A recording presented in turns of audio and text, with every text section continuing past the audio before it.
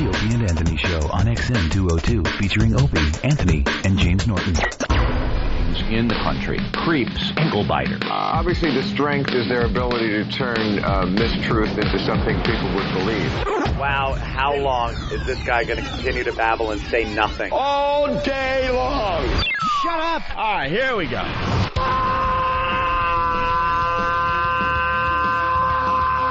Welcome to the Opie and Anthony Show. It's worse than I imagined. That's terrible. I'm sorry. We are a bunch of dopes. I think we're lewd. And we're probably pushing 20 arrests because of this radio show. Out of touch cornballs. 3 retards. We have the effect of Tylenol PM.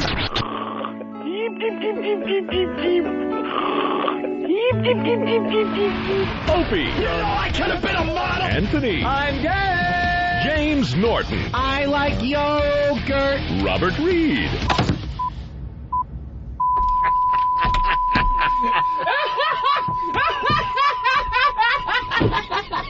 But enough of this palaver.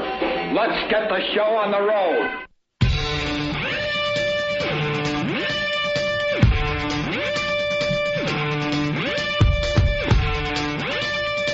Let's begin.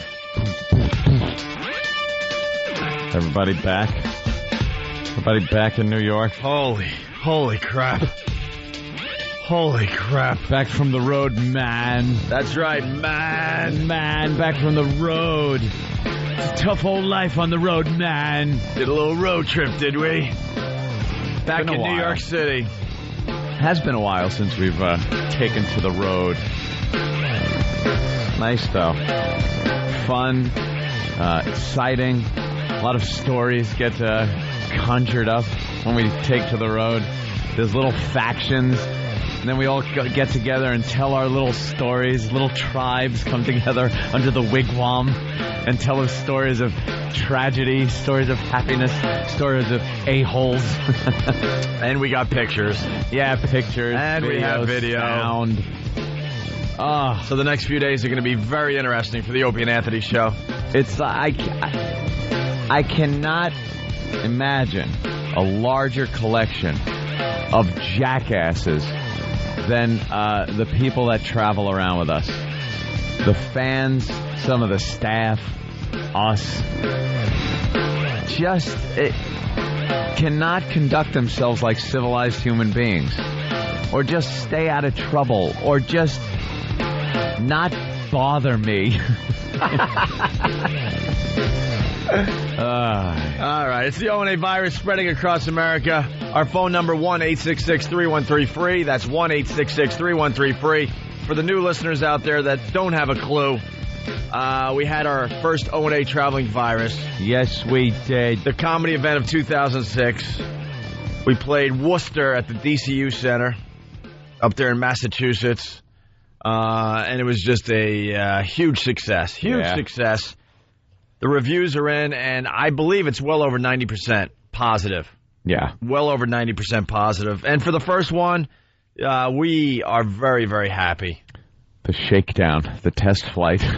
I really didn't think it would be as good as it was. Through the whole thing, everybody was saying, oh, my God, this is going so well. Yeah. I can't believe this is going. And I just kept saying, shut up. You're going to jinx it. Something's going to happen. Well, we actually decided to organize something. Yeah. Over the years, we've been known for our road shows where we just show up somewhere, just make sure there's enough beer, and then we just make up crap as we go along. Yeah, just hop on the stage, drag people up from the show, and screw around. Don't really have anything to say. It's just pretty much, hey, remember this guy? You throw him up on stage kind of a thing. Yeah, we organized this one. Yeah, and we had a production team and everything, a schedule. We had a schedule we had to follow. Schedule. Yeah, it was a lot of fun. It was unbelievable. E-Rock's working on the pictures from our Boston trip, including, our day at BCN. Mm-hmm.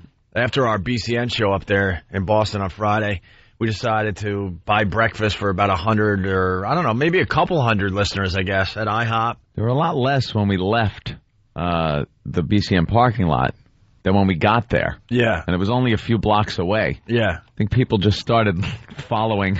They heard They were going to get a free breakfast and started following us like the Pied Piper. Yeah, it was a nice crowd. We walked in IHOP. I'm looking at some of the pictures because E-Rock's working on them right now to get up on OpieandAnthony.com. And there's a nice picture of us, me, you, and Jimmy around a round table broadcasting live from IHOP as our listeners are enjoying a free breakfast. Ah, yes. So it was just... Aren't we nice? It was just crazy. It's good to be back home. My voice is kind of coming back. Yeah. That's what happens. You just lose your voice. Real beat. Where the hell do we begin? The O&A Travel and Virus, the comedy event of 2006. We got 3 or 4 more dates. All the info's up on OpieandAnthony.com. Next stop, PNC Arts Center in Jersey. Oh, yeah. And ticket sales are crazy. It turned out in Worcester at the DCU Center, we did about 6,000 people. Yeah. I'll be honest with you. I thought we would do a lot better.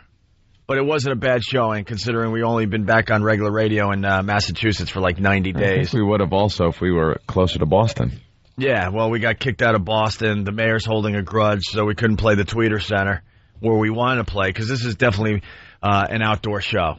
Yeah. This works much better as an outdoor show. Maybe the mayor should worry about keeping the big dig from falling on people's heads and stop holding a grudge against the radio show. There you go. How about that? Big dig. I was reading the Sunday papers on the way back to New York yesterday. He doesn't even have a staff. He doesn't even have a chief of police and all those people you need. Homeland Security doesn't have a top dog for that. It's obvious. He doesn't have a school. What is it called? Chancellor. A chancellor, whatever the biggest chancellor. The biggest job in the school thing is. He doesn't have any. Doesn't have any of those. No. People? What, he's just been walking around being the mayor without any staff. The papers are pretty much saying he hasn't had a farm system for new talent. And a lot of these guys have moved on, and he hasn't filled the positions. He is really a bad mayor. And then he's got this tunnel where, now people are dying because it wasn't constructed right. But he's going to make sure he keeps us out of Boston. Make sure it's very hard to get permits signed so we can do our stupid comedy show. Because that's important. That's important. If you're driving through one of these tunnels and a huge plate pancakes your car... that's nothing big. Right. We're an ass. So instead, we moved it out to the DCU Center in Worcester, and they were great at the DCU Center. I mean, it's a crap hole. Oh, It is a crap hole. DCU Center's a dump. Worcester in general, they're trying to revive. Are they? But you saw some construction projects, but it's I don't know. It's like duct taping an old car or something. I don't know what I saw. I'll tell you what I saw. Albany. That's what Worcester is. It's Albany. I said like some parts of Buffalo that we had seen. Yeah. Like the impoverished parts. Yeah. That was pretty much it. And then we get to the hotel in Worcester. The nicest hotel in Worcester. The nicest hotel in Worcester was just pretty much a crap hole. It wasn't that bad, but it was just, a basic... Did you sleep in yesterday? Lodging hotel. I didn't leave until about 1. I was having the buffet with all the other listeners. The whole hotel was filled with O&A listeners. It was infested with pests. Yeah. Well, they all were, they traveled to go to the show, and they needed a place to stay, and they all decided to stay at the Crowne Plaza It was like a block away from the venue. And so we're eating some buffet, and you hear a rendition of The Lion King happening.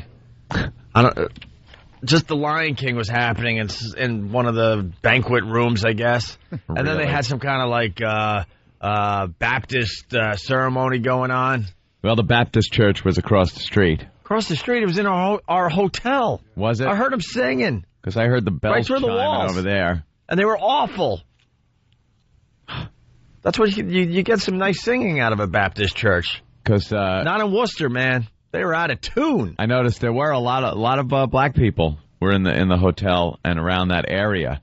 It seems to be a very urban part of Worcester that we were in. And I just got to say, my girlfriend blurted out one of the funniest racist jokes I ever heard when we walked out on the balcony and overlooked a lot of black people in the pool. I won't repeat it, but it was a very funny racist joke. Jesus. I think you could figure it out. So the pictures are going up from our Boston trip as we speak, OpieandAnthony.com. And let's mention when we get to the DCU Center, remind me to talk about the shirt that I couldn't sell there. Yo, let's do it. I mean, Firebomb that dump. I mean, smorgasbord of what happened is what we're going to do for the first part of the show today. Yeah, we got Boston trip highlights starting with BCN after show. We had to meet the sales staff up there at BCN and clients and stuff. So they threw a little lunch together for us. And then Keith the Cop told everyone he went into the conference room and made an announcement that you and I needed the head seats at the table. It was one of these big meetings with a bunch of clients and everything, and we're supposed to go in there and put on the happy face and shake hands, and it was cool. We had a good time. But Keith goes in beforehand and tells everybody, no, you can't sit there. It's a huge, huge conference table. One chair at one end, one at the other. And he told everybody, make sure no one takes those seats because Opie and Anthony like sitting at the head of the table. And they don't want anybody else taking these seats. And everyone thought he was serious because he put on the whole serious thing. And then we walk in, and now we're instantly like prima donna idiots to these people. You know we are. It's like, oh, okay, they're these kind of guys. He also said you like being that far apart because you like to yell at each other during meetings. Yeah, so we need to be as far away as possible or it could get a little touchy. And they all bought into it. Apparently one dude was sort of inching a little too close, and he had to be like, no, you're getting too close, sir. Too close. We wound up sitting like at the corner of a table. Yeah. Next to each other. People shocked. I'm hearing through the instant feedback here. There are already pictures online at WBCN.com. So those are the pictures they took. Our own people took pictures, and they're going up on OpieandAnthony.com. There's going to be thousands of pictures from the weekend. Lots of pictures. Up on all the fan sites. Lots of video, audio. Right. So then... Jimmy, talk about the shirts. Of course, we have merch. We sell merch. We got some merch, man. Traveling Virus shirts. I have my own shirts I sell, my stupid expressions on them, like you stink, I don't like you, that type of crap. One of the shirts I sell is from something I said a long time ago on the air years ago. It's not rape if she blinks twice for yes. Just hilarious. Granted, that's a little tasteless, but, it's kind of true, and, it's good to give a shirt like that to your girl because she'll go, oh, you goose. And you've said it in your act, I believe. Probably, yeah. I've seen you say that from the stage. Have I? Okay. Yeah. It's part of, it's part of you. It's part of what you say. It's part of your comedy. And it's got my name under it, and on the back it's got my website. And they were selling all the shirts, and everything else, but that's the one thing they wouldn't sell because they can't endorse rape. It's not endorsing. Of course it's not. It's a T-shirt with a, saying on the front. So to whoever offensive, but yeah, Well, it's funny they don't have a problem serving alcohol, which is pretty much the thing that causes 90% of the rapes. I mean, you get loaded, you get your face smashed into the passenger seat while your drunken date attacks you and you're trying to throw up out the passenger window. They don't mind selling booze. That's fine. You get drunk, you drive into a family. Oh, sorry, none of you can walk anymore. Oops. Not our problem. Get everybody loaded and get them back into their cars. That's fine, but don't sell. You want to talk about rape? I'll tell you what rape is. Where the rape is where the venue has to take 30% of the money you make on your merchandise. That's rape. That's the unions. Huh? It's the unions. I understand, but we're supposed to just sit here and go, oh, that's the unions? Disgusting. Someone explain to me why they get 30% to sell your stuff. Mm-hmm. You show up with your stuff. Yep. You could even sell your own stuff with your own people. I'm going to lose my voice. I have no voice left. You can't touch the money. They won't let you behind the merch booth. And they get mad if you get anywhere as close to the merch booth. You know why? Because they're greedy scumbags. Yeah, who was that woman that was getting all uptight? Yuck. Over the fact that we wanted to pull a couple of tables aside. So we can meet our listeners after the show. People wanted us to sign stuff after they bought it. So we needed a table set up and some kind of organization, a line being formed. So we grab a table next to where they were selling shirts, and this woman just lost her mind. You can't do this. You can't be back here. You can't. We were like, shut up. Shut up. Just let us stand here. These are people that paid money to come in here, and we're going to sign their stuff. Yeah, you want to? Why should you get a piece of my shirts? You want to split the booze money? Do I get a piece of the booze you're selling? You dope. Yeah, we brought all those people there. Course. So give us a little taste of the booze, man. I've fought. You get 30% of our stuff. Why don't we get a little taste of the booze money? I've fought venues on that because once in a while, it's common knowledge as a performer. Like a lot of times, I'll do 3-person shows where I'm closing. I'll have 2 guys open or whatever, and they want a liquor break. They want you to take a break in between the two, and then the headline act. We took a liquor break for them. I never would have unless, I mean, they might have given us a better deal on merch. I never do unless they give me a really good deal on the merch. Oh, a little trade-off. Always. Hey, you want to split the booze money? No? Okay, well then, you know what? You're not getting a liquor break. You've got to let us wet our beaks. Yes. Like all those rape T-shirts you have in your pockets, like so many nickels and dimes. I know if you want to sell, how long was the liquor break? 20, 25 minutes? How long was that break? It was supposed to be 15, but it was closer to a half hour, almost a half hour. Well, the money they make on alcohol in that break, what makes you more money, that or a percentage from the shirts? I almost guarantee it's more money from the booze. Right. So it's like, do you want 30% though? And we like to more than that. We like to sell our stuff as cheap as possible, so we had to raise our price a little bit just to kind of make some shekels. And they only had the two tables small tables on complete opposite ends. The main question I got was, where are the shirts? Yeah. Yeah, a lot of people had no clue. I was reading the message boards, and a few people said, it would have made the event better if the guys that performed and O&A would have been available to sign stuff after the show. We did. Meanwhile, we were there at the table, one of the tables that was selling stuff. Now, some people had no clue where we were. We signed stuff until we almost fell asleep. Yeah, we stayed. We stayed for a really long time. Long time. It was probably a couple hours after the show. Yep. I have to apologize to the people at the end of the line. They were trying to talk to us, and at that point, my eyelids were so heavy, I just wanted to crash so bad. And speaking of merch, my brother's in studio because he's got to beg Ziggy for some forgiveness. Here's another faction that was off doing something that had an adventure. Well, my brother got into a couple situations that were really funny. But if you want, the merch from the show, my brother came up with a couple T-shirts for the O&A Traveling Virus. They're available on MyRadiostore.com. MyRadiostore.com. That'll pay for the van, hopefully. Well, that's what we're getting at here. And Jimmy shirts, of course, eatabullet.com. And all his merch, eatabullet.com. I don't owe anybody money, but if you want to just pay for some prostitutes for me. Well, Ziggy... Yeah. Ziggy from MyRadiostore.com brought the T-shirts up for the O&A Traveling Virus. Mm-hmm. Actually, Danny drove the van, right? Yeah, it was Danny driving it one way. One way. Danny then the second way ended. Danny couldn't drive. I got video every shot Danny is in. I was laughing because I was putting it from my camera onto my computer last night when I got home. So I was watching the whole thing. And every shot Danny is in, he is drinking. Danny is one of the many drunks who surrounds us.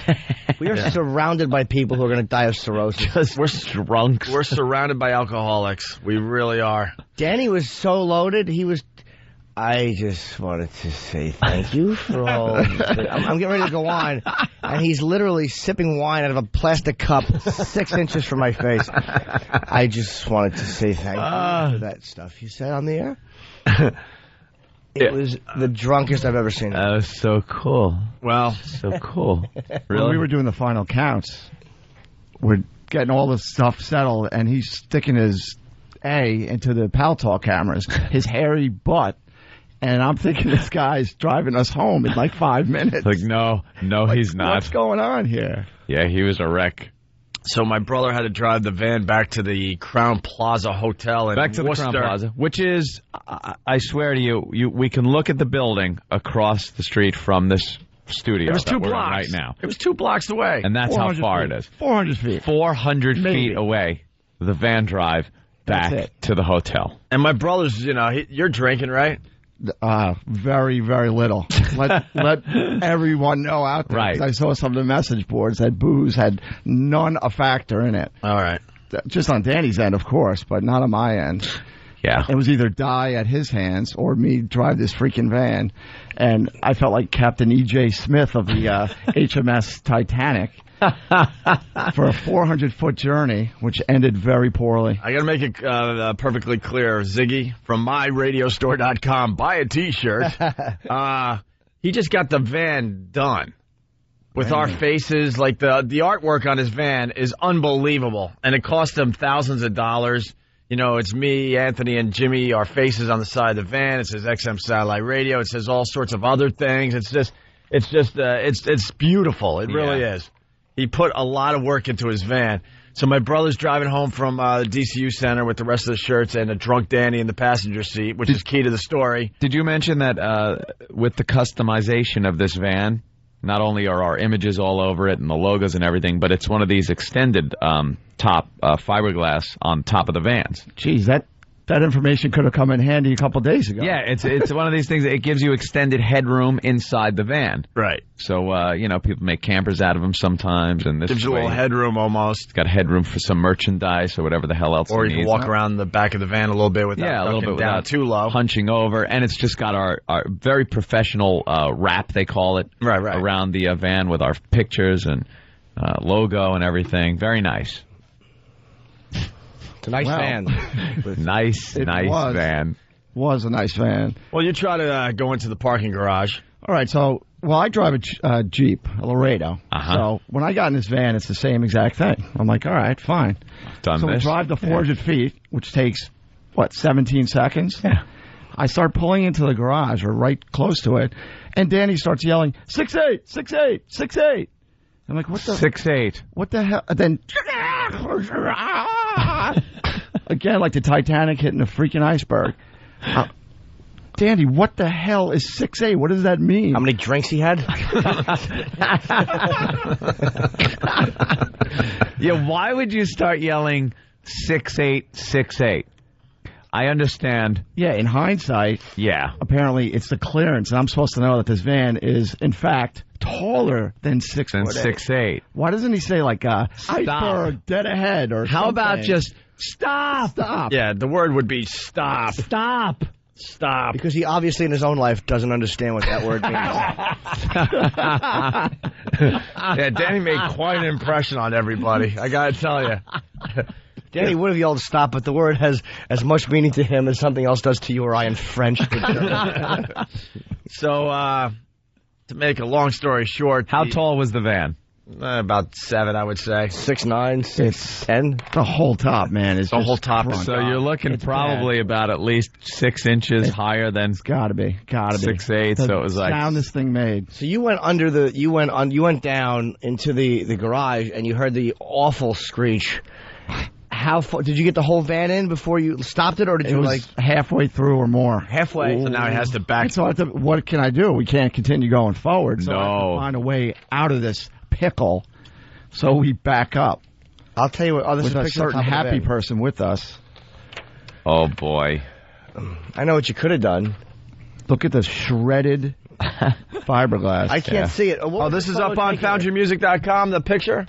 It's kind of hard, the version of the picture we got, but yeah, there's the damage to Ziggy's van. This is a beautiful, is going to be, again, based on my wallet, unfortunately. It was a beautiful van. Why do you have to pay for it? Because I effed up, which we talked to Ziggy that night. I mean, what can you do? I took the keys. I said, sure, I'll drive the 400 feet. Wait a minute. Here's the thing, too. When you backed out, you should have. This is the genius of Boy Scouts, because it was a truck got stuck in a tunnel one time and they couldn't get it out. Oh, you should Inflate the tires. Yeah. Oh, did you do that? No, but it was already so crunched. Okay. It wasn't. Yeah, at that point, it doesn't matter. Yeah. How much is it going to cost? Who knows? Probably all my brother's profits. There were no profits. Boy. Man, that 24 hours in Worcester was a rough time for the kid, man. Took a big loss. We'll get into the whole bar story got and kicked out, got ripped off. Yeah, we'll get into the Crashed bar a van. story in just a bit. We got to take our first break, but we're just getting started. You can see the damage to the van, Ziggy's van, myradiostore.com if you want to buy a concert T-shirt or some Opie and Anthony T-shirts. No, go for the higher ticket items. Ziggy has a whole wide range of stuff. Yeah. myradiostore.com, myradiostore.com. By the way, Ziggy, Ziggy's a good boy, and he's been great to this show. Oh, yeah. All right, we got to take our first break. We'll continue. It's the ONA virus spreading across America. We're back in the New York groove. We're back in the New York groove. Welcome back to the Opie and Anthony Show.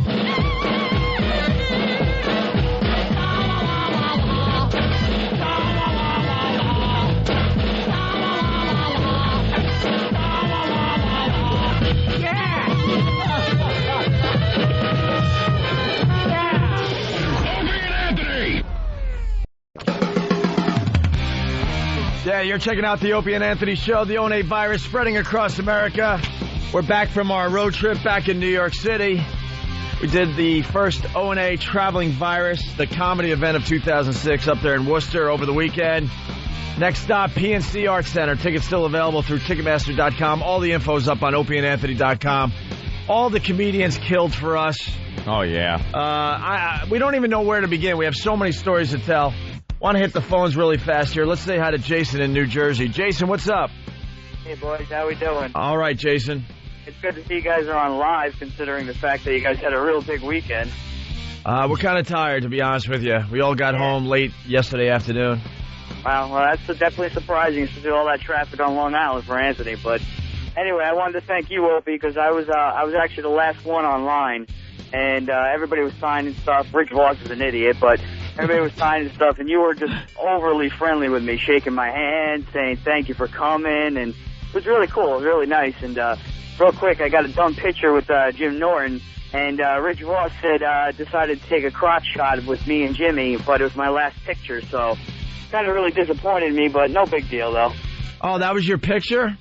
Yeah, that was my picture. Rich Voss was trying to fool around with me, and he didn't realize I had one picture left, and he took a crotch shot with me and Jimmy, which is great. You know, I could show my girlfriend, and she loves it. That's going to suck. I mean, yeah, dumb Voss. We take a lot of pictures, so from time to time, we'll really try to screw up people's pictures just to keep it fun for us. Yeah. But then you get like a story like this. It was the guy's last picture on his camera. He wanted a special shot, and he's looking at his pictures, and he sees a crotch shot. You don't hand it to another comedian. Yeah, They're going to try to be funny. If you want to make sure you get a really good shot of us or some of our comedy, friends, whatever, make sure you have a friend there that you can trust. That knows how to work the camera. Because I hear Danny wrecked all the photos. We're like posing and trying to be nice, and Danny's behind us just making drunken faces. Just making Danny faces. He didn't mean to make drunken faces. He was just trying to peer in, like, what's going on?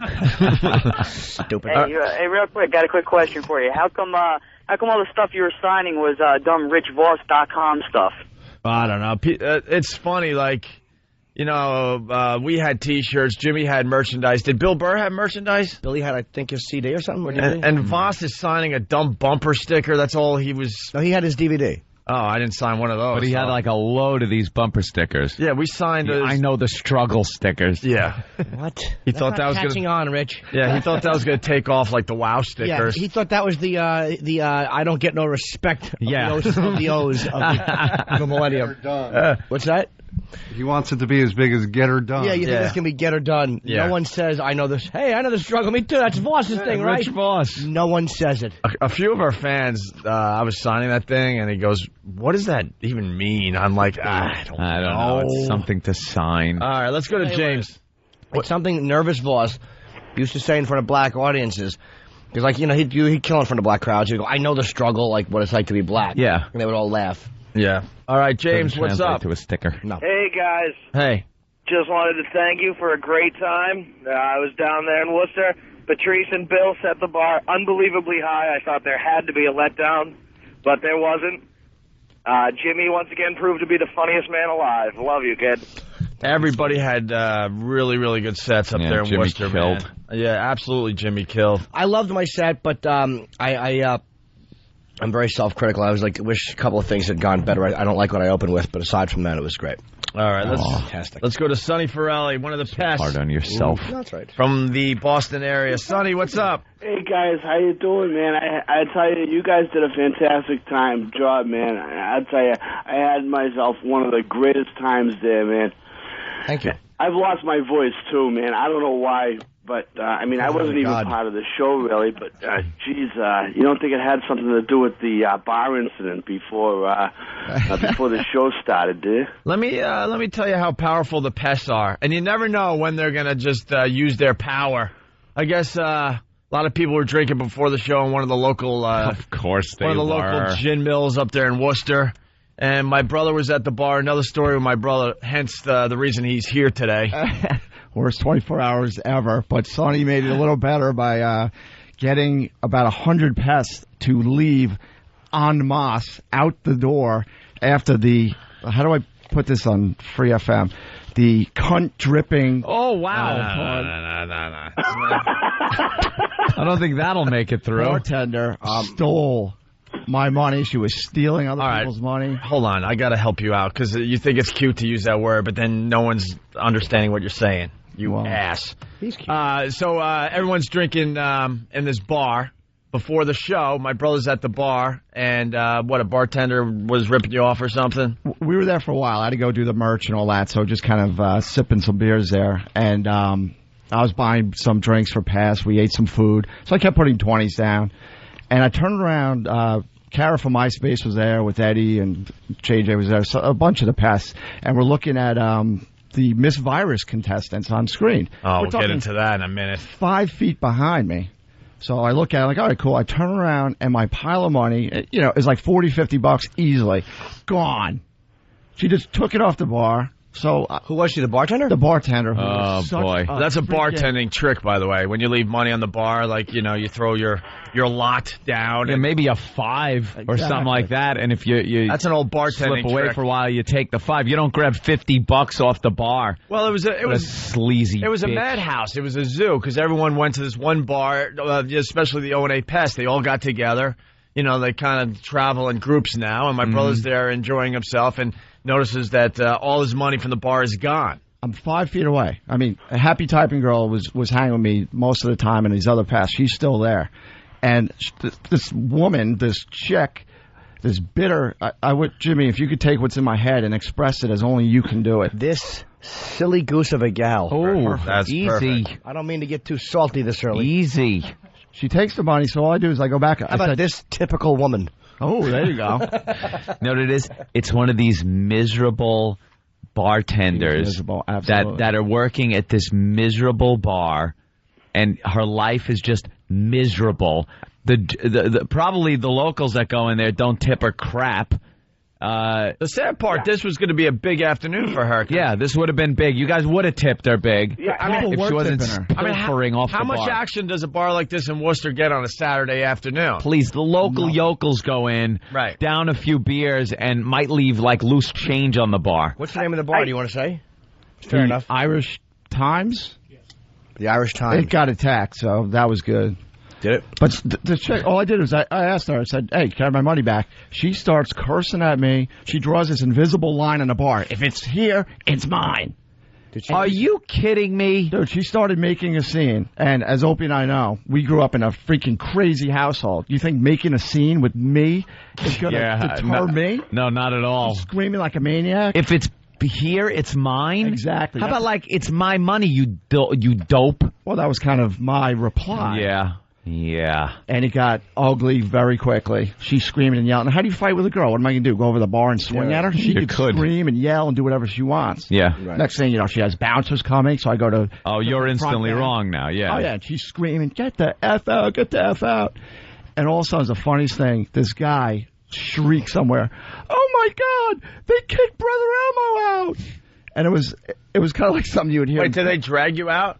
No, I went right to these two guys. Anybody there can attest. I was right at them. Like, hey, take a fucking... Sorry, here we go again. Sorry, take a swing at me. And Sonny Forelli started gathering everybody, just making an announcement. And next thing you know, everybody just starts chanting and just yelling. And we all...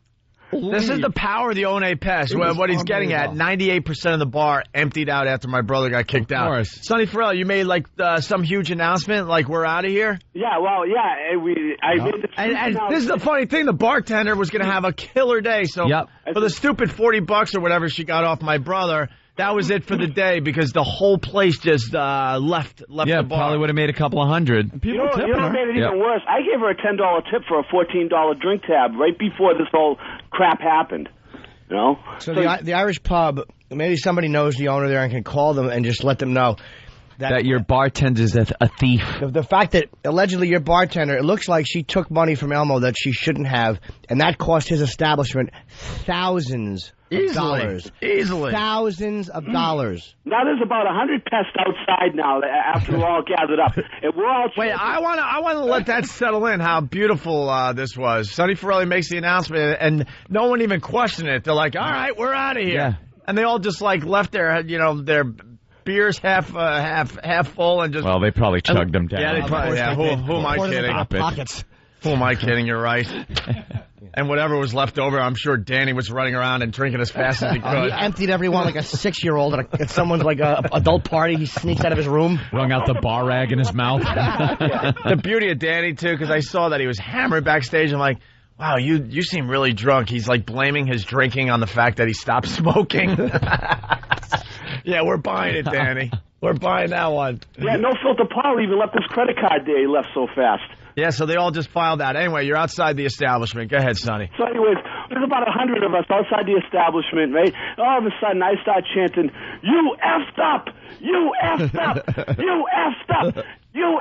And the guy comes out, you know, the proprietor of the establishment comes out and says, "Sir, I dare you to say that again while I'm out here." So I turn around and says, "All right, you effed up! You effed up!" And what did he do? He's just like sitting there like a stupid dolt. So the Irish pub, is that what they're called? The Irish Times. There you go. Bunch of dopes. Well, they already lost a lot of business. They could have had a really nice Good. Saturday afternoon. Hit them in their pocketbooks. There you go. Whoa. Sonny. Got them by their purse strings now. What was your favorite part of the O&A traveling virus? I'll tell you, everything was so great. You know, I'll tell you what. My endorphins were kicking in all night. You know, by the time the last Tracy Morgan came on, my endorphins were crashing. But but the whole show was just fantastic, man. It was just great. Yeah, right on. We were very, very happy with how it turned out. Yeah. All right. Thank you, Sonny. Thank you, All Angel. right, congratulations, boys, and have Kenny give me a call as soon as possible, will you? As soon as possible. All right. Thank you. Let's go to Dan. Dan, what's up? Your call request? No? Hey, boys, how's it going? What's up, Dan? The show was, if I may steal a word, phenomenal. Okay. And then after the show, I got my autograph signed by Opie and got a quick little "not you" line in. And then I get up to Anthony, and I figured that if I was going to blow in front of my radio hero for the past 4 years or so, it was going to be me messing up. Except Anthony's girlfriend decides to take that moment to point out that I have fuzz on my collared shirt. So Yes. the one picture that I get is me, blurred, picking a fuzz off my shirt, embarrassed in front of my idol. He's picking fuzz off his shirt and he's all blurry. Why do you idolize Anthony's girlfriend? And why do you care about fuzz on your shirt, you creep? Yeah. Click. I was going to call him a creep and a queer, so I called him a queer. Dan, what was your favorite part of the show? My favorite part was when I walked over and asked Pat from Menaki to wipe my shirt on his forehead, and Danny decided to one-up him by sticking it down the front of his pants and caressing his junk. Of course Danny did. Where's Danny? He's hiding today. Where is Danny, man? He always thinks it's a good idea, and then the next day he hides. Let's go to Dan in Massachusetts. In denial. Dan? Hey, boys, it's Philip Eaton Cox. That's with a hyphen. Hey, what's up? I just wanted to thank you guys for the... That joke was awful, and they dumped out. What's up, Dan? You guys are awesome, man. I've been listening since 1995.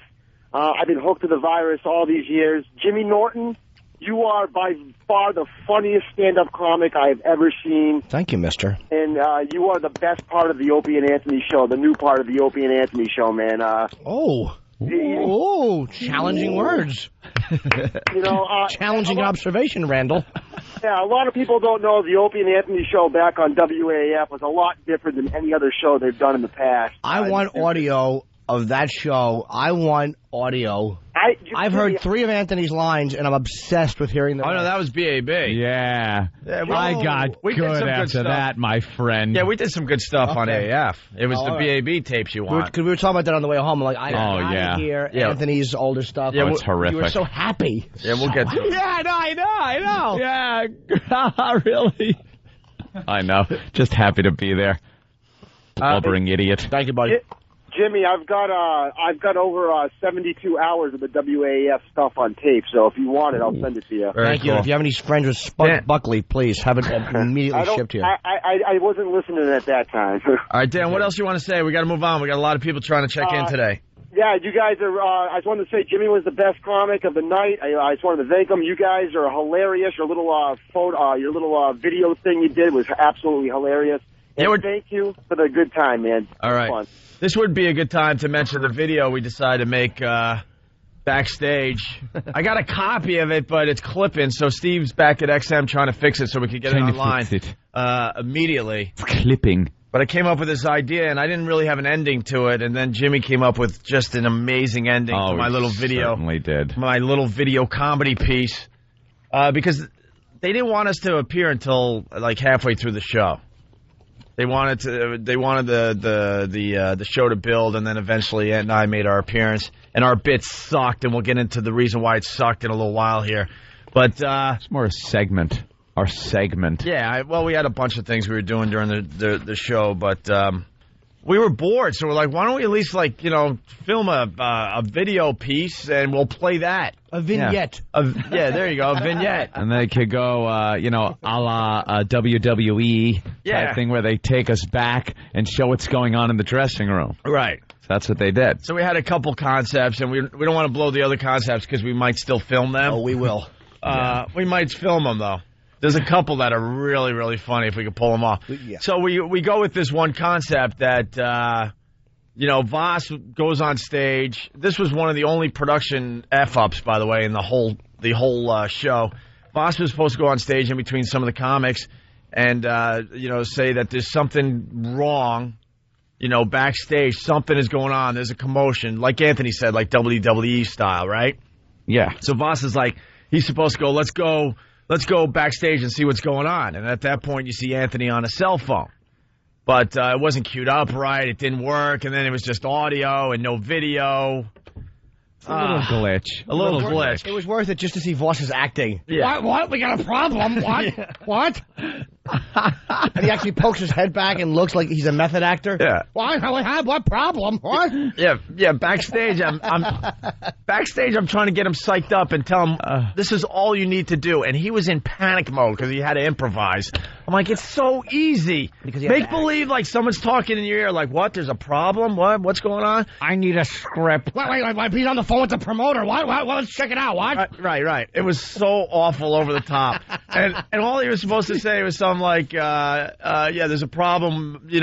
Obviously you haven't seen Opie and Anthony yet. There seems to be a problem backstage. Let's go backstage and see what the heck is going on. That's all he really had to do. Yeah. And then the tape screwed up, so that put him in panic mode where he's like, but we finally get the tape on, and we got two really, really over-the-top laughs. Yeah. And you guys didn't even really hear the dialogue because the laughing drowned out what was being said. And incidentally, I have a quick suggestion for Steve. If the sound is messed up, because apparently there's some kind of a ticking on our version of it, transcribe it and put subtitles on Foundry because people can read it because it's very easy to know exactly what we're saying. Kenny's going to make sure we get another copy because this videotape has to be seen. Yeah. So finally the videotape is shown, and if you weren't at the show, this is what you're going to see. And we're going to do different ones for other shows, by the way. The shows can be a little different every city we go to, by the way. The comedians get a little different. Some of the things we do in between the comedians a little different. So we're not really blowing anything. This video will be up on opieandanthony.com for you to check out. So Anthony's on the phone. Why don't you take it from there, Anthony? I just say that there's a problem with Opie. Yeah. So there's a problem. I don't know what it is. He's never been like this before. He's acting very unprofessionally. And I can't seem to talk to him. And then we walk over to... And you were like, I've had it. Yeah. He does this type of thing all the time, and... we have to go out there, and you're obviously on the phone with the promoter. Yeah, with somebody of importance. Sure. And go over to... Your acting was wonderful, by the way. Thank you. It really Academy was. Award winner. I really believed you were actually talking to somebody. I am... How did you get a promoter on the phone to play this off so quickly? I am very good. Usually, I imagine that in Hollywood, they usually have someone on the other side so you can play along nice. Don't even need it. You didn't need it. You didn't need it. I took a little pause where the guy was talking, and I was listening. I did a great job. It was as good a fake phone conversation as I've ever seen. Like, if you didn't know, you'd think he talks on the phone, you'd think it was the real person he was talking to. Well, believe me, I was just the straight man set-up thing for this. You're sitting on the couch with your wine, you're talking to the promoter, there's a problem, he does this, and it's annoying. Legs crossed, apparently you're on the phone like Truman Capote when you're on the phone. It made me sick. Why won't he come out? So then you're like, all right, I'll go see what's going on. So you get up, and the cameraman follows you. Yeah. Over to a big shower. Right, but there's a curtain in front of the shower. So shower curtain. You open up the huge curtain that leads you into this huge shower room. Yes. And there we reveal Opie sort of curled up in the fetal position, but standing on his feet, but curled up, grabbing your ankles, squatting. It's kind of like, the girl in the shower after she's been raped. Right. Looking like that. And you look at the camera kind of, and then look away and look at it again, shouting, "Go away, go away. No, leave me alone, no." Putting his hand up defensively. Shaking. In his underpants. And you're in your underpants, by the way. And that's how the bit was going to end, and I'm thinking, we need an ending. It got that right there. Got a huge laugh. Yeah, got a huge laugh from the crowd watching it on the big screen. But we're like, we really need an ending. So then Jimmy came to the rescue. So there's the shot, and then then it was just going to go black and big laugh, next comedian. But anyway, go ahead. From off camera, walking into frame towards Opie is a completely, and I mean completely, not a stitch of clothing, completely nude Jim Norton. Walking towards Opie. He stops. My hands are on my hips, Timbo. Your hands on your hips, completely naked. From the back, we see Jimmy. You turn around a little bit, and you're yelling something at Opie. I forget. I said something about stop your crying. Stop your crying. Take it like a man, kind of a thing. Yeah. And then he turns, looks into the camera, and says, "No homo," and starts walking towards Opie as it fades to black. But it was it got a really nice laugh, and you couldn't hear the nice laugh. This is what I'm trying to say. I got a pretty good laugh. Yeah. I got a really good laugh. I was pretty psyched. And then when Jimmy appeared, any laugh I got, forget about it. It was screams. It was thrown away. They screamed. They started screaming, laughing at the same time, and then the screen goes black, and then there's Voss trying to improv his way to the next comedian. Boy, I hope they worked that out. I don't know what's going to happen. Wow. Wow, Does a spit take? Right. I know. Gleason was better when Mr. Marshall walked into the office. Voss was trying to act like there was a problem. We're trying to get the audio just so you could hear the audio portion of it. And by the way, we had to do 2 takes. Yeah, that's what I wanted to get into. Yeah. I was really hurt because I walk in, and I got to be honest, and I'm kind of glad this happened, but I was nude, and I wasn't going to show frontal nudity, obviously. Why get the whole crowd all lathered up? Right, just from the back. And then as you started turning toward the cameraman kind of comes up on you a little bit. Yeah. So he cuts out all the nasty bits. But you got to remember, I'm on, my knees and my elbows in the corner, and I have to look up toward Jimmy. Yeah. And you, because this is supposed to be from your eyes, the videotape, right? Yeah. What? I don't know. It looked like Cartoon Us on Channel 5. All right. So we got distracted. We get distracted very easy on this show. Pretty colors. So it was my time to turn toward Jimmy. Yeah. And as I turned toward Jimmy, because I'm so low, and you're seeing the part the camera isn't seeing. You're seeing full frontal nudity of Jimmy. I look up and I look at Jimmy completely nude and not a. Will this make the air? Not a hair on him? Yeah. All right. Nothing going on. Yeah, well. In more ways than one. Said that. Thank God. Thank God, by the way. Not a hint of a hair. Yeah. He looked like an overgrown baby. I started laughing so hard. And then I hear the cameraman and the director, because they're panicking. They want to get this on the show within minutes. Yeah. I start laughing my ass off. The scene I saw was hilarious. And all I hear is, you laughed. You wrecked the whole take. They're getting all mad. I'm like, you have to see what I just saw. Let me tell you something. It was almost like ice water had been splashed on my back. I looked like a fleshy-colored inner tube. The little piece that sticks out for the air to be blown into? Little thing you put the air in. I was envious of that. I have never been packing so little in my life. And I obviously was grateful. Had I known in advance, though, that was going to happen, believe me, I would have taken a pill just to make you uncomfortable. Don't worry, I was already uncomfortable. Yeah, that was pretty uncomfortable. That was my first nude scene, trust me. Mine too. And my last. Well, you were in your underpants. Hey, that's my nude scene right there. That doesn't get any better than that. The only nudity you'll ever have. So, my cheeks look pretty good, though, I got to say. We're trying to get the audio on before we take a break here. Hey, the video is up on opieandanthony.com. The video has made its way to opieandanthony.com. Could someone make sure this video gets to YouTube as well, and please? make sure that there's no full frontal for me, even a glimpse. No, Now, there would be without the Hubble. Believe me, I don't know. I checked. I thought when you turned around at one point before the camera came up, I was checking on that, and no, I think you're safe. I think so, too. Yeah. I don't want people just thinking that's me. Believe me, if it was a little warmer in there and I was a little more comfortable, I would have turned around and waved to the crowd. Maybe if somebody else was in the corner. Like you? Well, I'm not a blonde guy. I go for brown-haired men. Like the brunettes. Oh, it was awful. All right, they're cleaning up the audio because there's a few beeps, but the video's up on opieandanthony.com, and we need it to be added to YouTube. I think this video is going to be seen by a lot of people. Oh, yeah. So it's one of the vignettes we did. It was a lot of fun. All right. And the comics, I didn't see a lot of the sets. I heard Patrice destroyed.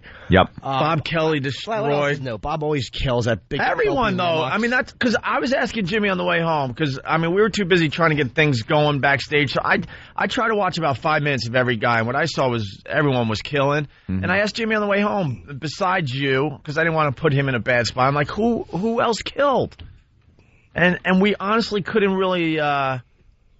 Everyone killed is what the answer is, I guess, what I'm trying to say here. Yeah. And, it was. I saw part of Saget's set. He was just murdering. He completely Billy Burr, had of the course. crowd, yeah. And, I mean, if one of my friends bombed, believe me, we're not being dishonest. There's nothing I would like more than to throw one of these dopes under the bus and tell you how they died. Boss killed as a host. I mean, he always, I'll host it. But he is just the best host. I mean, he just kills through the entire show. It was great, man. Right. Oh, there's Tracy the Morgan had a tough video. spot, too, going on last. Yep. And all the topics had been covered and stepped on and squashed, and he still pulled it out and did a great job. Well, Tracy supposedly got kicked out of the hotel. We'll get into that story. Why? Into that story. We got to get into the Twitchell story. And there's Opie in the corner, and Jimmy. You really, your face, you really look pained, man. I told you I'm an actor. Shot. Oh my dear sweet Lord!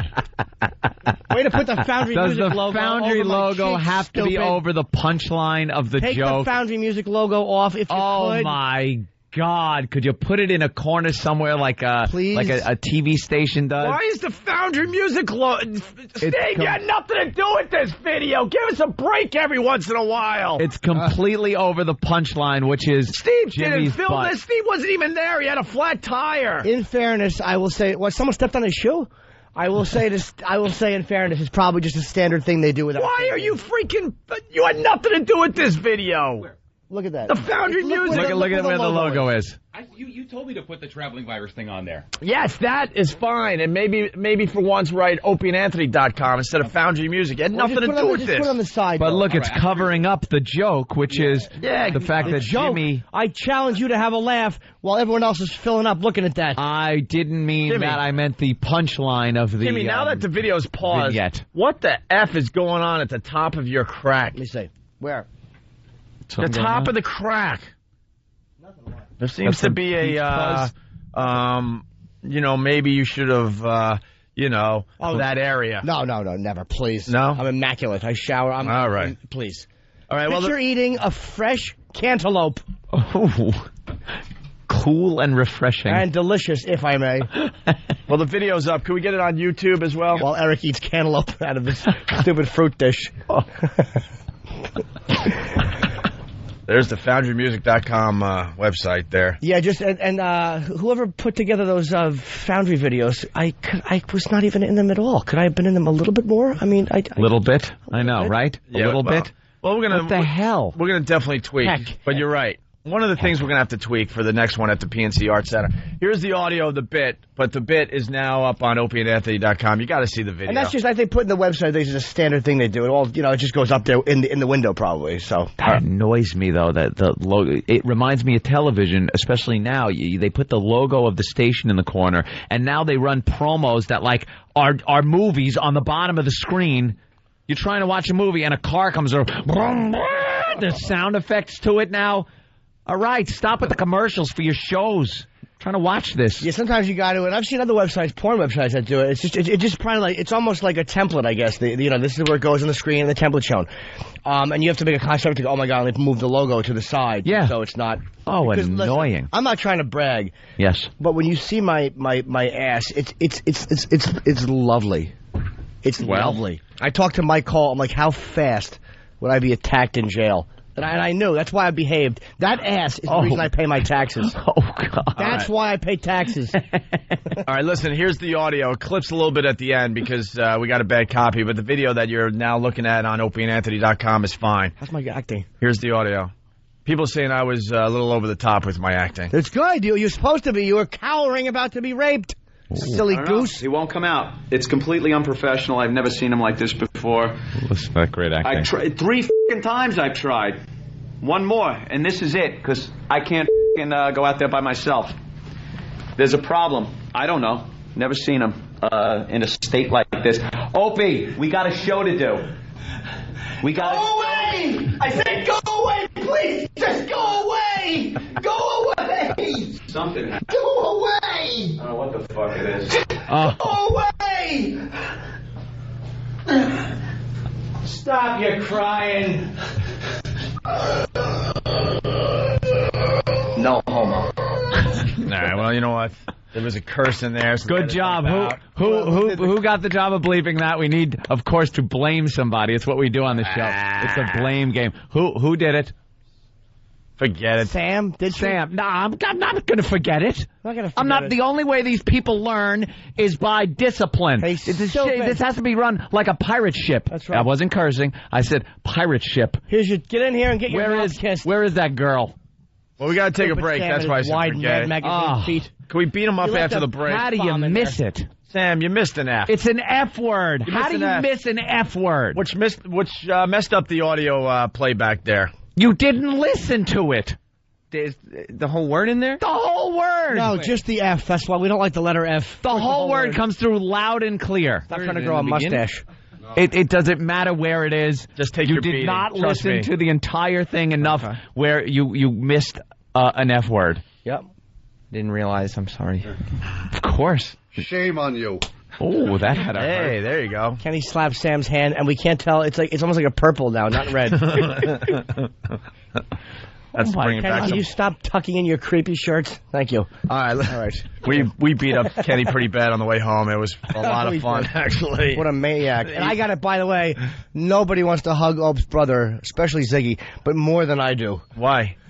Because Club Soda Kenny is normally extremely... let's talk about when we get back. Thank you, Jim. Here's a big teaser. Because that's another 10 minutes, I'm telling you. Here's a teaser. And we got Star here. Is he here yet? You got to tell Star he's got to wait like 15 minutes because we got a couple more stories to get to, and then we'll get into what Star's all about. I love him. He got fired here in New York City. Actually, he was syndicated to a bunch of places. Yeah. It's a very, very big radio story. Actually, it's on page 3 of the Post today. In the Post, they were showing it on Fox 5 News. Yeah, we'll get into it in a little bit with Star.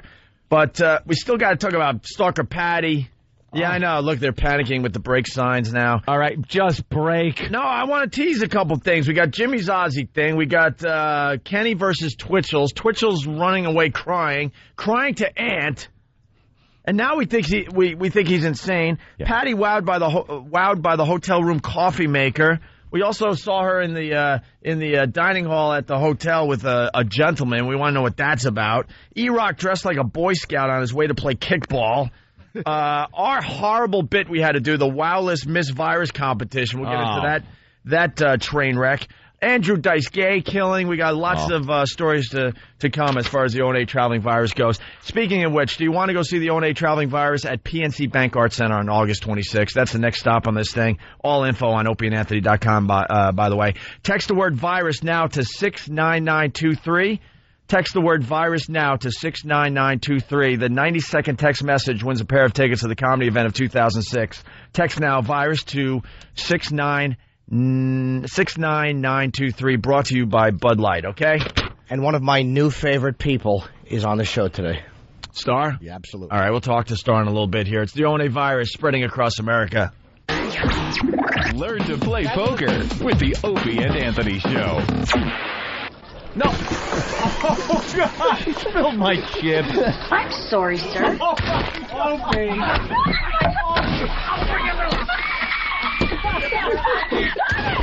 Now clean it up! That's right. Be a poker player, just like your father. The Opie and Anthony Show. Are you happy now, Opie? Are you happy? It's the Opie and Anthony Show. Show on XM 202. Yeah, you're checking out the Opie and Anthony Show. The ONA virus spreading across America. 1-866-313-FREE. That's 1-866-313-FREE. That disturbing video's up on opieandanthony.com. The little thing we did at the ONA traveling virus. It's on YouTube. Check it out for yourself. We'll have more stories from the ONA traveling virus in just a bit, but we should get into the star thing, right? Yeah, very, very big story here in New York. I made the whole country. Yeah, it did. Definitely. At least as much as, we did at some point. Yeah, the star ran into some trouble. Got on the air. Said some things. DJ here on, I think it was Power 105. Was in some kind of a battle with another guy. Now, who was the other guy? I don't know. I think it was DJ Envy at Hot 97. All right. And he said some things about his wife and daughter. Right. And it was like blown out of proportion that he was, trying to incite violence against the guy's kids and wife. And it ended in an arrest and him getting fired. There he is. There he is. What's up, man? There's Star, there's Buck Wild. Oh, Buck Wild exists? We didn't know if you were real or not. We didn't know you were real. He's like, what's up? He stands over there. What's up, Star? Good morning. What's happening? You guys want to kiss the ring now or later? Look at the size of that thing. Come on, you've Jesus been outdone. Christ. Admit it. You've been outdone. We haven't been outdone. Who are you kidding? You've been outdone. Well, we weren't arrested. We have not been outdone. We weren't arrested. I'll give you that one. Where's Buck Wild? All right, he's been sober 6 days. Round of applause. 6 days. All right, why did he sit over there? Danny. Talk? Go in the other room. Go ahead. See you later. He's like a pet or something. Kicks him right out. He's just a pet. What's going on, fellas? He's just a pet. I don't know. We didn't get arrested. I'll give you that. Yeah, that's for sure. You've been outdone. Come on, admit it. I don't know. I think we're on equal footing as far as the. Absolutely not. Hell no, we're not on equal. No, as far as. Don't kiss his ass. I'm not kissing his ass. Outdo us. I'm saying as far as. If we want to get into this, you did not outdo us. You got arrested. How many arrests associated with your show? What's that? How many arrests associated with your show? One arrest. Exactly. We've had 20. Yeah, we got 20 but people how about you guys? arrested. Any arrests? Yeah, we hid. No. He's been arrested. Never mind. Jimmy was arrested, yeah. The fans and listeners, have you guys been arrested? No, I'm not. No, not a personally, fan I never been arrested. We're not equal. Jimmy got arrested.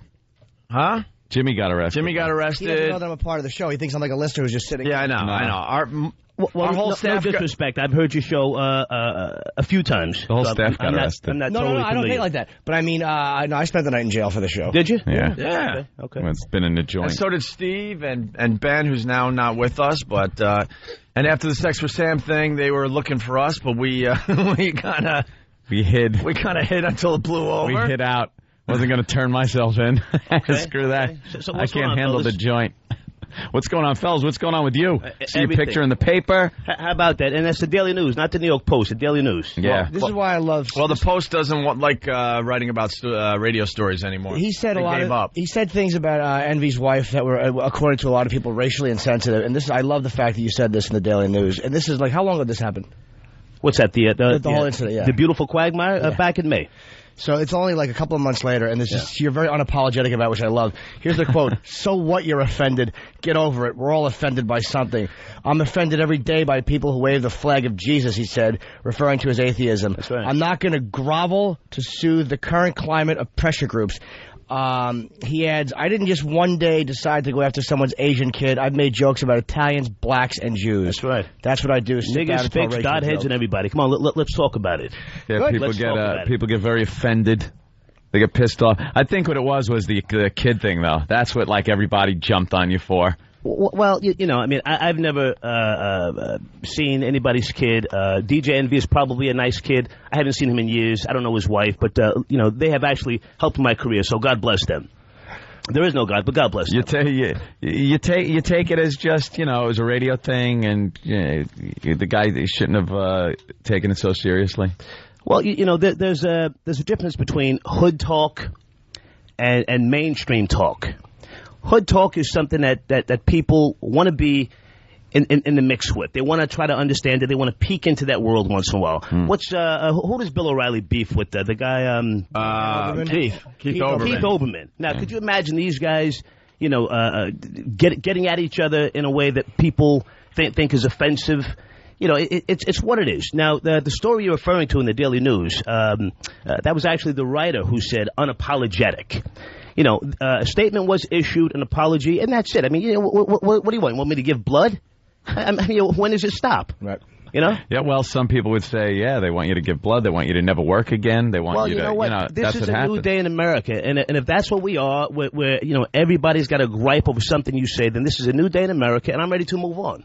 But it pretty much is, because I'll tell you something. You say something on the air, somebody doesn't like it, they're not going to want you to work again. Yeah, but that doesn't mean, you have to just take a slap or a foot in the ass and just go away and hide somewhere. This is still America. And our courts are not run by popular opinion. We have a thing called due process of law.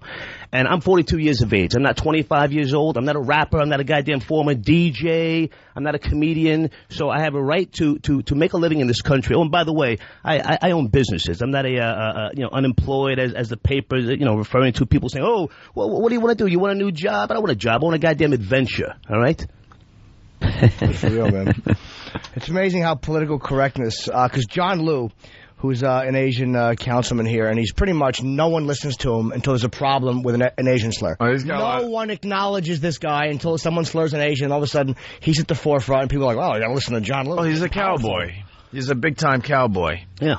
And say anything bad about the Asians, John Liu's going to come after you. And he's the one that went after 97 for the tsunami song, which sank Rick and my friend Todd. All those guys went down the drain for that. Well, there's a line that you can cross as a aspiring politician, but what his office is supposed to be doing has nothing to do with going after entertainers. So that's something I don't want to speak about too much. I'll deal with him in court. Or actually, he'll deal with a process called discovery and depositions, which will dig and dig to see who's connected to what and how he handles or how he gets involved in certain things. So it's not just him out there on the front line. And that's what's important. People don't seem to realize this is not about me trying to get even with John Liu. I don't know the guy, never met the guy, don't care about him. But, here in America, as I said, if there is a line that people cross, then we all have to be held accountable. You don't get immunity because you sit down at City Hall and you call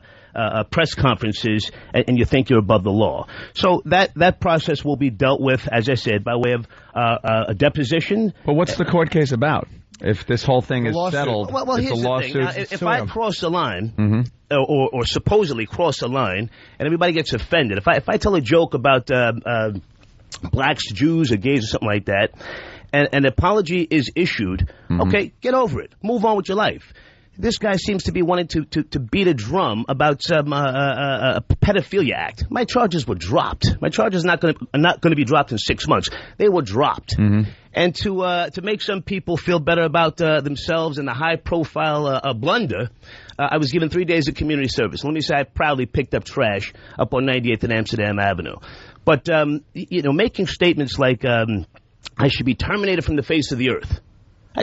Is that crossing the line?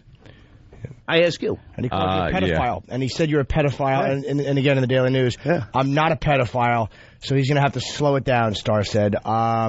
You're I said he's a cowboy. You didn't call it. He said he's too much of a cowboy right now. He's trying to interfere with my business. Because you fired a defamation lawsuit against him for calling you a pedophile. Because I remember that quote. He didn't say it to be funny. He didn't say it in the context of John Liu. He's not an entertainer who said something and said, hey, you know what, if I cross the line, I apologize and let's get past this. He seems to be trying to promote his own agenda. So, this is a case that was researched very well. I didn't just wake up one day and say, oh, let's go after this guy. No, this was researched very well. And I hope people take this very serious. People like yourselves who host radio shows, journalists, writers, news anchors. This is a different day in America, a totally different day. And so we'll see how that process goes along. But let me just say again, not to harp on it too much. There are many people who need to take notice of what's going to happen with this whole process with this guy, John Liu. What do you think about your former employer? Clear Channel. Yeah. Beautiful people. I just deposited a check last week. Let me applaud this. Right. What do you think though about getting fired for not breaking FCC rules? I mean, it was completely within FCC guidelines. What How about you did. that? How about Yeah, that? I know. Tell me about it. Well, we have that in common. Yeah, that's always fun. But do you hold any grudge? These are beautiful people, and I'm sure we'll be talking down the road. Yeah, I'll leave it at that. But I have no gripes. I'm a big boy, and Doesn't it piss you off though when they kind of buckle under because the groups come to their door or send some memo on a nice little letterhead saying we're going to boycott this or that? Well, here's the thing. People like to believe what they read in the papers, and most of it's garbage. I was never fired from Emmis Communications. Emmis was suing me toward the end of my contract, and then they were also offering me a crap load of money to come back. While I was sitting home in Pennsylvania, good morning, Hazleton, Pennsylvania, and begging me to come back. Clear Channel steps in at the height of the FCC, whole quagmire when the little Negro girl pulled out her boobie. And so they knew what they were getting. They knew what they were getting, and I knew what I was getting myself into to a small degree. So when people say, oh, you get fired, you get terminated, I look at it as I was freed from the machine. I did a business deal with Clear Channel. I'm like a modern-day Larry Davis. I did a deal with the devil, plain and simple. You think you're going to be looked at as somebody that's hard to work with? In what capacity? Radio? You hire this guy, it's just, look at his track record, it's going to be trouble. Well, people like to say that time heals all wounds and so on and so forth. You guys, I guess this is where you wanted to be. You wanted to do radio. You wanted to come back to New York. I'm not a radio guy. I'm not an experienced guy who said, oh, I want to, crack a mic one day and talk to people. I'm here by way of business. Yeah, but you've had success in the business. I've been successful all my life. I mean, in radio, you've had some success there. So, I mean, you would think you would want to pursue that. I've got some options on the table. I've actually got a new deal right now, or actually a deal that I've had for a while with Music Choice. You'll be able to see Star and Buck Wild doing interviews and hosting a new show on Music Choice Television. It's in 35 million homes. So I'm not starving for a job. But radio is something that, it's very different now. It's very, very different. And because of the pressure groups and the new affirmative action that's going on with the Arbitron system, by way of the Spix Up the Dial here. Yeah, the dollar's being generated. The dollar's being generated in that direction. You guys, no disrespect, you're going to have trouble beating the Spix Up the Dial. Well, there are a lot of Spanish language stations. You know what? This is what bugs me. On the air, that's for sure. About like John Lou saying what he said. Never mind John Lou, man. This is what bugs me about the whole perception of it. Because when you say something, comics have been dealing with this forever. When you say something in humor, it's held to a different standard. Like, why is nobody coming out and accusing Gandolfini of being a murderer? Yeah. Or accusing somebody like De Niro of being a rapist because he attacked that girl in Cape Fear? That's understood to be under the context of their art. And yet when you say something, even if it's tasteless in humor, they come at you from a whole different angle.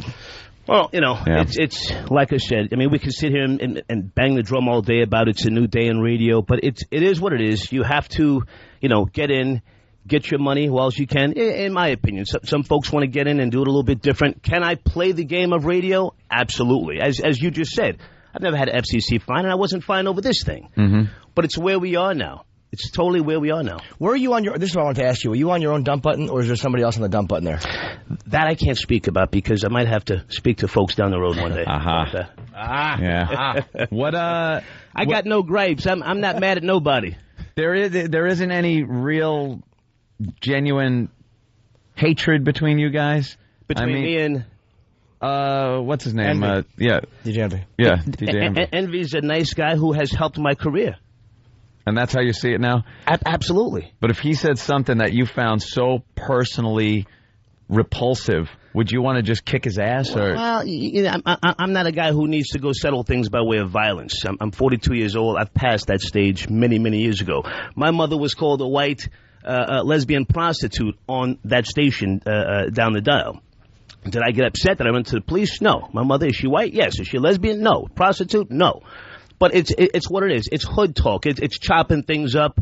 It's getting at each other. Just like you guys, you sit here and you get at the long-haired faggot. You know what I'm saying? You go back and forth, and it's what it is. bash each other. Yeah. That's it. What do you say to the people that say that it was real easy to go after the guy's kid, though? His 4-year-old kid. What do you say to the people who say it was easy to go after the guy's kid? Good question, Jim.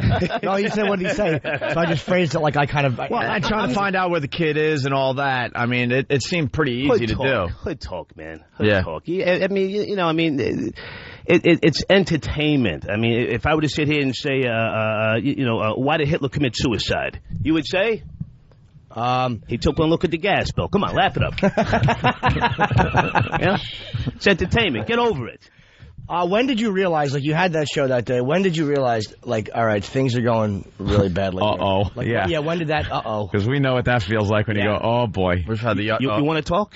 Oh, boy. You want to talk? Yeah. When did I realize things were getting bad? When the long-haired faggot left and David Lee Roth came in, and I said, hey, are we busting this cannon or what? It's starring Buck Wild time. Are we busting this cannon or what? Nothing happened. We sat there. We watched him do his nosedive. O&A. You guys call yourselves O&A now? O&A. That's real gay. I got to tell you, by the way. It's real goddamn gay. But anyway. Wait, what is gay? Yeah, O&A. O&A. It's better than Opie and Anthony. You're trying to be tough.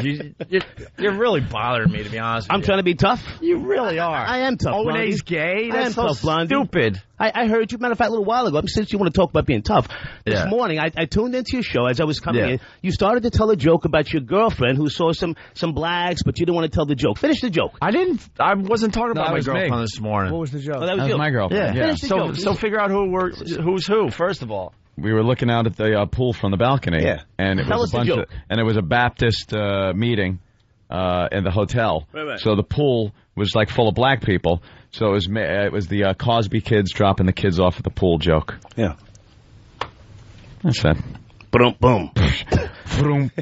That made him laugh, so. But what was the question you asked? I forgot. What do you say to people? Was that what you answered that question about where the... A lot of people said it was easy to go after the kid's 4-year-old daughter. Well, it's there's a way in the world of rap music, hip hop, where you go out. Even Biggie Smalls went after people's kids. Shoot your daughter in the calf muscle, something, yada yada yada. But when you want to take something and magnify it, it can be seen as something explosive. And again, not to go back into this, I'm not into kids. Never wanted to bother the guy's kid or even his Negro wife who was, claiming to be Asian or something like that, It still sounds like you got a beef. It doesn't sound like the wounds have been healed. No. All right, let's say hi to healing. Let's say hi to Tony in Deer Park. Tony, what's up? What's up, guys? Listen, Star. Yeah, what's up, bro? I think in Wine Dance at the Chicken Delight, they're looking for some help. Oh, yeah. I could throw in a good application for you. Good word. No thanks, buddy. I actually own property and buildings. You can come work for me. That's great, brother. That's great. I'll talk to you later. Yeah. Oh, hey, who's out? All right, let's say hi to Susanna in New York City. Susanna. Hello? What's up, Susanna? Star, listen, I reached out to you on the email. Would you get back to me? What's up, baby? No, I'm looking for, real estate investors. You do more than just music, whatever, right? I'm a developer. Of course you are. That's why I reached out to you. Please get back to me. I have All right, money. baby. I have buildings. Look for the email, Savannah@AOL.com. All right, please get back to me. What's your email address? Miss, he didn't hear it. What's your email address? Let's go to Joe in Jersey. Joe, what's up? We'll get to that one.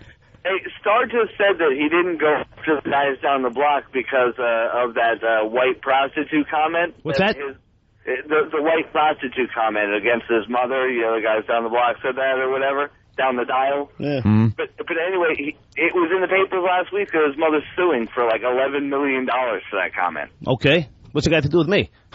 It's just crap. It's just a comment, man. You're saying to grow up and stuff. Well, that's what I'm saying. Yeah, I just made comments. Exactly. $11 million for a stupid comment. Yeah, that's what I'm saying. You know what it seems to me? Suck anyway. Yeah. Hold on, man. You know what it seems to me? It seems like you're saying it's cool, it's just ghetto talk, it's radio, it's whatever it is, street talk, but then it seems like you do take certain things personally, but you're trying to blow them off. Like the pool crap bugged you enough where you came in and commented on it. No, not at all. But it seems to me like it's cool unless it's coming back where at you can or where you can't go in terms of radio, where you're willing to go, where you're not willing to go. That's but let me tell you something. You got to be willing to take some crap if you're going to dish it out. Absolutely. And I've been doing this since 2000. So, I know how long you've been doing it. I'm not new to this. But like I see this underlying, I'm going to throw this out, but when it comes back at me, yeah, it does piss me off. Yeah.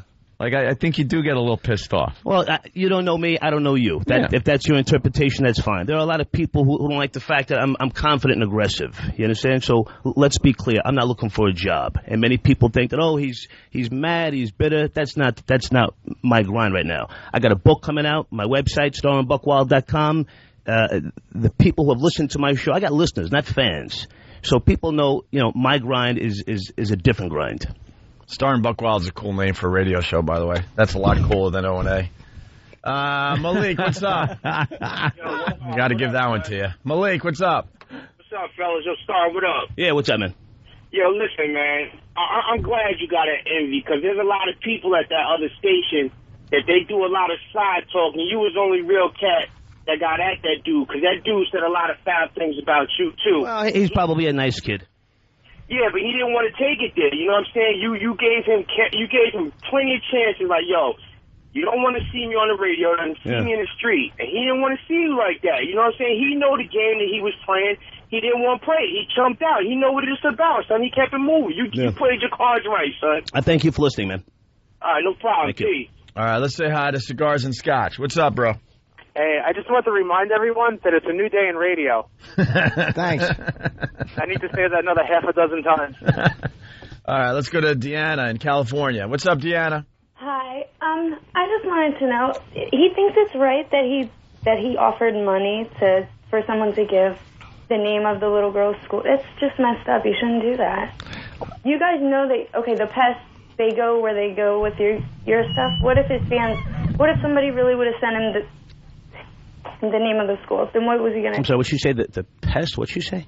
She'd say... Their fans. Was it a real... I'll ask you, what'd she say? Was it a real offer that you wanted in the school, or was it just radio? Come on, you're calling from California. Knock it off. First of all, I'm from Maryland. I'm not from California. Oh, okay. I just live out here. Oh, okay. Second of all, it's just... Why would you do it? You threatened this kid. It's called entertainment, young lady. No, it's not. Yeah. You listen to rap music? Look it's all bang, bang, shoot 'em up, nigga, die slow. Knock it off. Knock it off. You knock it off. Good comeback, miss. Way to straighten him out. He's from Hazleton. You're from Hazleton, Pennsylvania? No, I'm not from Hazleton. You just said that. I have a summer home there. Come on, slow down. A summer home there. How old are you?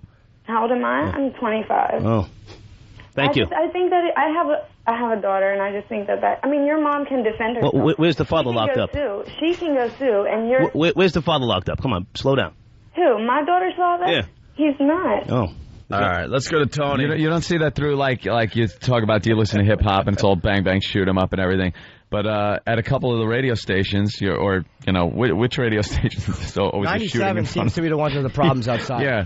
You don't see people kind of taking that to heart, and maybe then, what you said, someone might have taken it seriously. It's got nothing to do with me. Yeah. I've never seen anybody get shot over there, or, Because people are always telling us, look, you got a responsibility on the air, and what you say, some people might take to heart and stuff. So you say, you're offering money up for this kid, or to find this kid or something. You don't think maybe one of your really desperate fans would maybe try to do that? Did you process that before you said it? Here's the thing. The district attorney's office, who was more than competent enough to determine what was talk and what was real, made a ruling. Right, because that's the direction it took. But did you ever think when you were saying that it might have taken some other direction? Absolutely where you get one of these listeners that are a little, off their screw and absolutely go up there and show up the studio with a kid and go, here you go, here she is. That was never the intention, and people who know my show, and the ratings, spoke for themselves. People know that there's times when we chop it up a little bit, and there's times when we have serious talk, and I was just chopping it up. Right. Who started the whole thing between you two? What's that? Who fired the first shot between you two? Who started it? I forget. All right, let's go to Tony. What's up, Tony? Look, get this loser off the air. Yeah. Get this a little more interesting. Don't give this guy any more time. Say good morning to the bad guy. No, it's ridiculous. I'm the bad guy. I'll say one thing. I like the fact that normally when stuff like this happens, you don't get to talk for a long time, and that he's out talking 2.5 months or whatever it is after it happened, as opposed to not talking for a long time. Usually you just got to sit quietly for a while. I guess the Clear Channel checks stopped. Actually, I just told you. I just deposited one. Oh, really? Yeah. 'Cause usually they make you shut up. Well, they don't pay. They say, you keep your mouth shut, we'll keep the checks rolling. Oh, and by the way, I don't have a non-compete clause. The paper there, the Daily News, what is that, page 2 or something like that? Yep. They're talking about I got a non-compete. I can't go back on that. I can go back on, and I will be back on sooner than later. Any hint where? Or? I'd rather not say, because I'm, in this lawsuit with Fu Manchu, Councilman Lou, so I want to play it safe until I actually sign off. I'm sure that'll show up somewhere in that case. All right, anything else there, Star? I think we're good. StarOnBuckwild.com. I want to say good morning to everybody who, has supported the journey of hate, and I'll keep you posted. Definitely. Good to see you guys. Journey of hate. The what? The journey of hate. Objective hate. Don't fool yourself. All right, Thanks, man. guys. Thanks for stopping in, bro. All right, it's the ONA virus spreading across America. Our duties Our duties have destructive power. You think it stinks now? You should have seen it a month ago. The Opie and Anthony Show. It's the Opie and Anthony Show. We're back with the Opie and Anthony Show. The ONA virus spreading across America. Phone number 1-866-313-FREE. Let's go to Rob in Boston. What's up, Rob? Hey, guys. That last 20 minutes of radio was pretty much useless. Guy comes in there acting like a tough guy. It looks like, sounded like he was auditioning for Radio Boise Drive Time. Well, that's his shtick. What are you going to do? I would much rather have listened to her about something about Arthur and Patty and some homo she was seeing in the lobby of a hotel. Well, we'll get to that. Yeah, we'll get to that, Rob. There's still plenty of stories from our road trip. Well, it's a big radio story, Well, it was a great weekend up here, guys. You guys, all those guys killed. It was a great show. I never laughed so hard. All right, thank you, Rob. Let's go to Adam in New York. What's up, Adam? Hey, how you guys doing today? Hey, man. All right, Adam. I got to tell you, I was let down the last guest you had there, if you can call him that. I've been a long-time listener since Danny W. days, and that guy was putting me to sleep. Well, it's a big story. It was a huge story. He was arrested, dude. It is a big radio story. Yeah, it's a big news story. I mean, you have the guy on, you don't know what to expect. I don't know. When you have people like him on, you don't know what to expect. Is it going to be like the radio guy, or is it going to be like the real guy? And I didn't like that he was trying to be tough and confrontational. It's like, dude, you're in the newspaper today. It's a really big radio story. Let's discuss it. And instead he's like, you guys have been outdone and kissed the ring. I was like, ugh. Yeah, he's throwing out like radio shtick kind of stuff. And this is stuff I said to him, so I'm not trying to talk, all tough now that he's not here. But that was just like... No, we'll only bring up what was brought up on the air. You certainly did speak your mind. That was it. I actually probably was. I didn't take it like that. I took it like he was trying to be funny, but again, I think you were probably right. And, you said what you wanted to say, which was good, man. I think he's got like a persona. Yeah. Because I seriously, I never listened. It's completely out of my demo, right. So I don't know if his on-air persona is like a tough guy. I would assume because of what he was fired for that it is, I don't know. I thought we would get a little more out of him about, his feelings on being fired or Clear Channel or freedom of speech or something like that. But I don't know. It seemed to be a little more about just what's going on with him. So whatever. A lot of people come in here, I think, come into the show and expect it to be a certain vibe. They're not really that familiar with the show. And they kind of feel like all right, the best defense is a good offense. Like, I'm not... Yeah, right. These idiots get the best of me and make fun of me. So come in like... People don't want to come in here and be mistreated. Yeah. So they immediately think they have to launch offensive. Basically, we pushed back and he stopped because he really wanted to get something going. He wanted to get real confrontational. Saying O&A's a gay name when your show's called Starring Buck Wild, in the community. And is O&A really that gay sounding? I mean, Opie and Anthony stinks. That's why, a lot of the fans have adopted O&A. Stinks. Oh, the name stinks. It's a name rolls off the tongue, doesn't it? Open-a-mini and Amphetamine. We're the first ones to tell you it stinks. I've been called Opie since I was 12. It's not even a radio name. It's been my awful nickname my entire life. And even the fans realize how bad it is, so they start calling us O&A. Yeah. They like the O&A a lot better, and to say that's gay, it's like, yeah, all right, I get what you're getting at, but it's not going to happen here, so stop. And let's talk about what's going on with you and what's happening in the newspaper. Opie was actually a name that was given to him by an older gentleman in the neighborhood who drove a van with no windows. Anyway, so I don't know what we accomplished there. Good luck to Star. I'm sure his next radio job will be terrific. Can't wait. We have more stories from the O&A traveling virus. Yeah, that Patty one's pretty good. Yeah, which one? There's a couple of them. Well, we had her whole damn weekend. Well, the O&A Village was it was like a high school play, to be honest with you. Yeah, it was like a high school production. If anything was lacking during that, it wasn't the comics, it wasn't the production. The show itself was amazing. Right, went off without a hitch. Almost flawless. The comics, very funny. Every one of them. People had a great time. And I'll be honest, the one thing we haven't said, we had, 8 comedians on the bill? Yeah. We didn't know if our listeners, our fans, whatever, would sit through 8 comedians. Yeah. And what was it, like 3.5 hours? It started around 7:30, court 8, and it went to 11:15. We didn't think they would sit there for that long laughing, but they did all the way to the end. Yeah. All the way to the end. A couple adjustments, that's all we're thinking about as far as the PNC Arts Center show goes. But the O&A Village... Yeah, that was the only part of this whole thing that we're like, that needs a little revamping, a little thought put to it. This was the first one. We're trying to get something going. And, like Opie said, it was like a high school play. High school production or something. We got some work ahead of us as far as the O&A Village goes. Who said it was a bad manger scene? Oh, yeah. Dan? Well, we came up with this concept. Big, fat, bald baby Jesus with 9 toes. We came up with this concept for a petting zoo. And, we got to work on it. But we had to, get the people up to Worcester. Yeah. And one of them was Stalker Patty. We had to pay for her bus fare. Bus fare up to Worcester is what? How much? $38 or something. $38 one way because nobody wanted to drive her. I begged everybody to try to. Who the hell wants to her up there. Have her in your car? Because Bob Saget, I was talking to backstage, and she begged me. She was like, I want to meet Bob Saget. I'm just too scared to talk to him. So I'm talking to Bob, and he was a very friendly dude. So I'm I'm like, this is Patty. And he just kind of got the creeps from her because she was like a tall ant. And he's like, I'm like, could she have a picture with you? And of course, she's like, you're one of my heroes from America. And Bob made me stand between him and her for the picture. I took a picture with Patty, and I had to stand between the two of them.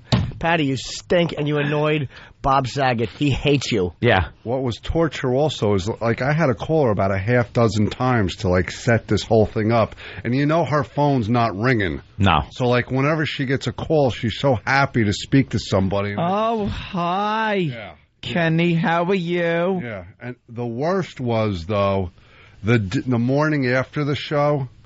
We had our big day, big show, a lot of running around, very busy. Before you tell that, but Anthony said he ran into Stalker Patty, and she was just amazed by the hotel room. You're going through to the end of the story. We have to go through the whole thing. Someone said it sounded like she was in Hawaii. How excited she was. She was so excited to be at the Worcester Crown Plaza Hotel.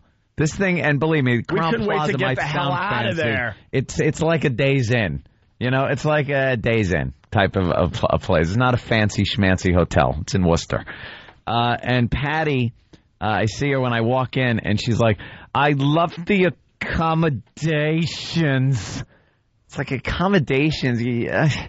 She goes, I couldn't believe it. I went into my room, and they have a coffee maker right in the room. Well, the first thing I did was make myself a cup of coffee.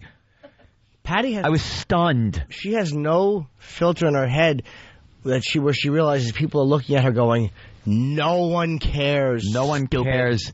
You're an idiot. She doesn't understand that internally we're tolerating her because we're fighting the urge to bite her face. Oh, so for someone to be so thrilled with a coffee maker in their hotel room, like... Wait, what did she say? About the coffee, like I should have what? She goes. She was amazed. She goes, I right away made myself a cup of coffee. Did you? That's how that discussion should have I could see her in there with the pot. Okay, fill up to here. Just a big dopey smile on her face. Oh, look, and the coffee's right here. I tear the packet and put like a filter supplied. They give you shampoo right in the shower. Really, Patty? Jesus, she is just an unknowing. She's 52, I think now, a virgin, and has such little knowledge of the world and what goes on this planet. That hotels... Have you ever been to a hotel that didn't have at least a coffee maker in the room? Or... if you step up a notch, you call downstairs and they'll bring you a cup of coffee if they don't have it in the room. That's what I was going to get at, too, because no one makes the coffee in their room. No. I mean, you do out of necessity, like, oh, I'm tired, I need something to get me going. Yeah. The coffee in the room stinks. But that's a lot of people that are going on vacation with their kids and stuff, staying at the Days Inn, a businessman that's, going all over the country. You stay at these smaller hotels, the coffee maker's in the room. Yeah. It's not this big luxurious item, is what I was getting at. You know who else loves a coffee maker in the room? Loves stupid Voss. Real loves a coffee maker in the room. That figures. I gotta have coffee in the room. Don't have to pay extra for it. So Kenny and I were having breakfast in the morning, and Kenny goes, Starker Patty has a gentleman friend. Yeah. A gentleman friend? Now, this woman is afraid of men. She's a virgin. Never been with a man before. Doesn't know how to meet men or anything. How does she meet some guy in Worcester? For all we know, she could be fooling us since she was turning tricks there. Patty's a prostitute. Exactly. That'd be great. Well, the girl in the gift shop, we have no doubt in our mind that she was turning tricks. Wait, the girl worked there? Huh? Yeah. No doubt in my mind, no doubt in Kenny's mind. We went in to get some papers, and I guess we found out later that she's not even the regular girl. Yeah. So she was taking advantage of working at the hotel for the day. Black girl, white girl? White trash. White trash, basically, with a little color. White trash with a little color. Jimmy's going back. Affordable. That turns you on, right? Yeah. That turns you on, right, Jimmy? Yeah. Yeah, because we go in to get the papers, and she's like, where are you guys from? And she's asking a lot of questions and smiling, and when are you leaving, and all this stuff that was kind of uncomfortable. And we leave there, I go, Kenny, she's turning tricks. When she charged you $50 for the paper, right, you knew. Right. Ask for your room number. She's putting up that stupid clock thing, like I'll be back in, and it's always like 15, 20 minutes later or whatever. Yeah. And probably running into rooms and, doing what she's got to do. Oh, dude, I'm telling you, man. You should have told me that. I would have walked right in there. What are you doing? Just counting some money. We should have called Jimmy, because he would have got to the bottom of it, right? I certainly would have. And then, sure enough, we're in the lobby, and all of a sudden she puts the sign up, just like we were joking, and she's off. So we don't know what she was doing. Maybe had an appointment. But there was something going on, because she was way too friendly in the gift shop. But I was meeting Opie for breakfast, so I got down there before him. And you know how, like, you're just groggy, you just woke up, you don't want to be bothered, I'm hungry, I just want to eat, all right? And my big welcoming committee was Patty. So, like, happy, and, I got Hi, the biggest... Kenny, good morning. Rise and shine. I see you're an early riser like me, And then she's just going to have a beautiful buffet, like she's like the maitre d'. Like she's the hostess. Yeah. Inviting you over to the hotel's buffet. And, it was just a bunch of crap sausage links and, it was the usual. And then she goes, oh, why don't you join us? So I look at the dining room, and it's, like, basically empty. So I'm looking for the us, because... Well, the us lives in her head. Yeah, but at this particular time, there was another person involved. Because I didn't recognize, like, one face. I thought maybe, somebody I would recognize, a familiar face. Yeah, pest or something. And I go, us? And she goes, I met the gentleman friend at the show last night. Uh-oh. So I look over, there's like an average, like, gray-haired looking guy, maybe in his 50s, And she's like, why don't you join us? I go, Patty, you're on a date. I don't want to C-block you. Right. She goes, oh, we just met. I go, Patty, you got a hotel room. You got to do what you got to do, And then I notice she's wearing a man's polo shirt. Really? And I'm going, Patty, what are you doing? And it's oversized. It's too big. It's the just slept with a guy, look. Yeah. And she goes, oh, it's nothing. I was cold. He lent it to me. I'm like, yeah, sure he did. Yeah. Well, we got to get Patty on the phone what's now. What's going on there? Let's get Patty on the phone and see what that's all about. And another annoying thing is, she must have had problems with her cell phone because, like, every half hour on the hour, I was getting phone calls from Stalker Patty going, am I talking to a real person or is this my voicemail? Oh, my God, what a retard. I was there.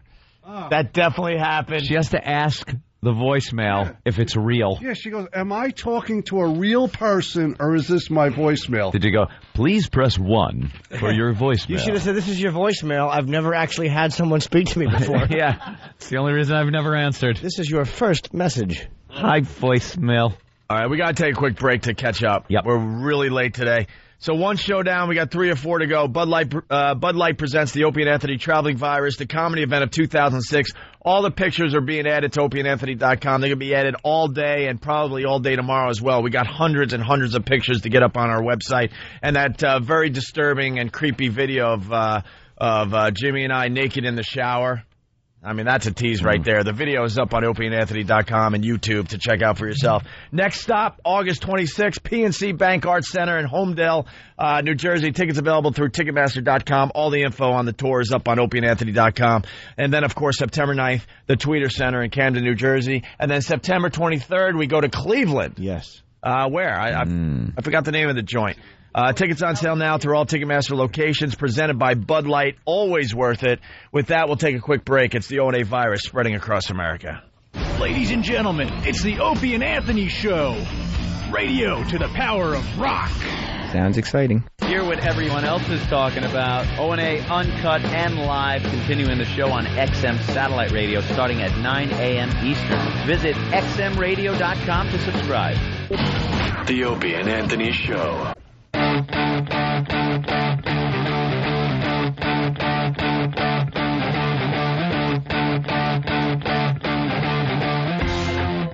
She only has a couple minutes. Let's go to Stalker Patty. This is the Opie and Anthony Show. The O&A virus spreading across America. Kristen Bell will be in studio in a couple minutes there, but first, Stalker Patty. What's up, Patty? Hey, how are you? I heard you were talking about the traveling virus. I had a great time over the weekend, and thank you for putting me there and everything. We had no choice, Patty. Your Well, I really accommodations. appreciate it. You liked the hotel, huh? It was really nice. I was fascinated by the coffee pot in the room, and knowing me and coffee, I was so happy with that. Oh, my God, I never Were you? saw a coffee pot in a hotel room before. Never. But then again, I've not seen too many hotel rooms either. You know. Love to break into a room and hit her over the head with a coffee pot. Just bludgeoned. She's found bludgeoned by a coffee pot. Patty, everyone wants to know if you got some ass. Yep. On Saturday night. Get some I action. got the what? Of course. Why would she know? Did you have sex? Action. Did you get any action with your male friend? Yeah, you were having breakfast with this male friend of yours. Oh, I just met him on the Sunday morning yesterday. He was eating breakfast and I was getting mine, and he came over and says, "Hi, may I buy you breakfast, Patty?" I looked at him and we just met. I think his name is George. You know, he's a retired guy, and he was traveling, and he's making 2 of the shows. Retired guy traveling. Man, this guy was desperate. Course. This guy's just looking for tail. He's like, all right, let me look around down here.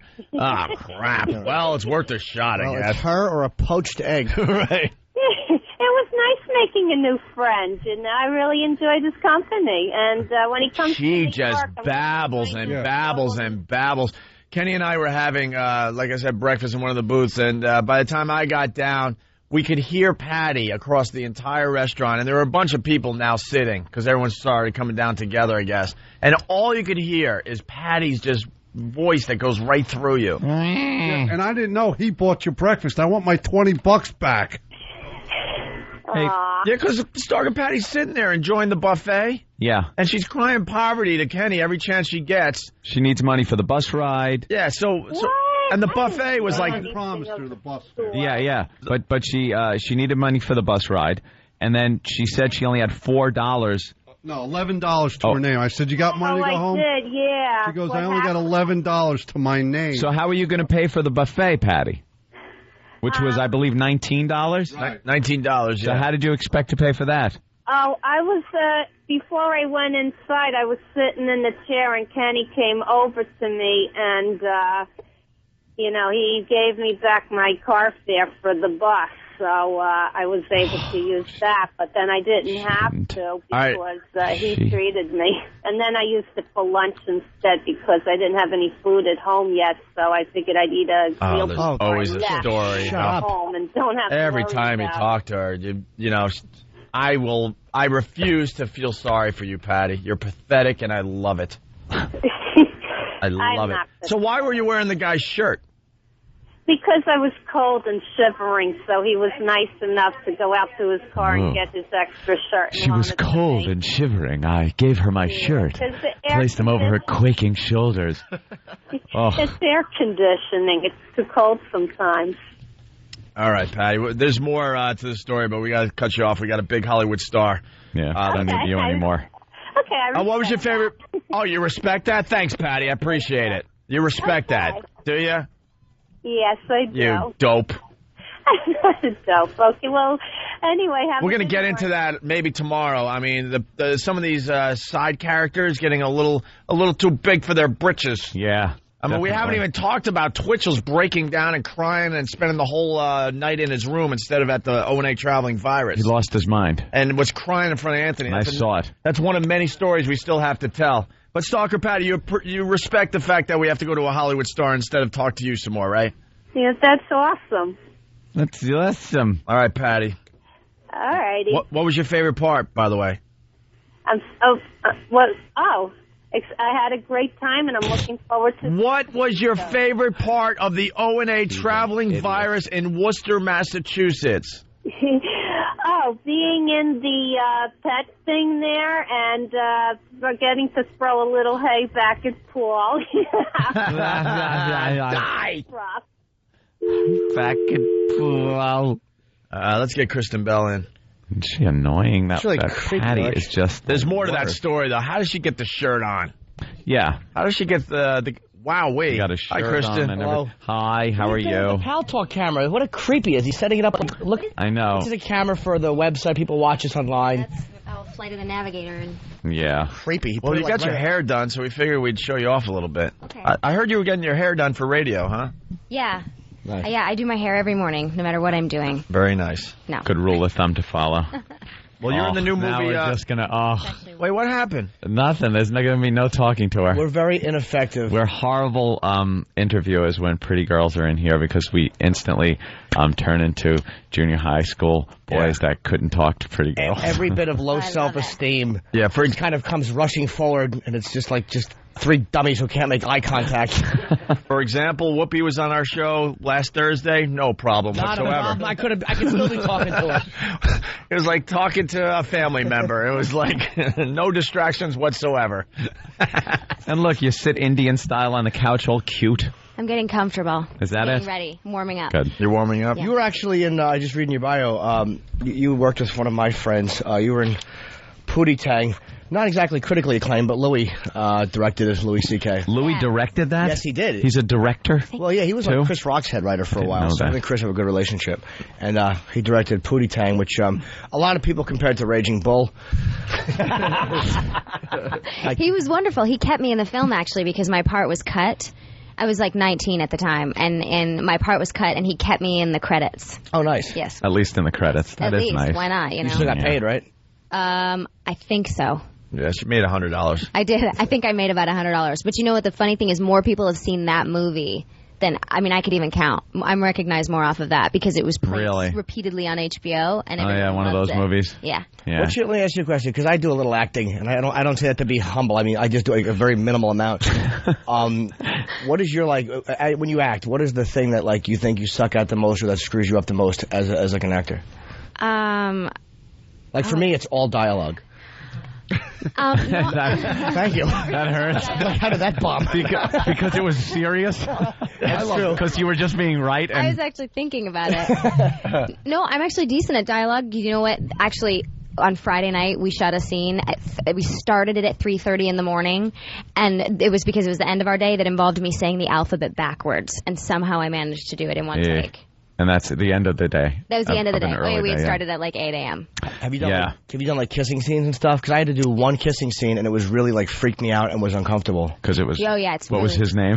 Well, no, that was just to get the part. But I did a short independent comedy, and I had to kiss Nina Hartley, who was a very legendary porn star. Did you see Boogie Nights? Yeah. She was the girl who William Macy shot. Oh, the one that was playing the wife. Sex with guys in the driveway. Yeah. She's a very legendary porn star. So I had to make out with her at the end of a short comedy, which I kind of remembered her career. I was like, oh, good, a kiss. Did you Purell your mouth? No, I think she did. I was really insulted. She was very nice, though, but I was like, have you ever kissed somebody on She is screen? horrified. Do you understand what she's getting at? Yeah, no, of course. That's why All right. I mean, like, you've kissed people on screen. Do you use tongue when you kiss in a movie? No. Well, one movie I did, somebody used tongue on me, and it caught me completely by surprise. Whoa. Because there's sort of like an unspoken rule that it was one of the grips. Yeah, and it was like in this alley, and it was weird. But you just don't use tongue, and you sort of like talk about it. Like there's always this awkward moment where you'll be like, "Hey, are you cool with everything today?" And the guy will be like, "Yeah, are you? Oh, you want to change anything?" And it's very strange. And then everyone's looking at you, and everyone's sweating, and I'm sweating. I once kissed my grandma with my mouth open. That's not right. I was young. I didn't know. It's a true story. I was kissing her goodnight, and my mouth was wide open as I was moving in for the kiss, and she yelled at me and told me to shut my mouth. Whoa, she wasn't into it. How embarrassing. He shot at his first rejection. And this is the thing. This is where my instincts are great. I figured I'd kiss my mom and dad like that. I mean, grandma's only once removed there. Nothing. This is horrible. I walked into the dressing room, and I had never done a kissing scene. I didn't know how to do it. And I didn't want that moment that she's talking about. So I walked in, I said to Nino, look, I've never kissed a girl on screen. I don't know how to do it. Do we use do we kiss, or do we not? And she goes, well, we're supposed to be attracted to each other. And she pushes me against the wall, and she makes out with me in the dressing room.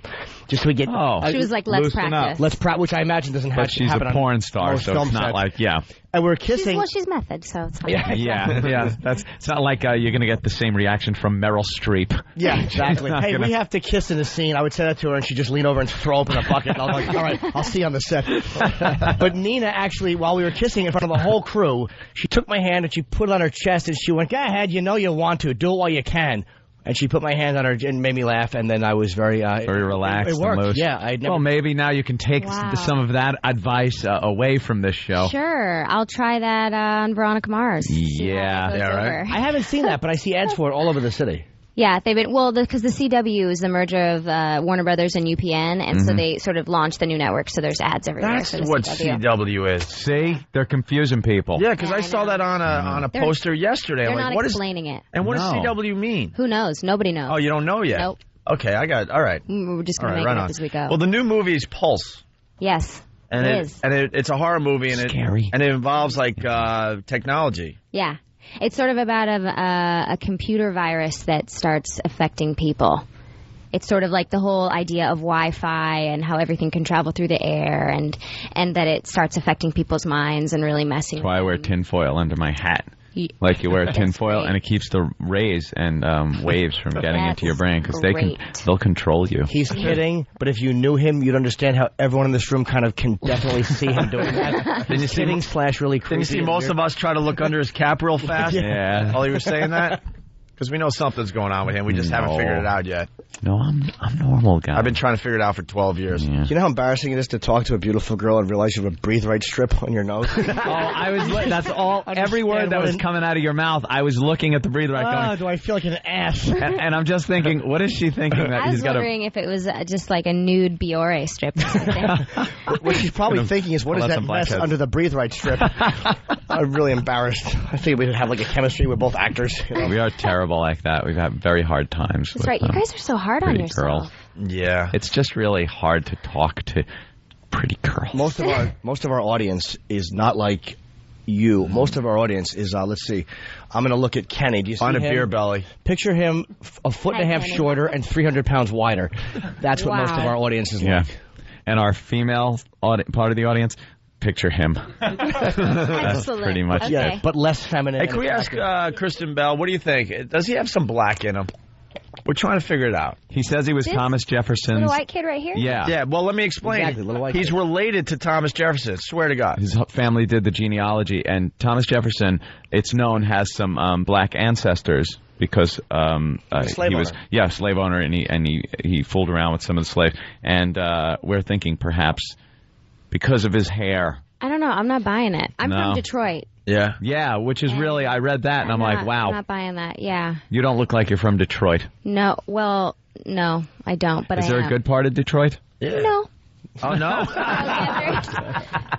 There's a few. Yeah, there's a few okay parts. I don't Are know you if I- giving back to the community? I'm trying. I don't really know what I can do. I go back a Do you lot. wave when you fly over to L.A.? Is that it? Yeah. I'm giving back. I support the Red Wings. Oh, there you go. Yeah. See? We're on in Detroit now. You're being heard. Are you really? On XM Yeah, and say hi. terrestrial. Oh, Yeah. excellent. Hi, Detroit. There you go. I don't know Give what some station love. it is, but So we haven't really discussed the movie that much. So it's a horror movie, it's technology, it's the Wi-Fi. Yeah. And then, like, it seems like people from the other side are starting to communicate this way, right? Yeah, and they start coming through the Because Wi-Fi. the preview looks great. You know what? It's pretty freaky. There's no blood and guts, but it's definitely creepy and Doesn't need scary blood and stuff guts to look. anymore. No. Because I'll tell you something. I didn't mind. Things like the old slasher movies never got to me. This whole new genre of this thing that'll go and show up real quick flash on a Yes. video screen. Oh, that email is so creepy. I just start. I like a girl. I can't take that stuff. It scares the crap out of me. Well, movies you know what like it is? that. It's because, like, when, like, the beginning horror movies like Alfred Hitchcock and the whole idea of, like, the monster threatening normalcy, like, everybody, like, pushed the envelope so much, like, show more blood and guts, show more blood and Yeah. guts as Americans. And now you can see people decapitated, and it's like, no big deal. Yeah, like, you're totally immune to desensitized. that. So, yeah, desensitized. So now people are getting back to the psychological aspect of it, which this movie, there's definitely some scary imagery in it, but it's just freaky because it proposes the idea about if Wi-Fi is everywhere, then something that travels through Wi-Fi Can get to you anywhere, and there's no safe spots. You know what? Creepiest scene ever, and I still can't watch it. And it has nothing to do with blood and guts. Is from The Shining. Those two goddamn little girls in the hallway Oh, yeah. when they Can you just say flash GD on them. on the radio. Yeah, the You can? GD word. Can you say the S word? No. Ooh, good, because No. I almost said it when I came in. Really? And I realized. Say it. That would have loosened No. us up. It's a good word. Could you In, say in it, a half please? hour, we can even say the F word and The S word and whatever we want. You lie. and the C word. We go to The one they use in England a lot. Yeah. we go to XM satellite. We can say whatever we want. You Yeah. can say whatever you want. Whatever we want, about whoever we want. Wait till you hear what we say about you. No, I'm kidding. I'm kidding. That was I have me trying to be satellite, so- charming and failing miserably. She's got it in her, man. She's got a potty mouth. Yeah, she's definitely Potty You mouth. can tell. You can tell she has a Detroit. potty mouth. Detroit, you probably had to hang gonna and be able lie. to. And she did a Yeah. great Okay. decapitation reference. How do you not love this girl? I think she and I, like, I'm not to put words in your mouth, but I think that there's like a chemistry. What you ass? Yeah, there's a little. It is. It's pretty strong. It's like Yeah. the seat's just going to roll right over to my red couch here. Oh. He's been on Leno a few times. You know, he's in the Nice. biz. He's on HBO, Lucky Louie. Well, yeah, I'm on Louis Sunday Show. nights, That's why- that's why 10:30. I mentioned. You know, I just saw it, and I love it. cool. Yeah. He's the guy with that. He's the creep. He's the creepy guy. The one that, like, I haven't seen you on it yet. I've only seen one episode. which one did you see? Did you remember?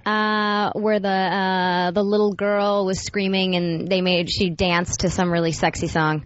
Okay, yeah. That was when Louis. was that pretty was funny. when And Louis- also with That's the mom pretty got inappropriate. mugged. Okay, yeah, I Yeah. was in those, but I wasn't a big player apparently. Yeah, that chemistry is really flowing, Maybe Jim. it was. Maybe I went and got some popcorn. When I was on, this is who I am in the show. I've lost a lot of weight since then. When I am loving you know this. what? You You are have putting- your, you you are have your putting breathe him right in- strip on. No, That's why I didn't take off the recognize you. strip so maybe she could recognize I'll you, tell Jimmy. you, I'll tell you who I was. Oh, I love seeing you put in your place. Oh, When you were watching Lucky Louie, there's a time where you went internally, and you don't know why you went. That's probably when I was on. I was wearing a brown sweater, and I delivered every line like this. Ba-dat line! Ba-dat line! And I bugged my eyes out. Ba-da-bat line! So that's who I am. If you looked at somebody and said, "Who is that vaudeville idiot?" That was probably me. Hey, we got a question from Bethlehem.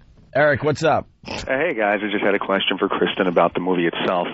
It's actually, if I'm not wrong, it's a remake of a Japanese horror film of the same title. Japanese taking over the horror genre. They really are.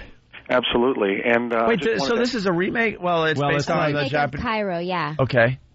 Right. It's actually, in the same vein as The Grudge. And I was just going to ask her if she'd seen the original film and how she felt the two compared.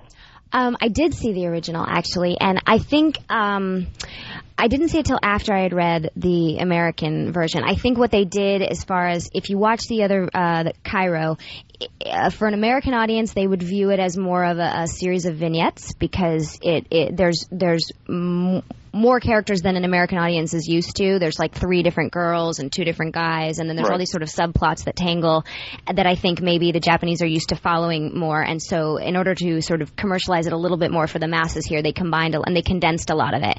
So it's still the same. They use a lot of the same imagery, like that whole idea of the computer being in the computer being in the computer. We replicated some of those shots, but we just basically condensed the characters. And it's we speak English in it. Does it have like a major difference? Yeah. Like Anthony referenced that then something appears, that creepy like shop camera stuff, which is really where it looks like somebody's walking and it's kind like of in fast like a motion, spliced film. Like what they did. Does it have any of that? Yeah, it has a lot of that. Actually, that scares the crap out of me. And it will. Can't watch what? it. The cool thing, and I don't know if you sir, who are online. What's his name? What's your name?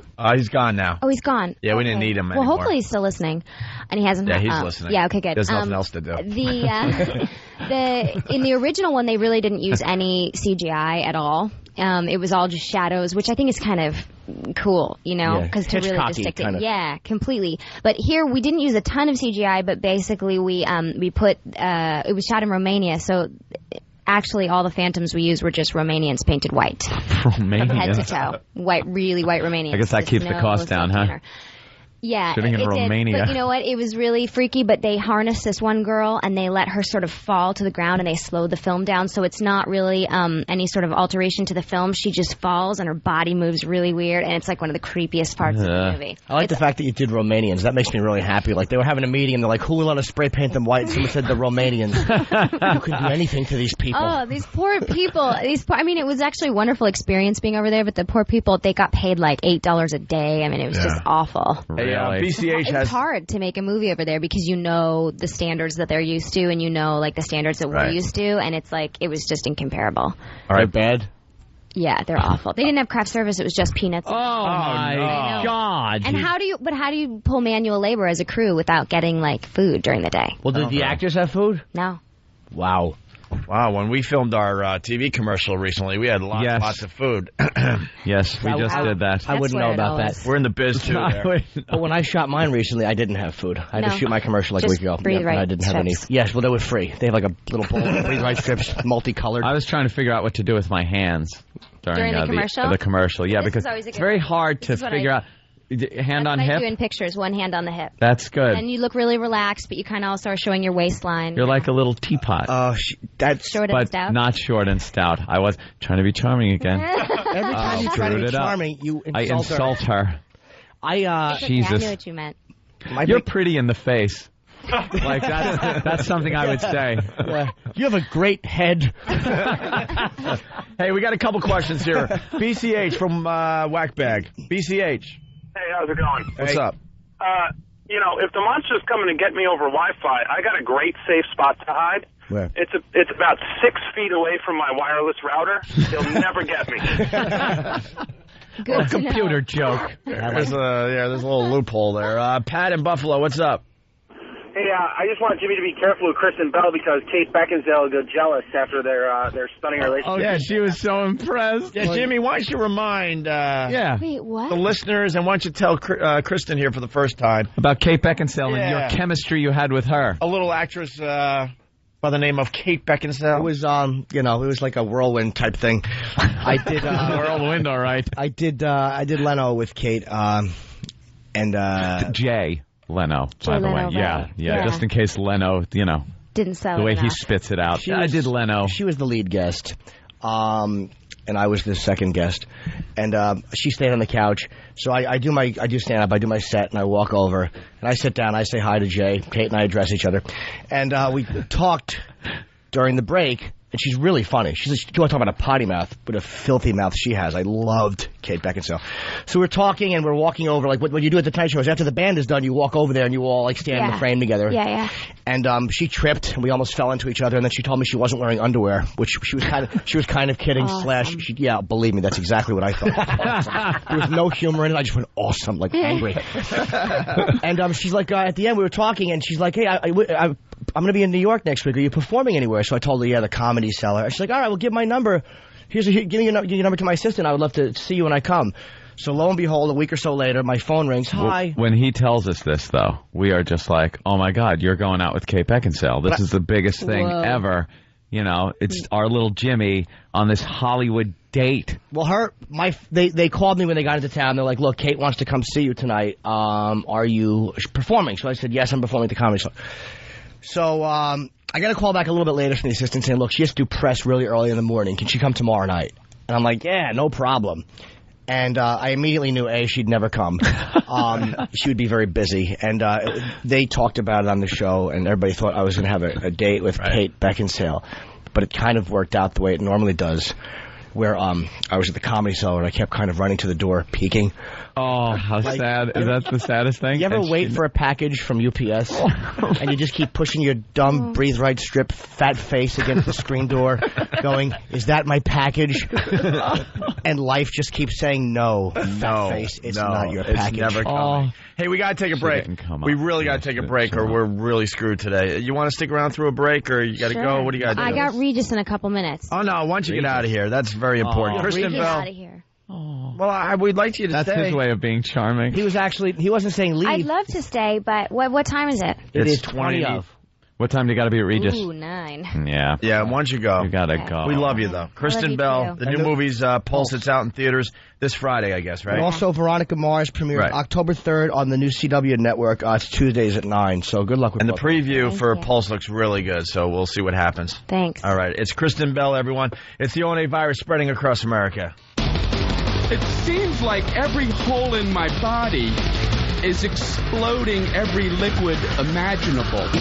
Our adult fantasy playroom is open. I'm scared. Opie and Anthony. The Opie and Anthony Show.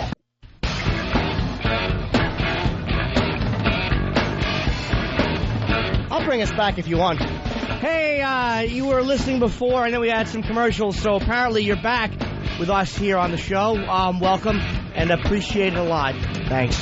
Wow. I thought we were listening to a professional music jock bringing back the show. This is the Opie and Anthony radio program, and it's also called The Virus by a lot of folks, because viruses spread, and we do too, across America. But then again, it's in Canada, too, if you're looking at XM, because we're all over the country, and XM in Canada. Good bring back. I'm bringing everybody back.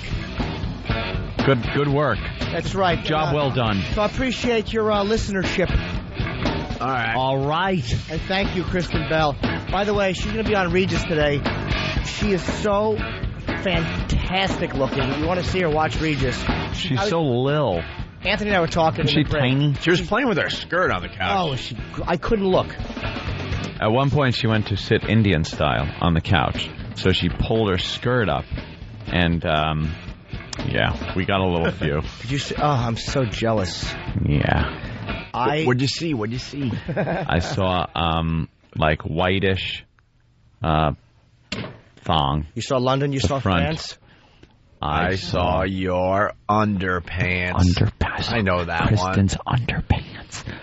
But it was like a quick flash as she brought her legs up. Because she pulled her skirt up high to get her knees crossed. Pretty much, hello, boys. Yeah, it was like, hi. And I'm looking right at her, so I couldn't avert my eyes. Here's what she does. She's like, a girl like that beautiful just wrecks you. Like, it ruins you. Yeah, man. Like, you're just like, she could literally, if we went on a date and we ate something, and at the end of dinner, she spit on me, I would still pick up the phone if she called me again. Of course. That's how fantastic. She could throw up on you.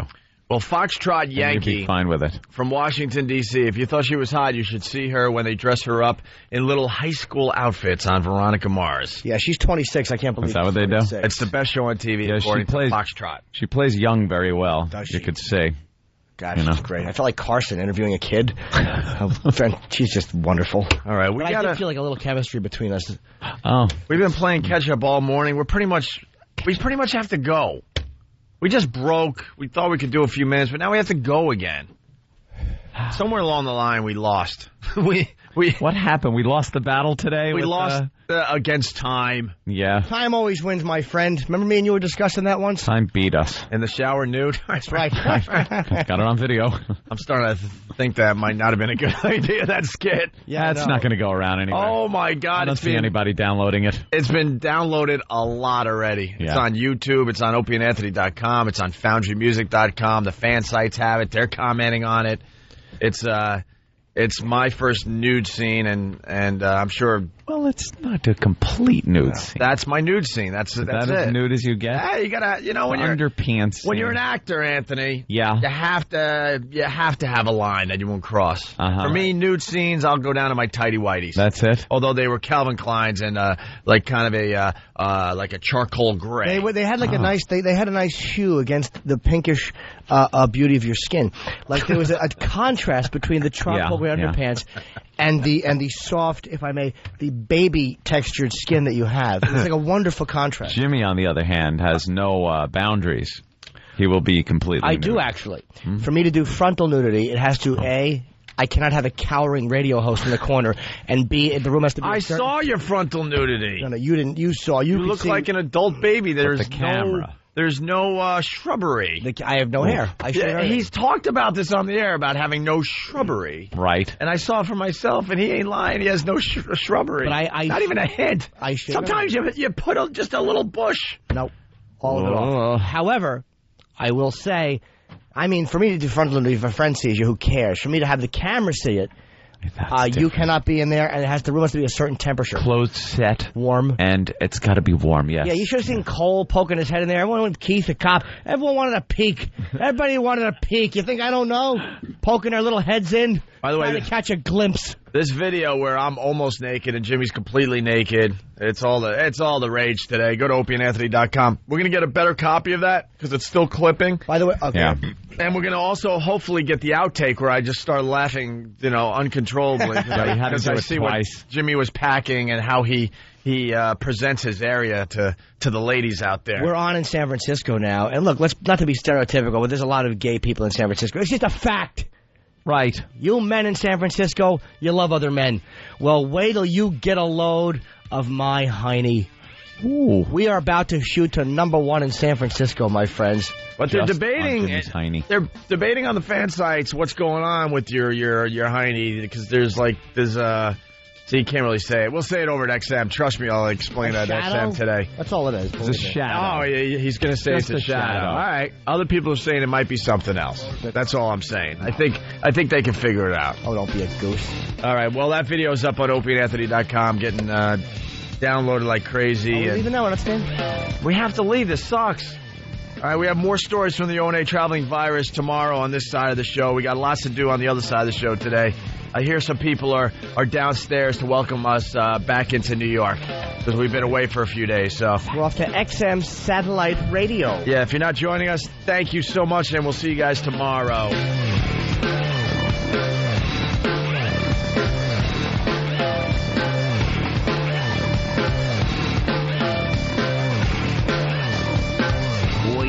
Opie and Anthony Joe appreciate that not everyone has access to a professional recording studio. So when listeners send us their own material, we know it might sound slightly less polished.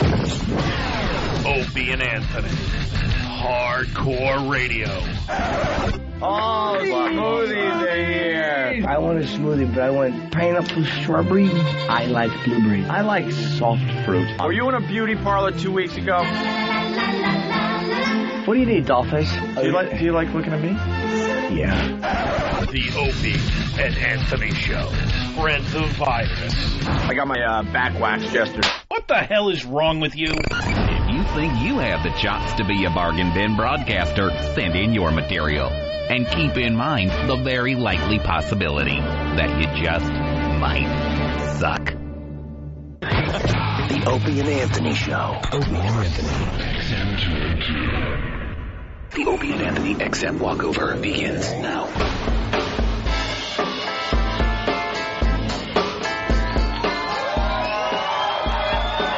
Oh, my God.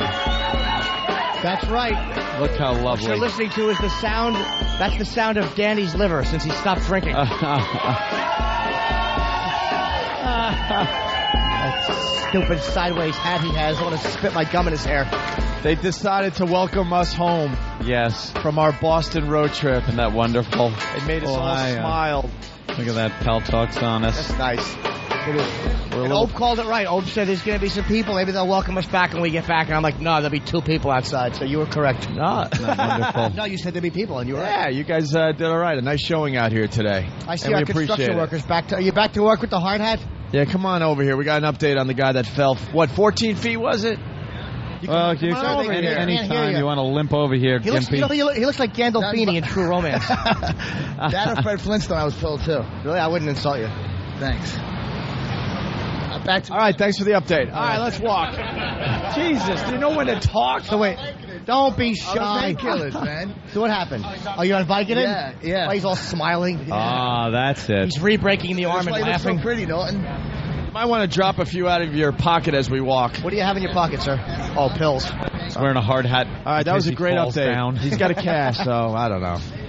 We'll He's a good walk. boy. We got Pal Talk out here. Oh, yeah. Happy typing girls Thank here. you. Lots of video. All the regulars. The irregular regulars. Oh, stop with the Hi, language. morning. Hey, nice. The relief from the heat, huh? Right? Am I right or wrong? Hey, Henry Fonda on go Golden for- Pond. Hey, that's... I was picking blueberries. I heard the loons. Did you? Did you? That was the Grim Reaper going, psst. Yeah, that fishing hat was awful. Look at that. Look at this hairdo. Oh, my God. Ugh. Wow. That blonde lady had That was crypt keeper odd. hair. Hey, look at Bob Kelly. Watch your back. Hi, sir. Oh, he's got a bunch of CDs for you. I don't know what those are. What do you got for Jimmy? I got all of his. Stop, right? Yeah. Ah, Jimmy's making deals on the street. It's like a CDs for it's like a drug deal just went through. No, this Dirty Ralph, his name is on Pal Talk. And thank you, Kenny. Yeah. This guy, I love this guy. He gives me like Hey, De Sabbath Niro. CDs and DVDs. How you And doing? he's got the greatest collection. Thanks a lot, man. Very nice. That's great. Very nice. Hey, how about it? A nice relief from the heat, right? Nice relief from the heat. She's hiding from you. She's hiding behind a bus sign. She's trying to read. People are horrified just from questions. Hi, lovely lady. Relief from the heat? Good. All right, good for you. Why do No one people- ever wants to talk to us. Nobody does. Why? We're nice. They just keep walking. We smile. We ask, like, not bad questions. Hi, girls. Hello. Nice relief from the heat. Right now, you could sit outside and not bake. You think you're She pretty. doesn't care. What did Kenny say? Kenny, what was that? They still smell like fish. It's like my father used to say, it smells like fish, a tasty dish. It smells like cologne, leave it alone. I said, good point, Dad. And then he put fish on his dick and said, now suck.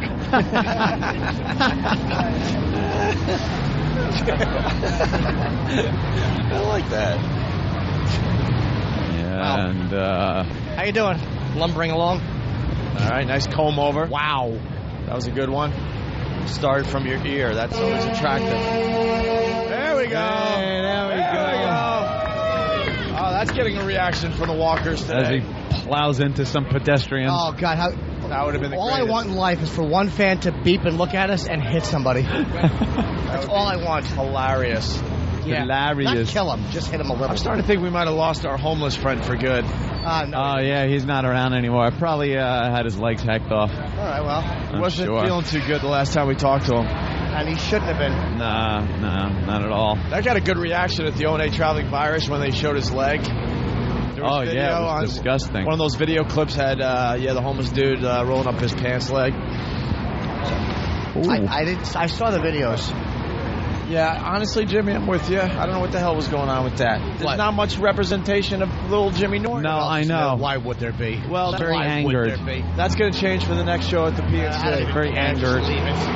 No. Fucking whatever. Go tussle that kid's head. You might need a bra, lady. You might need a bra. Oh, boy. You want to sign your one-night stand DVD for Al? Yeah, of course, man. Jimmy signing autographs. Hi, Al. Thanks for We're almost supporting there. me. Wow. I don't know where to get this. People keep asking me where to get this. I know you can get it on Amazon.com. Wow, big crowd around Jimmy. He's signing How you doing, buddy? I guess his DVD. Oh, you my sure God. can. Oh, Look traveling at the virus awful shirt. body Come here, you on- pal. We're broadcasting. Thanks, Look bro. at the awful body on this woman from Get it? behind. Can I get a picture with you? Yeah, you got my brother's Look with shirt her on. ankles. By the way, you can Holy get the Opie shit. and Anthony Traveling Virus T-shirts Get at pictures, please. Get pictures of myradiostore.com. this. Get that. What the fuck is that? You got it? What the fuck All right. is that? No worries, man. Thank you. Hello, Thanks young for man. listening. How are you? Don't be shy. What's your Oh, a name? picture. Well, of course, I would Hi, love Kirsten. to. Come on in here, sir. I'll just look. Hi. Smile. You get that? Very good. All right. Very good. Are we going to go inside? I mean, these guys came out. I feel like we should dance for them or something. Oh, I'm signing a hat. Or juggle. I don't know. What should we do? Hey, did the kids cry when they got tattoos? It's got to hurt, right? Tender skin? Did the needle hurt? Oh, it comes off? He won't talk at all. No, huh? Look at you pushing his kids into the mic. They're shy, quiet. They're adorable. Don't be shy. He's either nervous or that's really They are weird. yours, right? Or that's a really You didn't just pick them up. Times Square. That's what me and Jimmy do. I was shy when I was that young. Were you? I would never talk. Then what happened? Sexually active when you were that young. I know I was, but I was shy too. All right. Not by his own means or wants. You missed a great observation because What no one was happened? listening to me. Forget it. No. Forget it. What was it? I missed it. I know. I was 2 inches away trying to tell you. Oh, tell me. We can't hear sometimes. Iron Maiden's got a new, what? What do they got out there? They're advertising something Matter there. of life and death. World Tour, It's 06. it's where Bruce Dickinson just insults Sabbath again. That douche. You don't like the Bruce Dickinson? As his stuff, musically, I love them. Yeah, what happened? That guy's hair. Bernie I Getz. just... We see I him wanna every worship day. that hairdo. Oh. The toupee isn't working, sir. We all can Oh, see. boy. That We guy all can see. had the worst hairpiece. All right. It looked like it looked like a hay hat. So what's the deal with Bruce Dickinson? He insulted Sabbath. There was that whole thing back and forth, and on stage, and that's when they threw stuff at him, like Sharon and those guys. Apparently, wow, look at the braless Asian, very lovely. Howdy! Oh no, she's wearing a bra, and the nips are still poking through. I like that. Well, Like she's ducking down. I Doesn't like want to be on nipples. the camera. Hey, speaking of music, the big story today, Jimmy? Yes. Kiss, still not inducted into the Hall of Fame, and they're making a big deal out of it. Thoughts? I will say this: I love Kiss. Should they be in the Hall of Fame? I mean, I don't know. I'm biased towards Sabbath, but I think musically Sabbath influenced. But then again, Kiss did influence a lot of, I think, the 80s metal. But Sabbath musically, I'd like really to see, influenced a lot of I people. would like to see a list of the bands that made it in, and then you could. Yeah. It would be obvious if Kiss belongs in there or not. Of course, they're going to throw Kiss into the Rock and Roll Hall of Fame. Eventually, maybe. The Rock and Roll Hall of Fame needs that controversy. I don't know why. It inducts everybody. Right. And after so many years go by, everyone gets in. Well, then it picks a band that it ignores for a few years to get some talk going, controversy. Is this Pat from Menaki pulling up? No, okay. I saw the blue van. I thought it might be Pat. It's somebody else. I don't have any That real guy looks respect healthy. for the Hall. Anybody else? Anyone have anything before we go inside? So many people. What do you got? What do you want, sir? Oh, autographs? he wants us to sign stuff. Boy, that might be a problem because we got to do a radio show. Yeah. Is there someone here from Cincinnati or something? Oh, is this Johnny Fever? Thank you. Hi. Oh, hey guys, how are you? How do you know them? Jason and Andrew, they're friends of mine. Yeah. All right. I didn't bring my fudgesicles. Oh, no. Is there a story there, Jimmy? Is there a story, backstory here? Here's the story. Yeah. I want to bang her. Her boyfriend's 6'3", end of story. No, they're just friends of mine from Pal Talk. They're always on. They're big fans of the show. We met once. They all came to the show in... Any Pal Talk action? You guys do Yeah. do things on Pal Talk or just sit there and talk? No. You make it sound like no one's ever fucked on Pal Talk. Like that was an awful Jesus question. Christ, no. I hold religious sermons. Oh, no, I don't know. My goal is to fuck on Pal Talk. Is it? Eric. My goal is to fuck Eric in his little bottom on Pal Talk while Danny uses his back as a fucking table to hold drinks on. Where's that liquored up idiot? Right there. Where is that? Oh, there he is. Duh. Your hat's on crooked. Attaboy. And so is your liver. All right, anyone else? Anything? Because we got to go upstairs. We want to thank you guys for walking with us today and welcoming us back to New York. Thank you. Maybe we'll give tours today. Can we get that to happen? Well, I promised some people from Florida I would let them in. How about they have a line out here and you bring them up two at a time to look at us like we're in the zoo and then get them out of there? All right, I'll charge admission. This is a very rare thing. We don't do tours because they don't allow us to, but today can we make it happen? Please line up single file size order down the sidewalk. The studio won't allow it. Yes. And if you want to give a donation for Danny's alcoholism, it would be greatly appreciated. He'll drink it. Tours on the Opie and Anthony show That's today. right. $50. All right, we'll continue in just a bit. Opie and Anthony, XM 202. Masochist. That sucks. Lesbian. I like that in a woman. And every other kind of deviant. I love paying for sex. This moral decay weakens our resistance to the onslaught of the communist masters of deceit. We're a bunch of scumbags. These abnormalities are corrupting the minds and the hearts of our children. Jackass. I can't believe it. It's pedophile humor. It's depressing and horrendous. It's awful. A bunch of idiots. Perversion for profit. Here it comes! Here it comes! The Opie and Anthony program. El virus de Opie and Anthony. God, that irritates me. It's just like somebody took a bat to my brain. We're the only radio show that makes you want to hate us. Opie. I want my coffee. Anthony. I want that fact. Jim Norton. I want Ozzy. We are going to dumb this thing down to the point that we're going to be #1 with Down syndrome children. Hysterical. The Opie and Anthony Show. But enough of this palaver. Let's get the show on the road.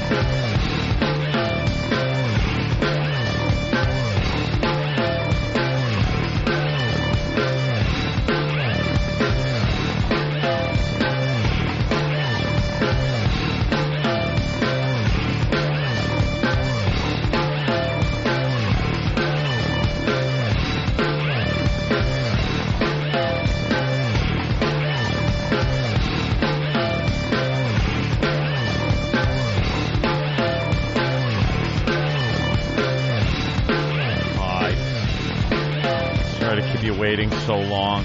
How long was that, Dan? Maybe, I don't know. Who gives a shit? You know it's all just filler till the show gets here. I'm always the first one in, because I have an iron bladder. Everyone else goes running to the bathroom to take a piss. Can't you wait one goddamn break? That was a nice crowd downstairs. Apparently, they're coming up for a tour. 2 at a time. Gonna bring them up, file them past the window. They could look in like we're fish, and then out they go. Kick their ass out. Who brought that up? Was that your plan? What? The tour? Yeah. I thought it was Jimmy's, because it's perfect for him. It's like a perfect thing Jimmy would do to try to just get some of the weaker animals away from the herd. That's how Jimmy works. What's that? I thought the tour was your idea, to get some of the sick and weak antelope away from the herd, No, so you could pounce. Not at all. You said you were giving tours, and they are actually friends of mine from Cincinnati. I knew them from Pal Talk, and a bunch of them came on a road trip to the Chicago show. How'd you get to know them? Just on Pal Talk, because I know chatting. But you obviously thought you could get something going on. Why would you chat with a couple on Pal Talk? Because they were nice. I talked to a lot of people on Pal Talk that I'm not going to bang. I mean, because they're from all over the country. I like Pal Talk. It's like when you're in the room and everybody's bullshitting and talking, you don't think like, all right, I'm going to fuck this girl from Cincinnati. It's just not realistic. Was she wearing what she's wearing today? Because that's a reason to talk to her. She's got the low cut thing on. Yeah, you probably saw that on Pal Talk and went, it's worth the shot. Of course, I'm more likely to. But I knew she had a boyfriend immediately. It wasn't like anything. No miscommunication. When did you make believe you were just saying hi to them? During the Pal Talk conversation. Well, you mean when I was not trying to get anything? Yeah. Probably like everything with you starts with, let's see what's going on here. Probably a minute into it when he walked into frame. And I'm like, who the fuck is that 6'3" monster? Then you're just covering yourself. Like, no, I'm just, I'm just saying. I'm good. Isn't it weird they've kind of set up stadium seating out there to watch? There's a couch and then chairs behind it. It's all staggered like a movie theater. Well, I felt like we should do something today because they went out of their way to welcome us back to New York. That's true. And we're a tired show today, so it was kind of nice to see. Where's nice. Club Soda Kenny? How's the tours going to work? How many minutes do they get? I'm let's wing it. I'll give them, Well, how many people are outside? There's like 20 more. Well, we wing you. Okay. But I got to tend to your needs first. You certainly You guys take precedence. Always top priority. All right, so they're going to sit there. My DVD, you taking my DVDs, Kenny? No. Stop stealing my Sabbath stuff. Oh, give me the John Valby stuff. Oh, Valby. We saw Valby. I love him. On Friday night at the Comedy Connection in Faneuil Hall. And he was terrific. That fucker makes me laugh.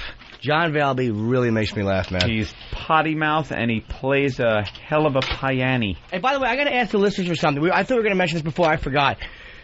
Anyone that has his old stuff, there's a song he did. It's a serious song called "Flying" on one of his old cassette tapes. I think it was off "Dirt" or "Give Me Dirt" or "Give Me." I know that one. It goes, "Where's the fire? Where's the fire? Where's the fire? Where's the fire?"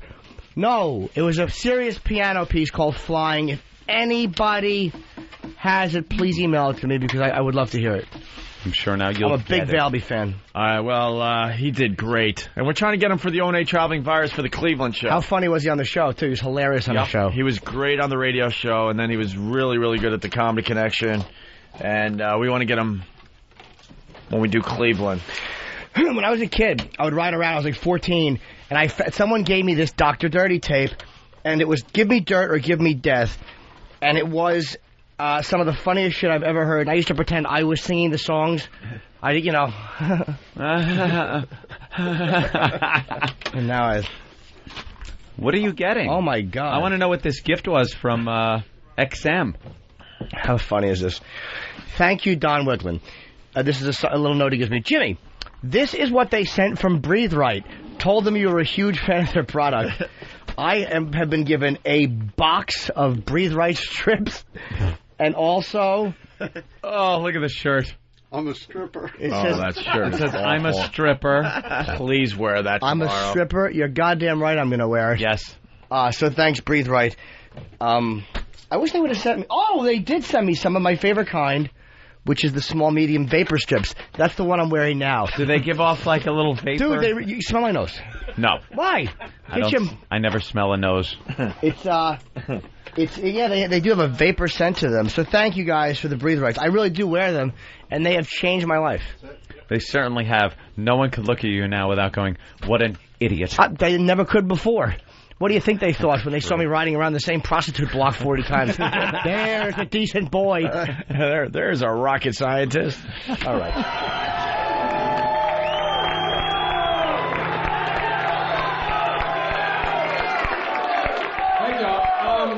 How many people this is the first time they've ever seen me play? Tell the truth here. Oh, we got a lot of newies here. Let's start with this old lady.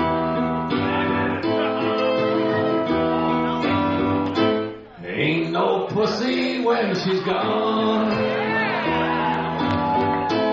It's my hand when she's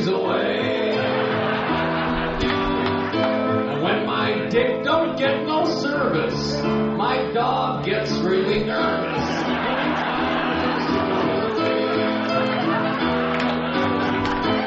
Ain't no beer till she's back. I wrap my dick in my Big Mac. I shared my burger with my boss. He said he loved the secret sauce. And a jerk, a jerk, a jerk, a jerk, a jerk, a jerk, a jerk. I can't leave a little thing alone. Ain't no pussy when she's gone.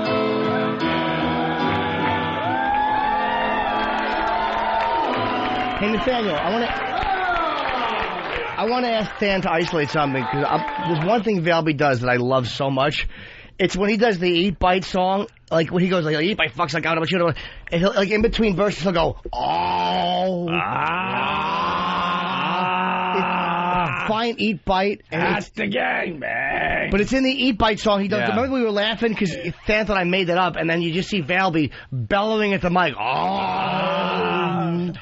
And then it goes up like half step, and then it goes, He's a higher. fucking. And by the way, I never knew this about our own gender bender Than, a piano player. He was admiring Valby's piano playing. I never knew that as Than said, he tickled the ivories. I heard this a while back. Which ivories apparently mean kept balls. My mouth shut. Are you really about good? it. Why? That's great. He's a virtuoso. What? Can we get a keyboard in here? Are you really good? immediately? Yeah. Do we have one? You're really Than, good? He goes, wait, yeah. Hold on. Downplay. Than, Mike. You get to talk to Get Mike. on the mic. You know, piano Most skills. of the time when we discover someone's skills outside Yeah. radio, they're like, he's like, he's not denying it at like, all. nah. How good were you? Yeah, I'm obviously a little rusty, but I started playing when I was like 6. And how long did you play till you were 7, or did it continue? No, I still have a keyboard in my room. What made you stop? Besides the piano teacher sitting you on his lap. When did you realize it was really gay and you decide not to play anymore? Piano isn't gay, I get mad. I was in a rock and roll band playing the keyboards. Not the piano. No. I'm sure you were. Yeah. What did you play in bands that, like keyboard-oriented songs? Like Doors. Yeah. Doors, stuff like that. I know this won't go over well here, but lots of Fish as well. Fish. Yeah. Play any I like the Elton? Fish. You play any Elton? No, we didn't break it down for Tiny Dancer. He's a good piano player, right, Valby? Yeah, he's awesome. Yeah. You see, look, no offense, John, if you're listening, but you make Danny look like a teetotaler. That motherfucker does belt after belt, double shots. Oh, yeah. What a drinker, and yet he still plays, and he never looks at the piano, which I guess is standard among you fuckers. I don't know how you do it. Yeah, you don't have to actually look at the keys. Dude, I can't get my dick inside of a girl without, like, opening it up and turning the lights on and going, all right, helmet hole. Helmet hole. I know. How do you get your fingers on those little thin keys? We got to get a keyboard. Where do we have any on here? None. How do we not have a keyboard here? I know. I mean, we all knew he sucked on the organ, but I mean, I had to do it. You're right. And I have to crash. Okay, terrific. That one's loud. It's always been loud. That was too loud and hurtful. Yes. Well, can we get a keyboard for tomorrow somehow? Yes, I want to hear. Yeah, give me a little time to just brush up the up. chops a little You got bit. 24 hours. All right. 24 hours to get the rust out, because we got to hear you play now. I played for 3 years, and I stopped. No, you didn't. I did. When I was 11 to 14, No, I you played. didn't. No, you didn't. Okay. You were too busy being a wigger. That's when I was a little older. So if this keyboard comes in here tomorrow, you'll be able to give us something? Yeah. Like the drums. Yeah. No, very No, really? Yeah. Really? What can you play? He's very such minimal. a liar. Minimal thing. He's I know cracking. he's lying. He's cracking. No, but we have to get him to crack. He'll look and he'll start going, la, la, la, la. I will And not. I'll laugh my ass off. No, I'm actually laughing because when I'm kind of like I'm laughing, but I know that when you hear it, Yeah. you're going to eat your words. Oh, okay. How many keys are on a piano, Jimmy? Bunch. You're an ass. Don't know much about getting laid. Don't know much about women these days. Don't know much about licking clip. Don't know if ass is supposed to smell like shit. But I do know I'm full of goo. And if you let me squirt it all on you, what a wonderful world this would be.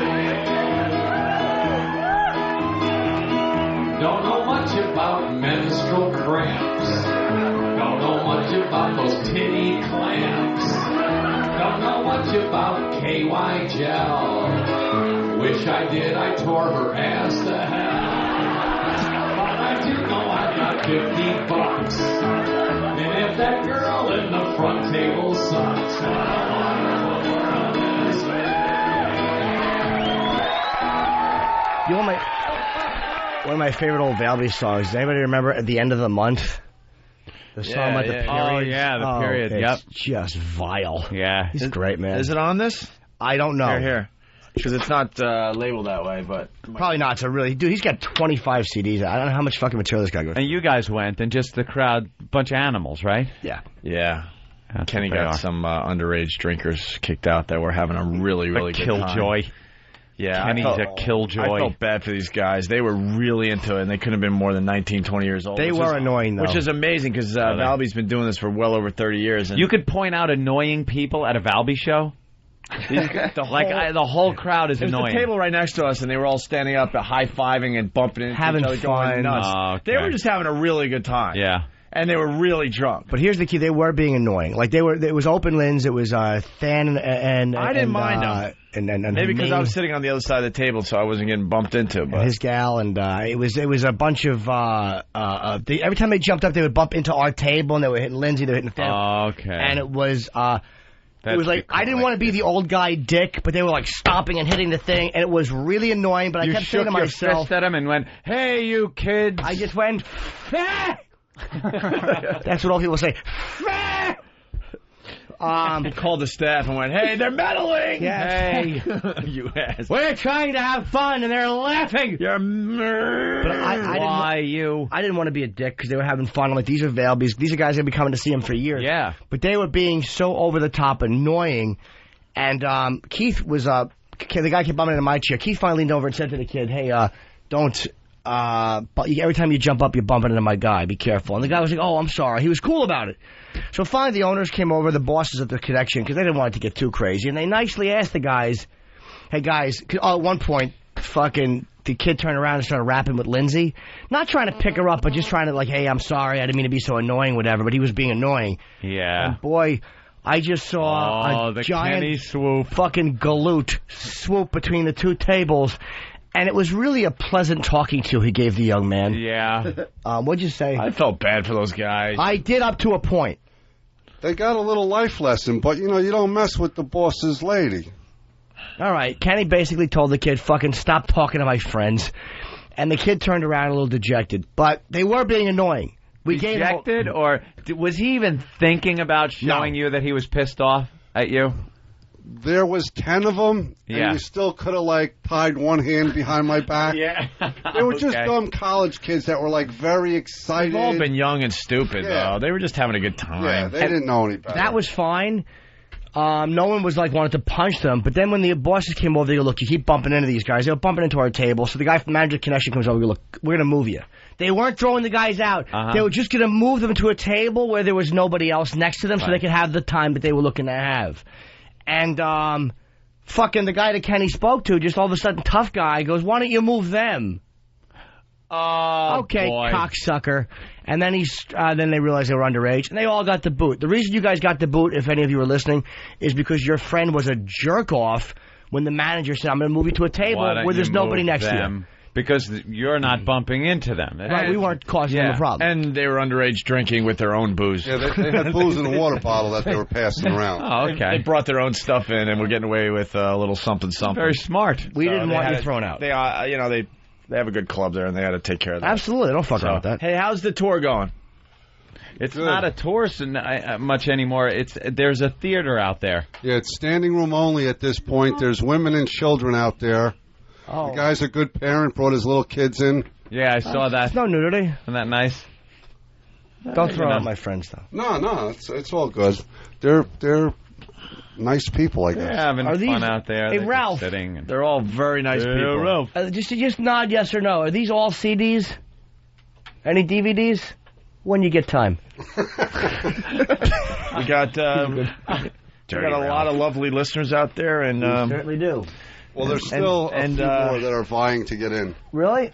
Yeah. Like, how about, I want to know about old Robert Reed hair there in the light blue shirt. Look at that. Will this mic work out there? Huh? Yeah. Will the mic? Well, you want to talk? There's one retarded person out there. You want to talk to them as well? What? I know who you mean. Do I have to pick the retard? Oh my God! I don't know. Oh boy. Mullet.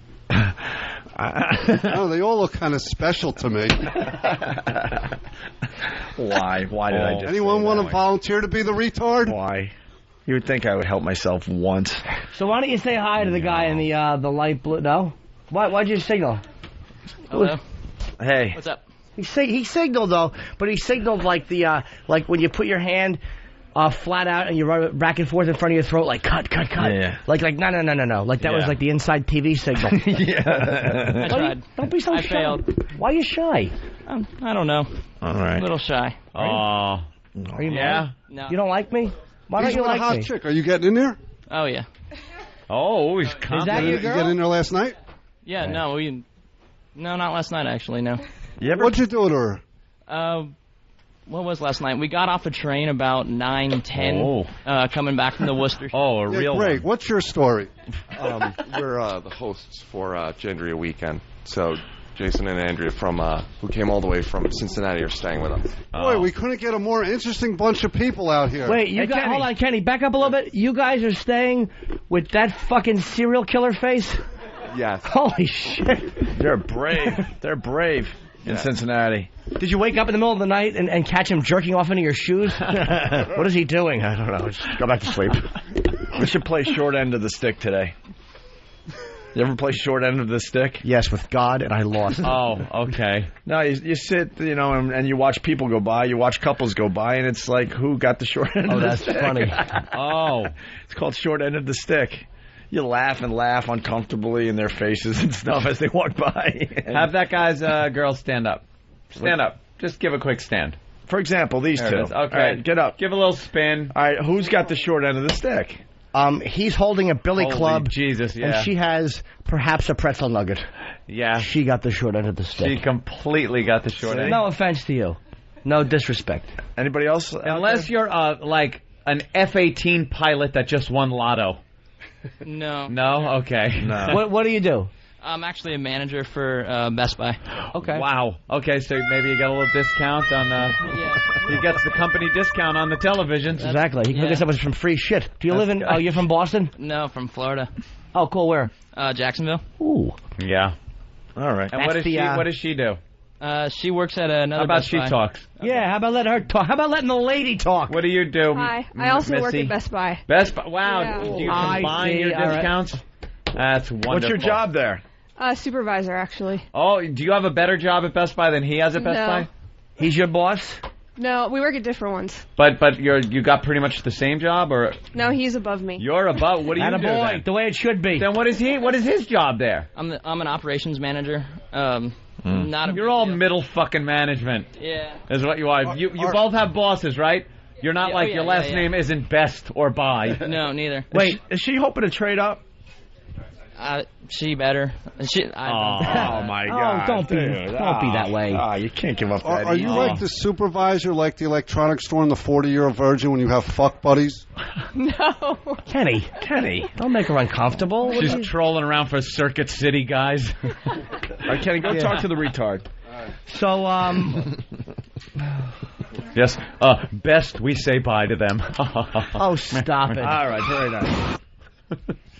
Edited crash. Retard running. Midnight past evening, out by the pond, my fairy godmother went nuts with her wand. She fucked up the word, she was half in the bag. Now the pumpkin's a sumo who dresses in drag. Chim chimney, chim chimney, chim chim chiree. I got the balls of a rhino, the dick of a flea. Chimney, chim chimney, chim chim chiroo. I can see by your face that she fucked you up too. Well,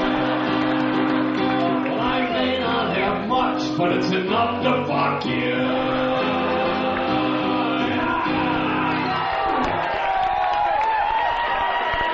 We got to get him for Cleveland. I fucking love John Valby. Is Pete working on that today? I do not know. I'm I hoping hope so. Pete's not just getting in the office in a few minutes. Well, I'll follow up on it. All right. Oh. Who's this sweet angel? I'm Purse Warden from Pal Talk. Oh, okay. I've spoken to you. What's up, man? It's weird when you see people's screen names and you see them as people. Yeah, they're not real people to me. No, they're all just screen They're names. little postage stamp size squares of friends that you can just click on the X, and they're not your friends. They're gone. Well, they're not postage size. If they're men, they're postage size. If they're women, their window's been dragged open a little bigger. Oh, is that it? Yeah. And ladies, get better cameras, please. I'm sick of the shitty, fuzzy things when I'm trying to masturbate. Yeah, come on. It's 2006. Get some better cameras. That's right. I have a good camera, which I never hook up because I don't want people to see my face. So show your ass. Ooh. That's it. Ooh. Some guy was getting on Opie a little bit for the video that has been put up on the website. Why? What happened? It says, this is Just George from Denver. Opie, you pussy, lose the panties. I just didn't sense your commitment to the rape. But here's why that did work, actually. I didn't want to look willing. That shows like you're still fighting it. You're still like hoping. Or maybe against Jimmy hope. has a fetish where he likes pulling them to the side. I would pull them to the side like a pair of panties. But here's the way it works in comedy. You start and you build, and that's why the underpants worked. Right. You see the pinkish skin and the charcoal, the beautiful contrast of his underpants and his skin. But then I'm naked. You go boom, boom. You build a little bit, and that's how comedy works. That was a build, all right. You can't have two climaxes. You have to have that one. You understand? That's the way it works. Well, what is that? Do you want me to just? I swear to God. Now, this is the. Don't swear to God. We got our review in from the DCU show. Excuse me. I have not read this. Anthony has not read this. Jimmy has not read this.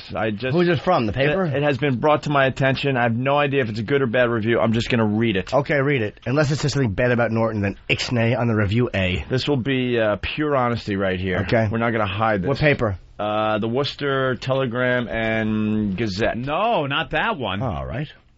And a lovely picture of Anthony on stage, by the way. Oh, is that what it is? Opie and Anthony show plays hard on audience. Comedy review. Worcester. The Opie and Anthony Traveling Virus Comedy Tour made its first stop Saturday night and decided to have it be at the DCU Center. Complete with a clown sitting in a drunk tank just outside the main entrance who mercilessly made fun of people. And a dunk tank. Danny was the clown in the drunk tank. And a playpen, hay bales and all inside the lobby. This was nothing short of a traveling virus. The show was supposed to be a full house, seating just north of 13,000 people, but lack of ticket sales, only 5,000. I heard about 6,000, whatever. We could argue that. He says only 5,000 had been sold just before Rich Voss came on stage, forced the show to become more intimate in some strange way, and really, why not? What? In some strange way, and really, why? Why not? And let me just correct him really there. We actually didn't expect a full house. Peter told me early on, he's like, we're set up for about 5,000 or 6,000 people. Yeah, we set the stage for half the arena. Once we found out we couldn't get Tweeter, which would have made it easier. But whatever. We didn't sell it out. We didn't sell it out. It is Opie and Anthony. We're talking about the half house show really, really worked. Ooh. Oh, I see what they're getting at here.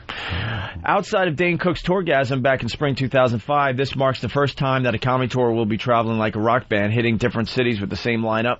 Call it the Ozfest of comedy tours, minus the second stage. Voss, who hosted the first half of the show, came on to start the festivities. After a brief 10-minute set, he gave way to Roxbury native Patrice O'Neill, Bill Burr, Robert Kelly, Bob Saget, Ralphie May, Jim Norton, and Tracy Morgan. They all performed. The first half of the show was tremendous, even though Voss, as host, was missing on all cylinders. I thought Voss did great. He did do great. Yeah. The first half of the show was tremendous, even though Voss, as host, was missing on all cylinders. O'Neill, Burr, Saget, and Kelly, who wasn't even listed as a performer for the evening on any of the Opie and Anthony websites, all killed. Don't worry, in comedy, that's a good thing. Of the first half of the show, O'Neill, Kelly, and Saget, who closed the first half, received the most reaction. O'Neill seemed very comfortable on stage. Kelly seemed right at home, and really, why not? He did grow up in Boston and has performed in front of crowds just as big while he was on Tourgasm. And Saget, once you got past the fact that he played Danny Tanner on Full House, was a riot. After a 25-minute intermission came the shock and awe that Opie and Anthony are known for. In an attempt to poke fun at Andrew Dice Clay and the Hillman Morning Show, well, not really. We just said it all the way from Mantown. That was the only jab we took at those guys. Their top competitor in this market. Anthony came out in a studded jacket making light of Clay, calling himself Dice. Well, just think of a word that rhymes with Clay. Oh, yeah. He can't say gay? They couldn't write gay in the paper? Right. Why couldn't he say gay? Pretty much... You're not describing what it was. Why couldn't he say gay? I don't know. That's not oh my God. Oh, boy. Let's get him on the line, Yeah, man. let's ask him. All right, so Anthony came out in a studded jacket making light of Clay, calling himself Dice. Well, just think of a word that rhymes with Clay. God. Just remember, they are shock jocks. Oh, yeah. Oh, keep that in mind. In an attempt to make a mockery out of Greg Hill, host of the Hillman Morning Show, and Clay, the skit was distasteful and anything but funny? Well, I'm insulted. I don't think they got the No, he didn't get the joke. He might have a relationship with the Hillman. It sounds like there's a relationship with the Hillman and doesn't like anything about gay, maybe. And we might have hit too close to home. A little too close to home. I have no idea. Let's get him on the phone. If you're not even writing the word gay in the fucking paper, I think there's an issue with maybe somebody being gay. Look, this is what I don't understand, okay? We could tell you the parts of the show that sucked. Andrew Dice gay, Anthony doing that killed. I could look here. You're getting a lot of nods from the people that came from Worcester today. I'm being honest with myself. I know I could do it better. It was the first time I ever did that live. I know I could do better. But you don't have to defend yourself. I'm not defending myself. Reaction. I'm just saying I know. I'll tell you what sucked. The One Village kind of sucked. The drunk clown kind of sucked. Our bit sucked. Oh, we know that. And we'll get into that maybe tomorrow because we want a lot more people to listen to us when we tell you that we sucked. We don't want to hide behind half the audience today. But our bit sucked, and we'll explain why. We were put in a really bad position, and I have no problem saying our bit sucked. But to say that Andrew Dice gay sucked? No, that's obviously, again... It may have worked for them on paper in a production meeting, but the idea did not translate well. What are you talking about? You're going on? Okay, yeah. May have worked for them on paper in a pre-production meeting, but the idea did not, translate well. After that debacle, with Greg Opie Hughes and Anthony Cumia taking the reins as hosts, came Ralphie May, Jimmy Norton, and, of course, Tracy Morgan. Norton followed and blew the roof off. He came out to a standing ovation and left the stage 25 minutes later to another standing ovation. He should have headlined the show. Well, we got to make some adjustments is what I'm saying now. This show's going to be even better at the PNC. And I will say this, to be throwing the asterisk here, I was asked, did I want to go on last? And I said no. I think you need to go on last, Jimmy. We'll have to figure it out, but you want them leaving, on a way high note, and you gave them that way high note. I'll tell you why, and this is my thinking on it, is that a lot of the people, don't forget, I was in Boston recently with Dave Attell. I was in Philly recently in the Borgata with Dave Attell. And I have some new material, but a lot of people have heard, if you went to one of those shows, some that you haven't heard, some you have. But to me, I didn't want to go up there and have people... I mean, people are okay if they hear the same joke twice. Nobody heckled or... I mean, they were still great. But I don't want to... I don't know. I want them to have something different to close with. And, I'm going to tell you what's happened to the PNC. Mency is going on last. You know what? Mency is a national headliner. He can follow anybody. Mency always goes, fine, it's going to be great. All right. Finally, Morgan followed Norton, and what a mistake that was. People were filing out of the DCU Center 5 minutes into his 25-minute set. They were also tired at that point. It gave them over 3 hours of show. Very hard to go on late, and this affected all of us. And this everyone after Patrice, because I think he was on first because he had another gig. Is once subjects in drama get covered, it's okay. But in comedy, man, once a subject gets hit, it's really tough to hit it again a few minutes later because there's something weird about that in humor where, somebody pointed out on the message board, and I was glad they did this, that Patrice, Tracy, and myself all did jokes about a girl gagging on our cock. We're all pigs. I mean, I was lucky because Patrice and I were separated by a bunch of people. Yeah. So it might have been a little bit more affected. But then Tracy had to go on right after me and do it, and he's just going to do his act. Right. So it's that's what happens in comedy once in a while. So you can't really fault Tracy for that. You come off as the less believable one because you're white. Well, yeah, and also, please, I got a bigger dick than Patrice, and I hope he's listening, and I hope you debate it, because we could take our cocks out and sword fight. And I'm not saying that in any type of a gay way at all. No homo. Mine will be hard and yours won't. All right. The review ends with speaking of Tracy Morgan, he admittedly was stiff after all. He was backstage for 3.5 hours waiting for all the other comics to finish before taking the stage. By the time he finished, nearly half of the arena had emptied out. So there you go. Boy. That's the review from the O&A Traveling Virus in Worcester. Well, I would like to. I'm kind of overall a great review. You know who's going to be making an appearance then? I think the next show, Andrew Nice Clay. Boy, Aunt Wade. Why not? Hey, when's a door not a door? When it's a jar. Attaboy. Oh my God. Attaboy. Oh. Yeah. Andrew Nice Clay. Yeah. I thought we were going to have Ambien Dice Gay. What is that? Where I just fall asleep? Yeah, and you're just groggy and... A little groggy. Yeah, slurring and you can't give up on it. I'll just tell Nice Joe. Good. No, because this good. guy here thought it was distasteful. So I'll just tell nice jokes. Fuck you. Tell a nice joke. I like the Andrew Nice Clay. I wish I could do it a bit more, but I don't know any nice jokes. How about two Jews walk into a bar? They were citizens who were thirsty.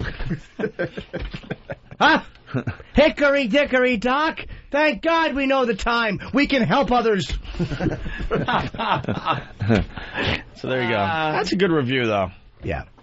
I disagree with the Anthony part, though, because the Andrew Dice Gay got big laughs. I think that person might have a little agenda you very well as far as a alternative lifestyle thing, and could perhaps have a relationship with Greg Hill, because that is a Worcester station. Yes, it is. So he was obsessed that we made fun of Greg Hill. And that was like one throwaway line that was last minute thrown out there. Yeah, I introed Anthony as Andrew Dice Gay, and I just said all the way from Mantown, just because gay Mantown. That was it. It was that was it. Yeah, it wasn't. Honestly, we could care less about the Hill Man. It wasn't a thing at all. It was more as a way to introduce like the gayness of the whole fucking character. Right. That's it. Oh. That's the only reference to the Hillman show. It didn't get the joke, guy. That's the Velby. Can we hear that again, please? I love when he does that. It's an eat bite. And then watch him do it from the side. He's just bellowing up at the microphone. Makes me like a fish looking for something. Speaking of ass, Peter Townsend got in trouble showing photographs.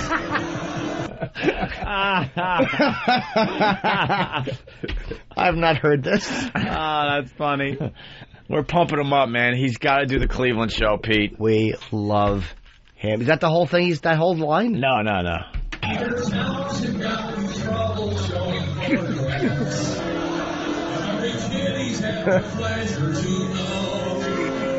He Herman stops to say hello to R. Kelly's home. Michael Jackson's in the corner with a 12-year-old. And a pumple little chisel at his crack. My computer screen fades to black. It's a sneak attack. Jack goes back. For LA is in my ears and in my eyes. Wet beneath the laptop on my thighs, I sit and whack my feet. On Yahoo, there's a girl who's sucking donkey cock. He grabs his ball sack when you double-click the mouse. And the donkey stickies off her blouse. And her enormous hole. Oh, it's Anna Nicole.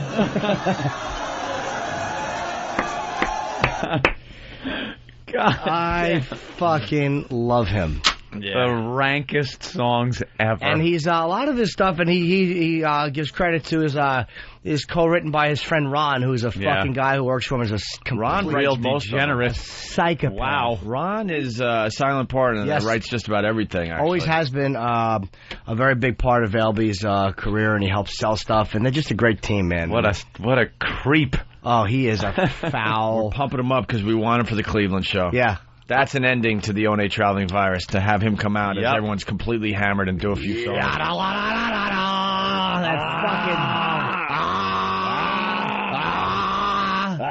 All I want is to hear flying.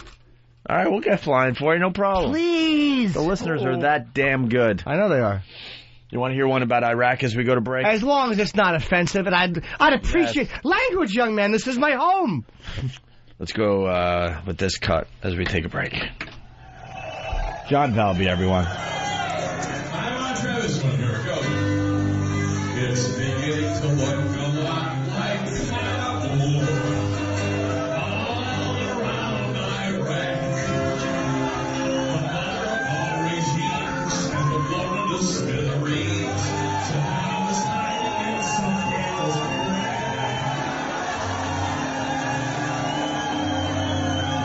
Beginning to look a lot like victory. It's coming any day. But the prettiest sight of all is when gas prices start to fall.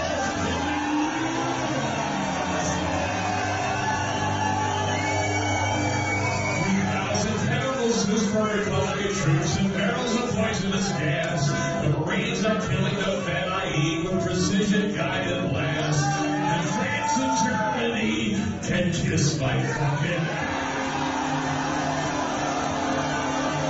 It's beginning to look a lot like rubble around that Baghdad town. But the prettiest sight for me is when I got to see that statue hit.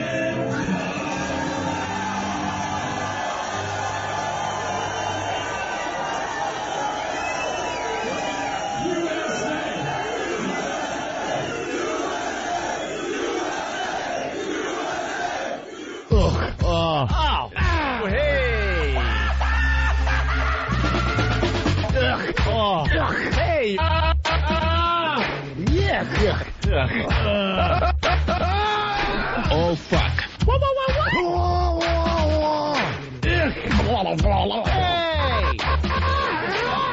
Oh, fuck. Hey! What the hell's going on here? The Opie and Anthony Show. Awful. They're just awful. Awful people.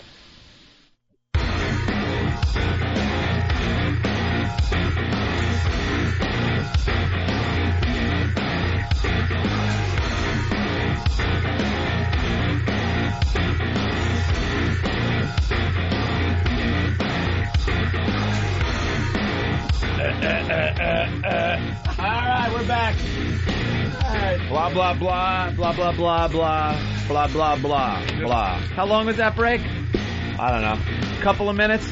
Solved the world's oil problem, or at least ours. That's pretty good. I love how we just solved this country's oil problems. To you, we're idiots, but to each other, we're problem solvers. We're geniuses. Problem solvers. Problem solved. All the oil we need. I'll let you in on it one day. Till then, you can all go fuck yourself. The problem solvers.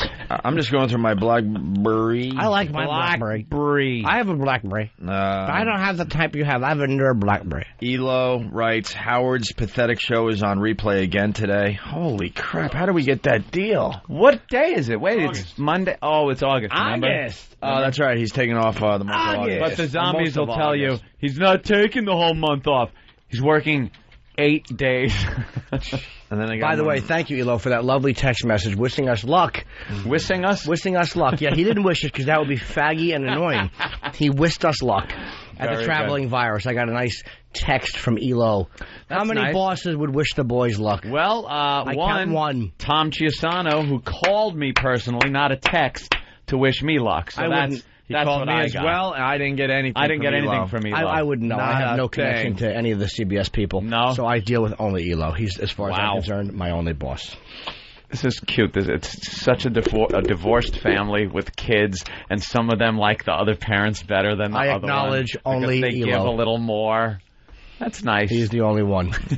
All right. Why don't we talk... and I'm not just saying that sexually. Oh, of course not. No. Why don't we talk about is Poe making everyone fill out paperwork just because they're standing out? They're sitting on a couch. Why are they what are they filling out? It was supposed to be a quick dumb thing. Wait. Stan's saying something. I think it's because What? they talked. Okay. Because they talk? Why does this carrot juice taste like shit? Wow. Because it's carrot juice. No, carrot juice is yummy. Ugh. You never saw a rabbit wearing glasses, did you? Oh, traveling virus, August 26, motherfuckers. We had a lot of people show up outside CBS to welcome us home. Yes. They walked to XM. We said, "Well, fuck, we'll throw them a bone, have them come up and check out the show from behind the glass." And they're too busy like filling out paperwork to enjoy the show. So what was the? Do they need to? So what? Paul looks like he lost weight. I don't think they need to. I say they don't need to. It was supposed to be a quick, spontaneous thing. Yeah, just come up. Spontaneity. Now they're filling out paperwork. That's wonderful. All right. The girls who partied with Mel Gibson, they were on the good TV show Good Morning America. Oh, they were? Yeah. Of course. Those whores that were on the cover? Hey, whoa. Yeah. Okay. The two blondes? Yeah, the bimbos that looked like they were saying something so profound. You know, Andy Warhol once said that everyone would have their... Yeah. Anyway. AIDS? Is that what he said? Everyone would have their life drain away. Why are you playing with your penis? I'm not playing with it. I'm actually holding in a circle my cock and balls. It's completely soft. Why are you doing that? Why wouldn't you? It feels great. Yeah, but we're trying to broadcast. I'm not like I'm smacking against the mic going, yummy. But you're distracting everyone else. No one's distracted. And are you distracted by that? Why would it be? Who cares? Jimmy's cock? I was just reading something. Why would I it didn't bother even him? see it. Elmo doesn't care.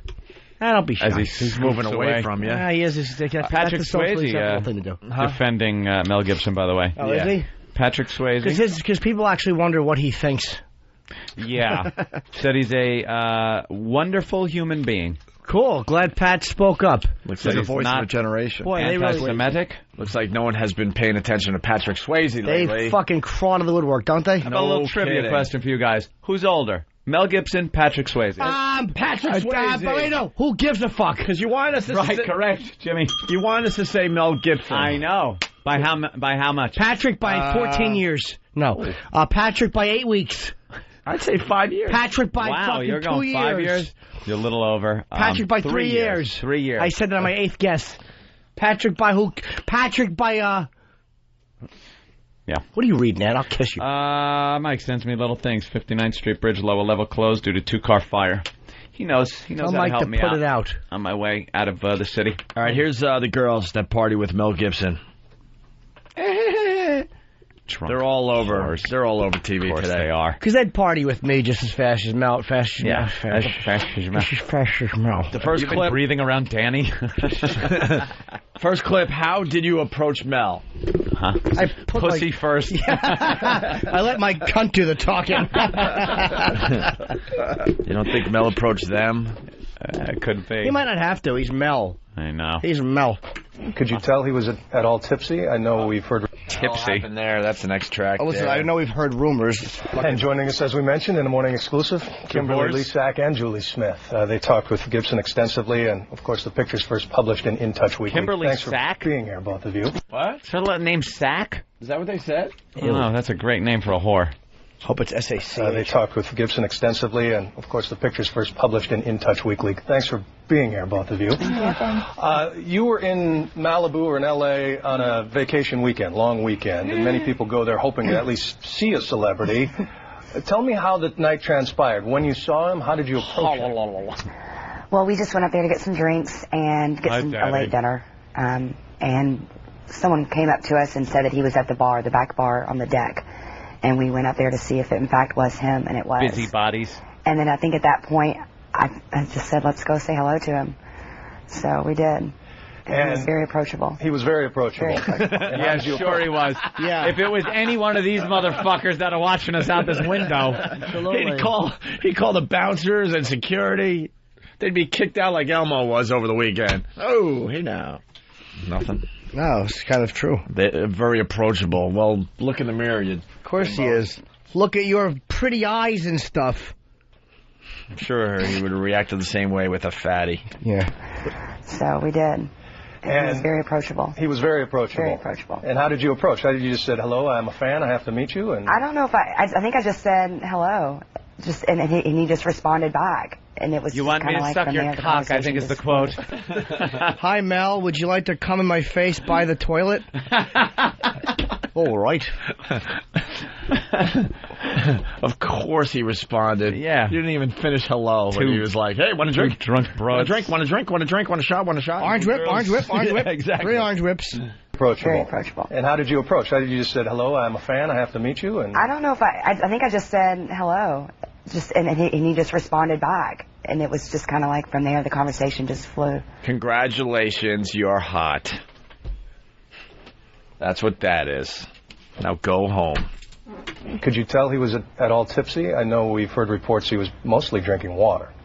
I mean, you could tell that he, was a bit tipsy, but not, he was walking straight and talking straight and, didn't seem any more tipsy than anybody else. And was he somewhat of a social butterfly? I know he left you, talked to others, came back to you. A fucking social butterfly? He's a fucking movie star. Oh, dude. Was he a social butterfly? That's what you ask? Ooh, was he the cock of the walk? Goddamn rich cunt! I get scared. Wow, that's a good fart there. You smell? I honest to God cannot smell it. I can't smell it at all. Something wicked. Wait, you know what it is? My stomach hurts. This way comes. Oh my you God. smell that? I can't smell it. I swear Yeah, to God. it's happening today, Jimmy. I'm sorry, my stomach is bothering me because I had too much fruit. Fruit makes my stomach antsy. My stomach gets antsy. Antsy. All right, can we go back to this clip? Here we go. Butterfly, I know he left you, talked to others, came back to you. Definitely. Yeah, he was definitely working the crowd. Yeah. But it was more of a very... He was working the chicks. Yeah. He was trying to figure out how easy you were. He was a social butterfly. He was running around going, Passion of the Christ, tee-hee-hee, he-tee-hee, they whipped him and put a... Tee-hee, Jews are awful, tee-hee. Got the only Mel Gibson audio from the club. Yeah. That night. Yeah. A couple of very beautiful girls, you know that? Where were you tonight? The Kit Kat Club? You ever suck a guy's cock? Show me how you suck a guy's cock. Show me with your mouth. Show me with your mouth. Wow. He is a social butterfly. He certainly is. Running around. Oh, it was a big myth. Tee-hee-hee. $6 million in the ashtray. Tee-hee, because they own it. Tee-hee-hee-hee. Fluttering around daintily. Working the crowd. But it was more of a very comfortable setting. It was very quiet. It was not a big crowd. It was not a loud place. There wasn't music. It was kind of like we were right on the beach, and it was just kind of a very casual atmosphere, and everyone was relaxed. There was couches and booths. People were just, enjoying themselves.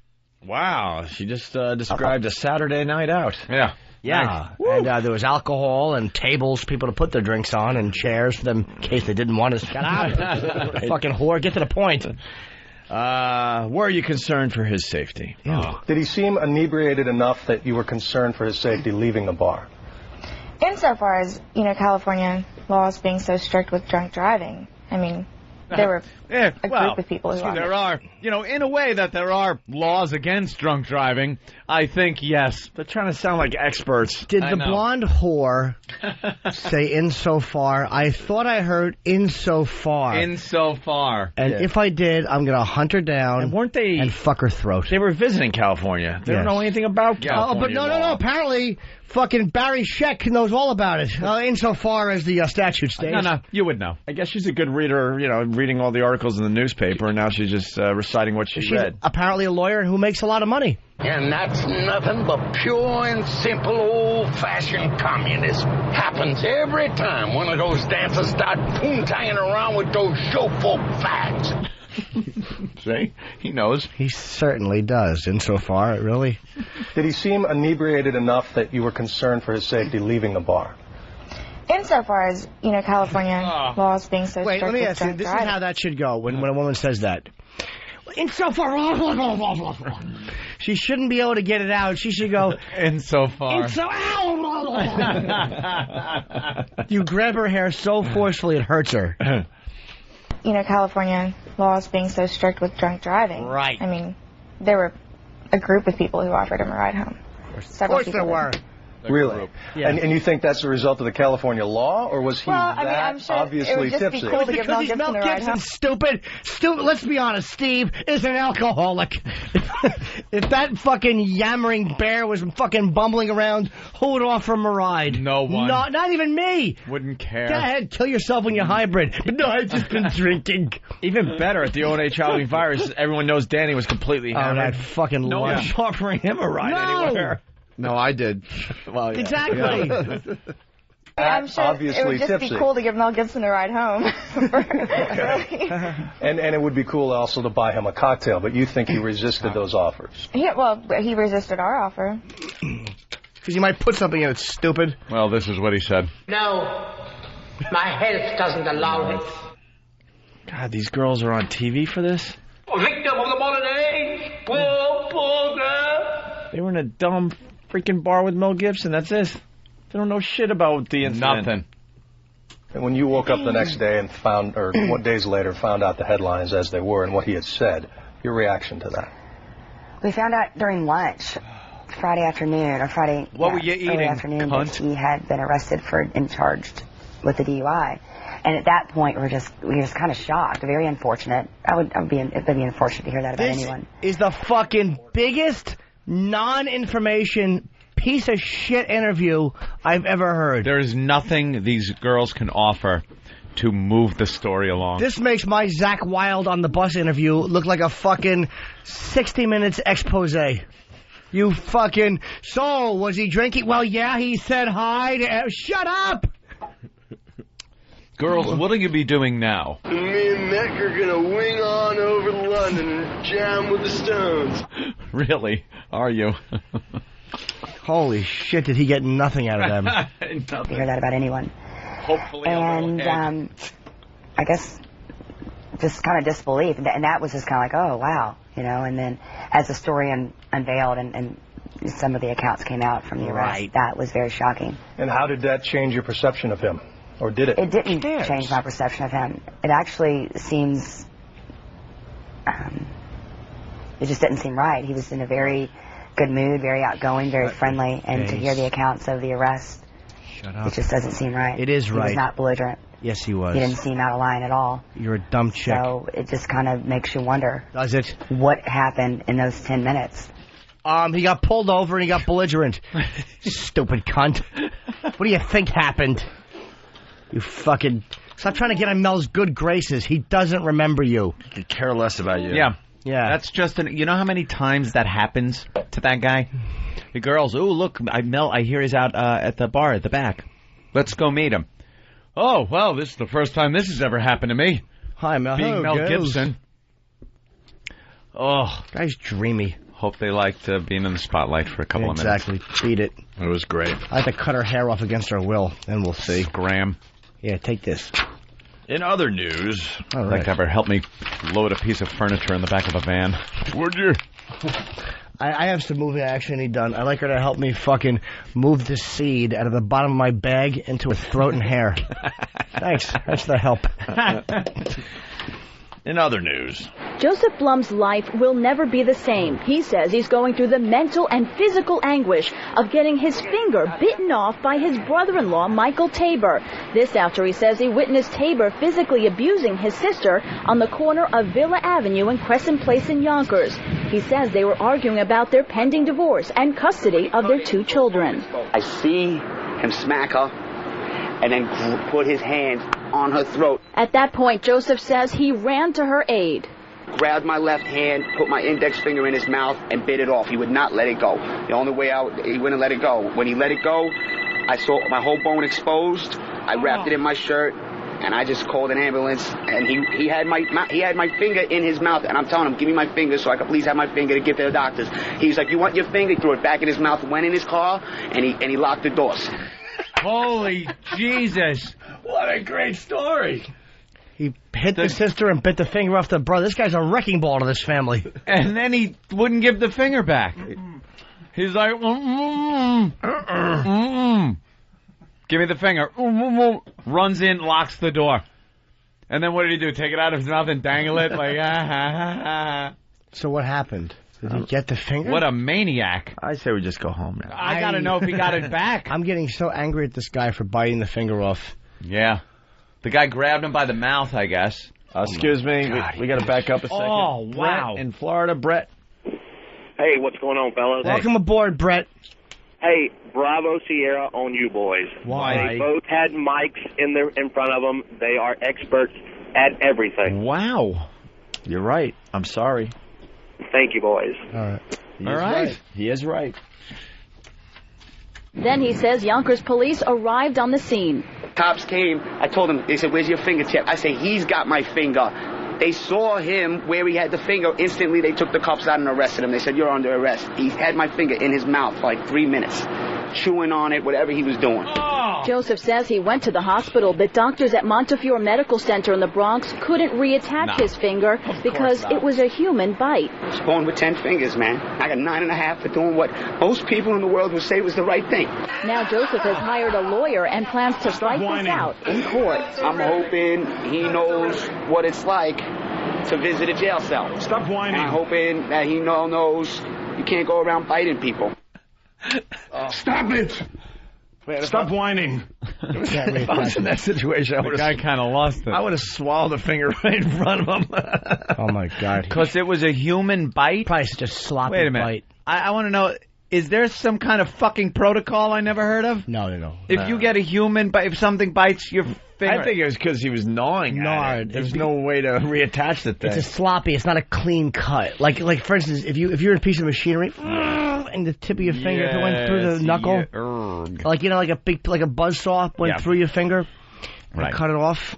Yeah. It's different. It's a very clean cut. But a human finger, put your finger in your mouth. What about a dado head? What is that? It's on a saw. It's a type of saw blade. Takes a big swath out of something. I just wanted to see Jimmy look puzzled when I said it. That's all. I don't know what a dado head is. Yeah, because only Jimmy was puzzed. I don't know what dado means. I learned it in But I'm willing to learn. Back in the old days. I want to learn. I want to learn new things. You don't want to learn. He's got intelligence. Settle down, Charles. How great is that story? Amazing and uncomfortable. Yeah, that was really sad when he started going, yeah. I was born with 9 fingers. That's 10 right. fingers. He ate my finger, Charlie. He took my finger, Charlie. It's not like the guy was a pianist, like our own fan here. Didn't need all 10. Oh, look, he just did the old piano player knuckle bend. Knuckle crack. That's right, boys. Maestro, I will be showing you my talent soon. That will be the maestro. Yeah, I would have swallowed it and make him like fish through my shit to try to find his stupid finger. Yeah. Let's say hi to Jeff in Idaho. Jeff.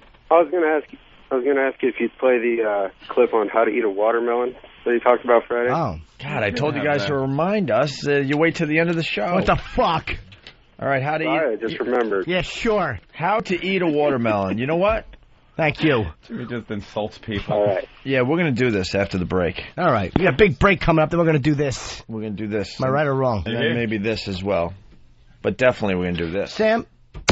El Radio con Queso Grande presenta Señor Opie y Dude, what happened? The Opie and Anthony Show. It'll knock you on your goddamn ass. Jesus Christ, what an anticlimactic piece of crap that was.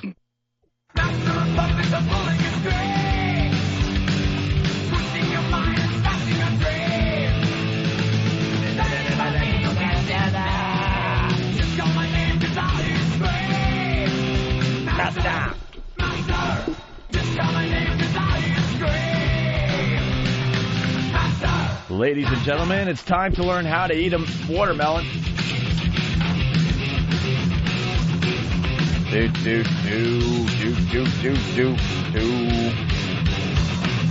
Da da da da da da da da da da da da da da da da da da da da. Wow. I just want to ruin that for people because they're enjoying it. Do we know where this came from? I know. No clue? I don't know. What do I know? I'm not on any of it. I just show up. What do I know? I'm a regular Joe. Working stiff. We're getting Steven here to tell us what this is all about. Oh, good. I guess it's a video that's been out there for a while. Steve, what's this about? How to eat a watermelon? Yeah. You have the write-up on you? Because I was just about to look it up. Oh, you were going to look it up? Yep. It was from a Hey, public nice access. to see you sober. Thank you. It's a rarity, so pay close attention. Soak it in. So it was like a public access show from We DC. haven't heard your side of the old van story. Oh, okay. We can do that. My brother's blaming you because you were speaking in code. He also blames you for getting shit-faced. And for being gay. Well, I can't help that. I don't know about that. But as we were entering the garage structure, you know how they have, like, there's a big plastic piece that has the clearance written on it? Uh-huh. So, Darren, we hit that, and the van, I remember the van either slowing down or coming to an actual full stop. And I remember you said, "Oh no, we're okay," because we hadn't actually hit the ceiling yet. Conflicting stories. Conflicting stories. First of all, I didn't blame you, so you fell into their trap. All I heard was 6'8", 6'8", 6'8". Because you were saying that you fit perfectly underneath the thing that said what the height was. No, we definitely hit that. We definitely hit that. Oh boy! But because it's deceiving, because that thing comes down and you think that's where the clearance is. So then you look and you see that you still have some more height before the ceiling is there. So he thought that he would be able to skate right in, even though we clipped that plastic piece, but we would avoid the ceiling. So that just didn't work out like that. Oh boy! I don't remember clipping that at all. I just remember us coming to a grinding halt. No, you have to hit that because that. No, Danny. I thought that was weird. But When you did, then he's driving. You're in there. Who was supposed to drive that van that day? Danny. When it did clip, did you say, "Hey, wait a minute, we hit the thing that says what the height is," or did you just go, "Maybe we'll make it"? I remember just like looking, going like, we can't proceed further. Did you say that? Did you yell stop? Did you say, "Hey, we just hit the clearance beam"?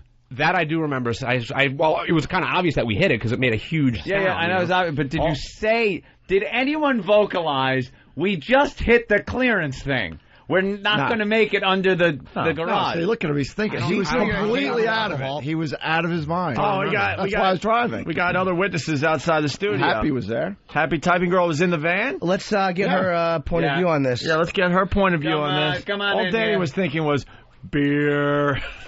All right.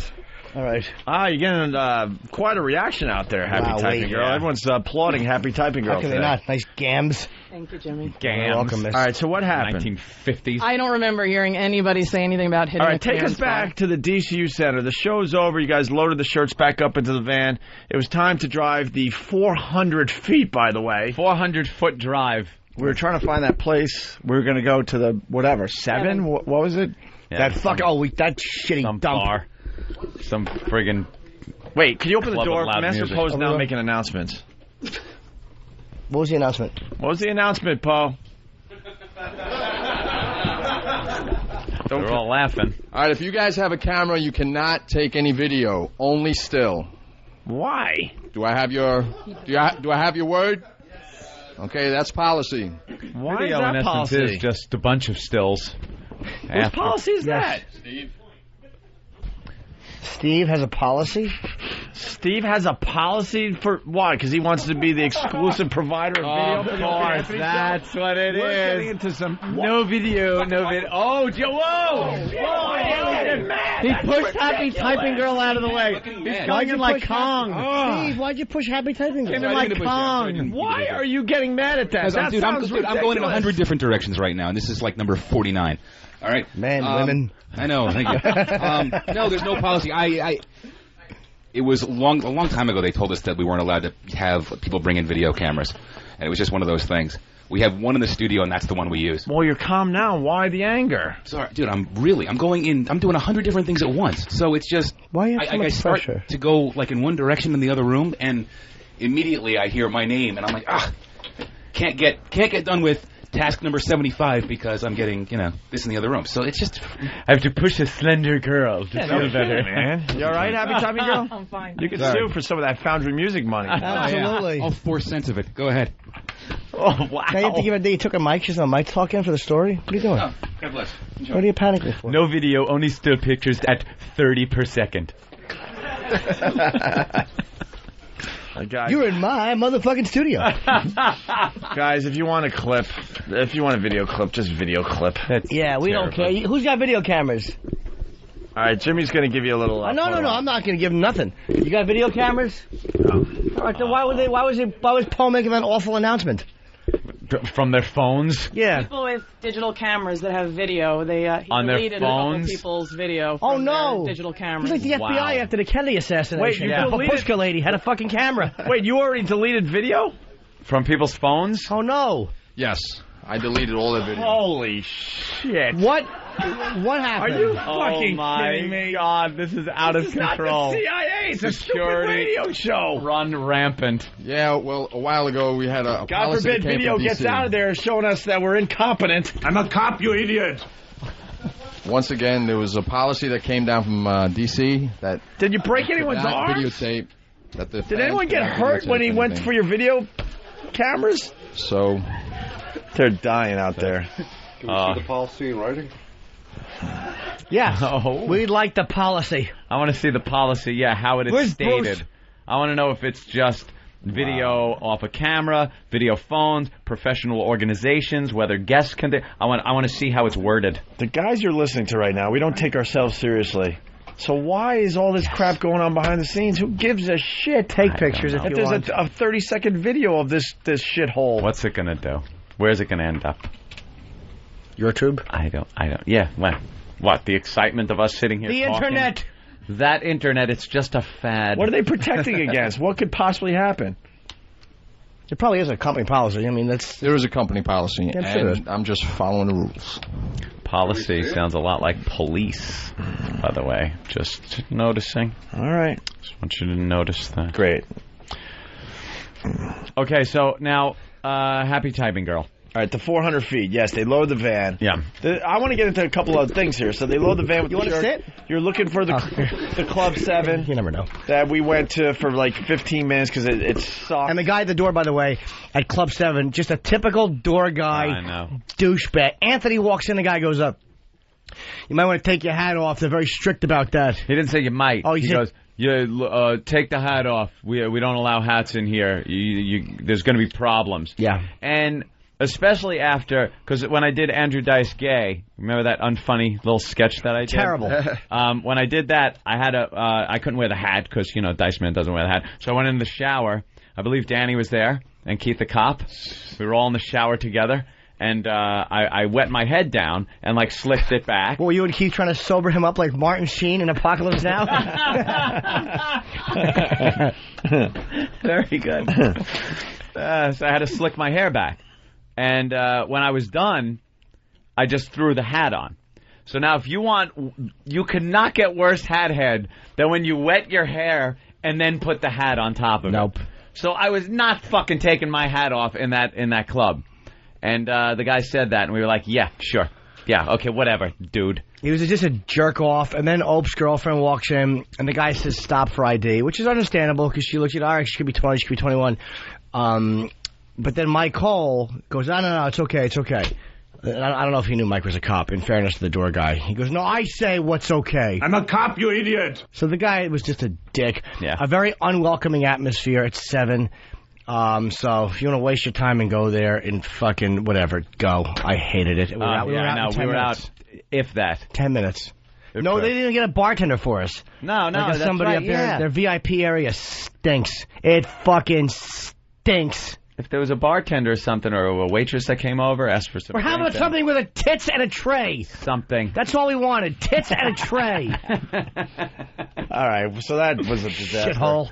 So Fucking awful music. So, which is a club. All right, shut up. I want to see what was going on. So, you guys are ready to drive the van, and Danny was supposed to drive the van, right? Right. Yeah. And what happened? Well, Danny was Danny supposed had to be. had a little show on Pal Talk right before that, so we knew he wasn't probably in the best of sorts. Oh, What boy. show? What happened? No, I was just showing my ass. His ass. Yeah. Well, so we went to drive, and Danny actually was the one who said it. He said, I really shouldn't be driving, or either you guys sober, can one of you guys drive? Hey, nice. At least you said it. Yeah, I said it before. He did the right I thing. know. Yeah, well, they looked at me, and I'm not going to drive. I don't want the responsibility Very for the good. XM van. Very good. You should work for this show. Truth is, the same exact thing would have happened if I had been driving, and Yeah. I would obviously leave being So a now fan of what the I- show forever and go What on I want to driving. know, the line of questioning here. When allegedly you hit, now you have a different story than that, but allegedly the van did hit the guard that shows the height. Well, I couldn't see what they could see because they were in the front. I was sitting on a box of shirts in the back. So I would, if there was something to see, I didn't see it. But I did you never hear felt it or heard it. feel that little? No. Because usually there is a guard first Right. that you'll hit, and it's hanging on chains, Right. and it lets you know, whoa, I'm not going to fit here. I don't know if it's because of what the roof was made from. Oh, that's good. You Was there music? Oh, dear Lord. Was there music playing or not? No. Okay. No, actually, there was music playing, but it wasn't loud. There was Oh, nothing on. And you were in the back of the van. Yeah. So you didn't hear where it would have hit up front. I mean, I was leaning in between the two seats, you know, Yeah. and the person in the back is feeling stupid in the back. Right, in the back, all right. lonely. Right, exactly. So you're kind of leaning forward, but you didn't hear any contact with the guard. I heard no contact. Okay, It was a okay. total. When we hit, like someone described the iceberg in the Yeah, Titanic, just a complete that's surprise. the first thing that said anything was You just wrong. heard awful scraping. It was, well, I also was thrown completely forward. It was. We came to a dead stop. We weren't going fast. We're going in the bruises. garage, but we just stopped. Wow. What was more jarring to your body? Flying forward after hitting something in a van, or Steve coming through the door and pushing you out of the way? The big bear that he is. It's pretty close. He doesn't know his own He strength. needs a muzzle. Just stay here. I'll take care of it. I'll run right over her. I'll barrel over her. How did your feet get bruised? No, it was just complete shock. Oh, Jesus Christ. And how Yeah. pissed off is Ziggy? Well, when I initially had called him right after it had happened, he thought I was just fucking with him. Because that's something I would probably do, is just call him and say, oh, yeah, by the way, your van's wrecked. So he didn't even believe it until he called me back about 20 minutes later. And he's like, That's terrible. I'm sorry. he's like, dude, he's like, are you fucking with me? I'm like, no, this has happened. And he was kind of pissed, and then he realized, screw it, it'll just be a story for the air tomorrow. So No, nothing's wrong. Just stay in the living room. I'll handle it. You're in my fucking studio. What's my problem? You're in my fucking house. So Ziggy's all right? I think he's a lot calmer than he was. Yeah, that MyRadiostore.com. Absolutely. A lot of fantastic XM radios and merchandise and things of that ilk. Steve, is video allowed? No. Oh, even just a phone? No. Oh. They just got a cell phone with a camera. No. All right. Will you make any intimidating sounds if you see one? Oh. Grr. Whoa, he's pissed. Grr. Put those phones away. Grr. All right. Why not? Oh, now they can? Why not? So then you guys backed up? If that's what you call it, yeah. We I tried to extricate the van, because what else can you do? You can't keep going you got to forward. back out. This is my first experience with this kind of accident. Were you able... Incident. Now, you're sitting in the driver's seat. Yeah. Were you able to look up and see cement? It was close to it, but no, it was shredded. Dan got out right away, and he was like, holy shit, trying to, like, figure out what to do, how we got... And suddenly he's sober and up there, like, telling us where to go. I would have just ditched the van in the river and said someone stole it. Or you should have fucking, put rocks through the windshield and stuff and then blamed it on the opposing football team. So Stern fans, the cater. Write some radio station logo on the side and spray paint. That was an impression. Yeah, what were you doing? Danny... That was a strong impression. We actually I guess that was an impression of myself being drunk. Let's hear it. No, Do it again. No, I can't. I have to Yes, be in the you can. moment. Just pretend you're at any other time when you're not at the show. That was a Chong impression. Yeah. Yes. Right on the money. It was good. It was wonderful. We have audio of Danny right after the accident. He looked at the damage, and Here's what he said. Relax, all right? My old man is a television repairman. He's got this ultimate set of tools. I can fix it. Well, all right. Who's she? Well, Happy screening girl. Like a flash. You know what he is? He comes in like a pixie, Travis.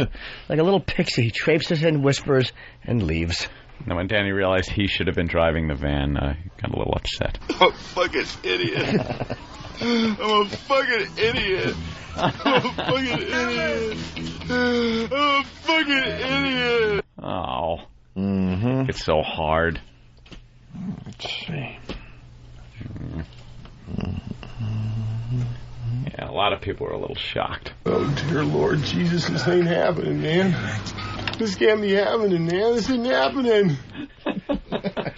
That's it, man. Game over, man. Game over.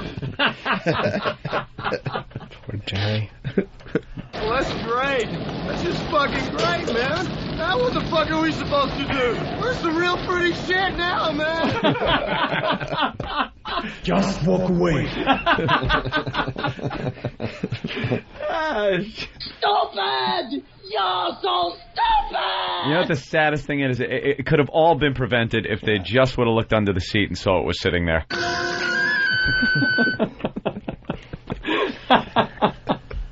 Hey, you guys. Oh, my nose! Happy typing girl flies into the windshield. Hey, you guys. Oh, my nose! All right, that's the end of that, I guess. No, because no Brady thing could end without Robert Reed's ribs. Absolutely. Where are they? Every time he coughs. Wait. Hold on. He's going to have a coughing fit.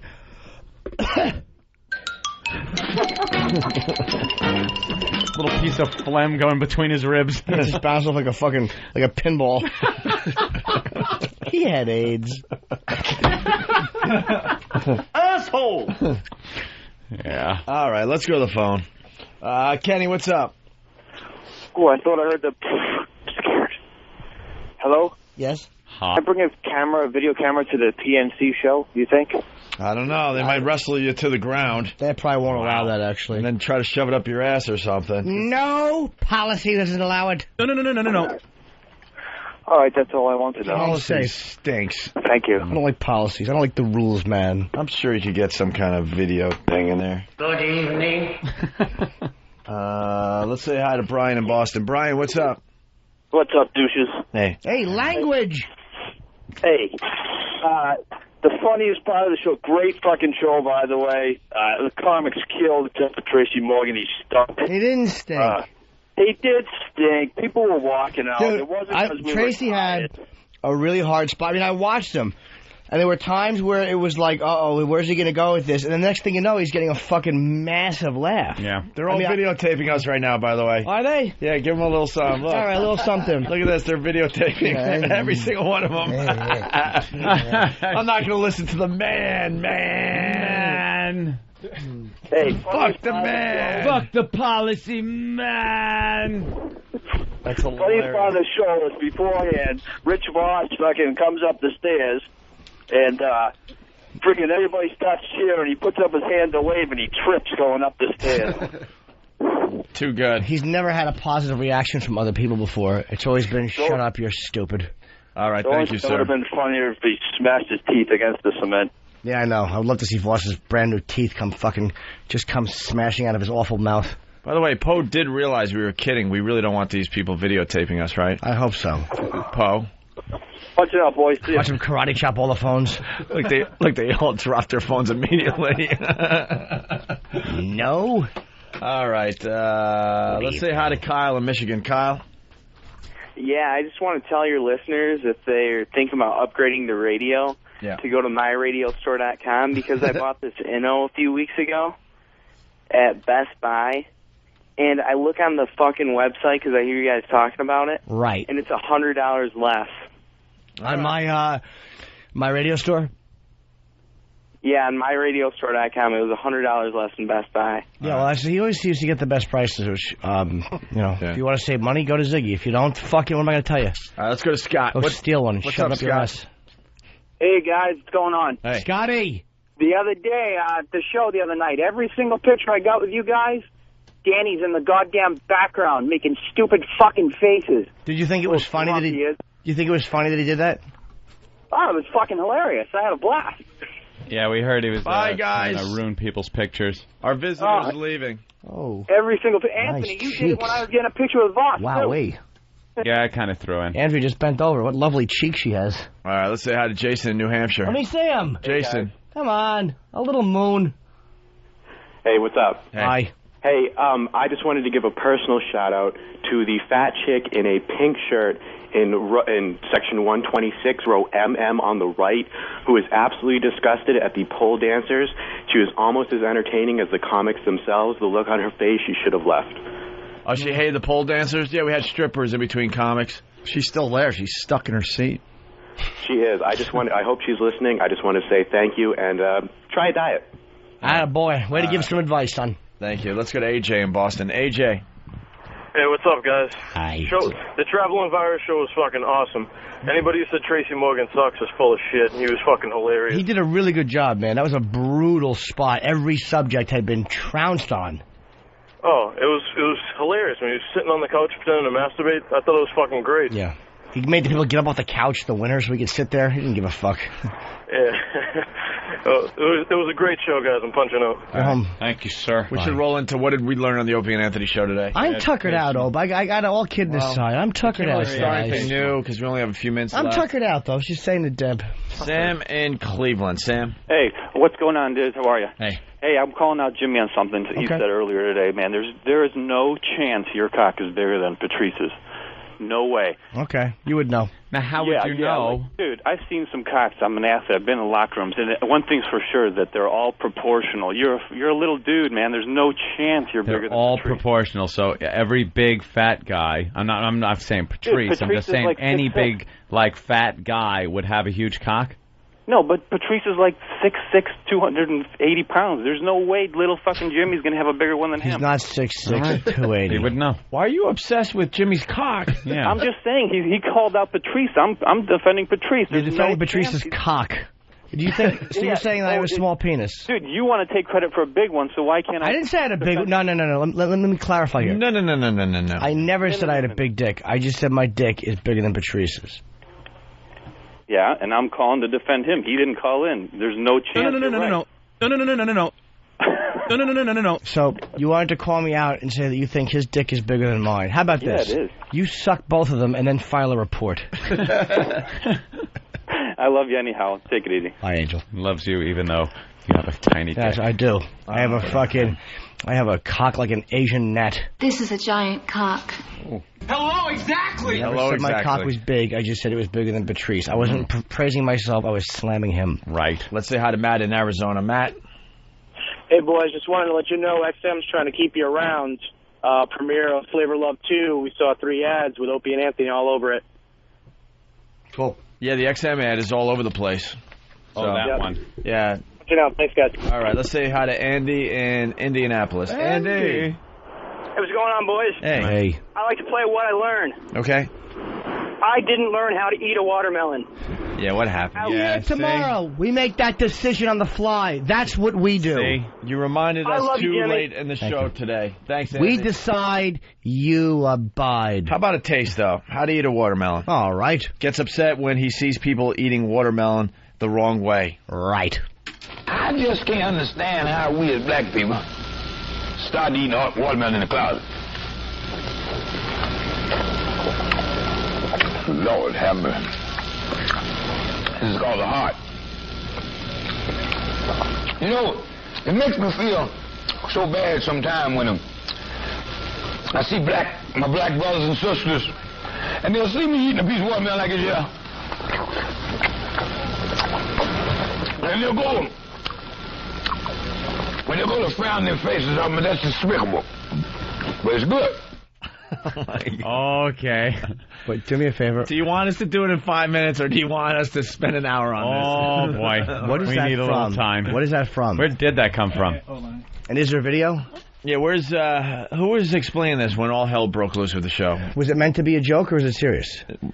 I think it's serious. Isn't that why Danny came in originally? Yeah, but I think this guy really is. Petey Green's. Let's see here. Oh, the video. Look, we can tease this. The video's up on opieandanthony.com or foundrymusic.com.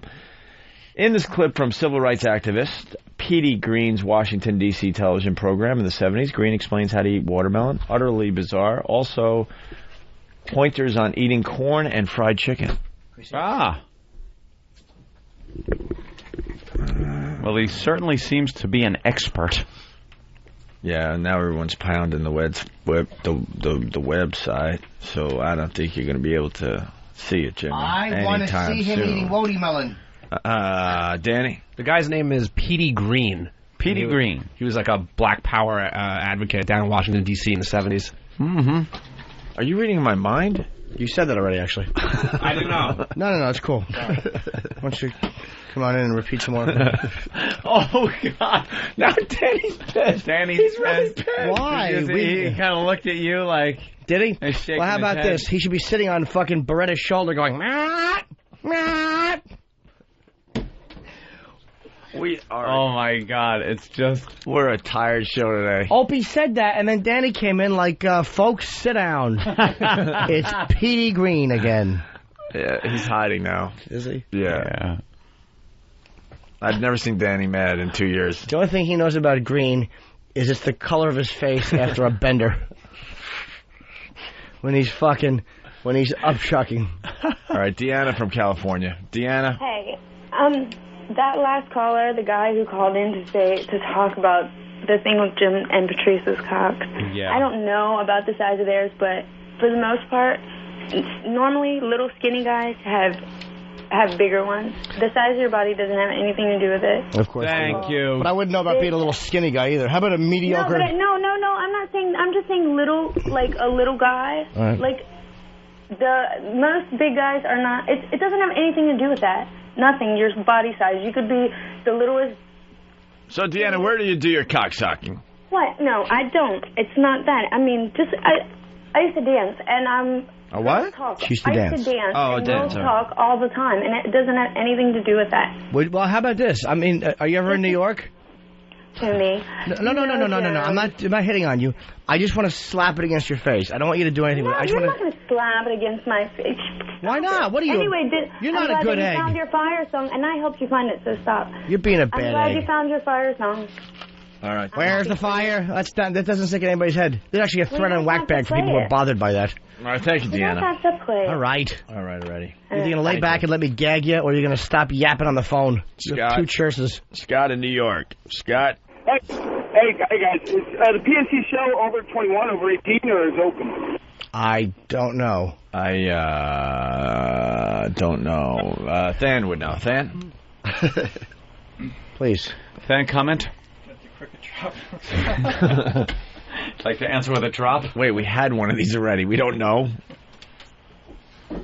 Well, I gotta say that every venue may be different. Right. I'm gonna think that it's 18 plus because most concerts are.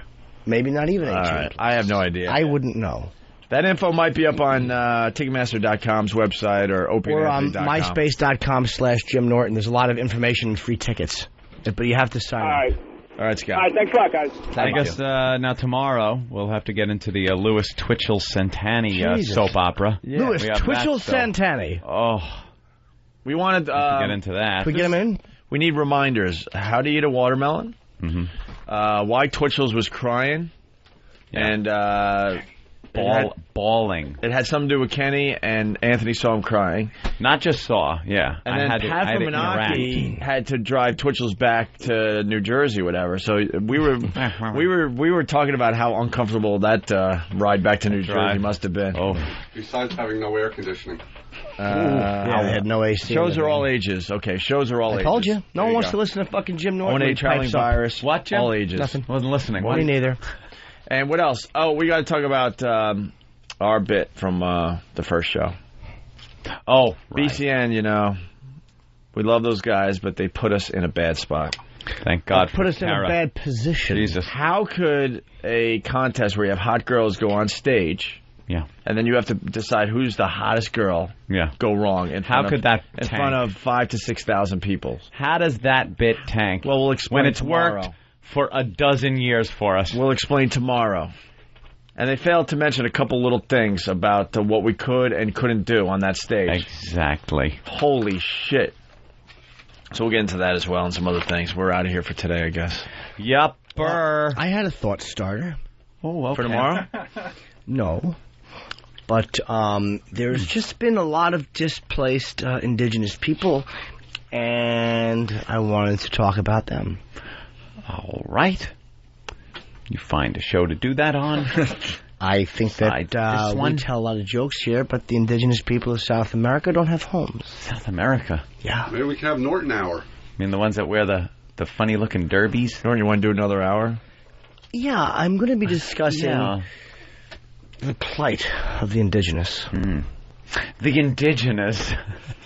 I like that word. The art of a good word. Indigenous. The art of the indigenous with Pat Barrington. The lovely, vivacious Pat Barrington. I like to grab Pat Barrington's hair and make her eat my ass until she suffocates. Oh, she would love it. No, she wouldn't. You know, she's all talk, no action. When I'm doing the erotic, it's more of a freestyle movement than when I'm doing the topless. That's more of a...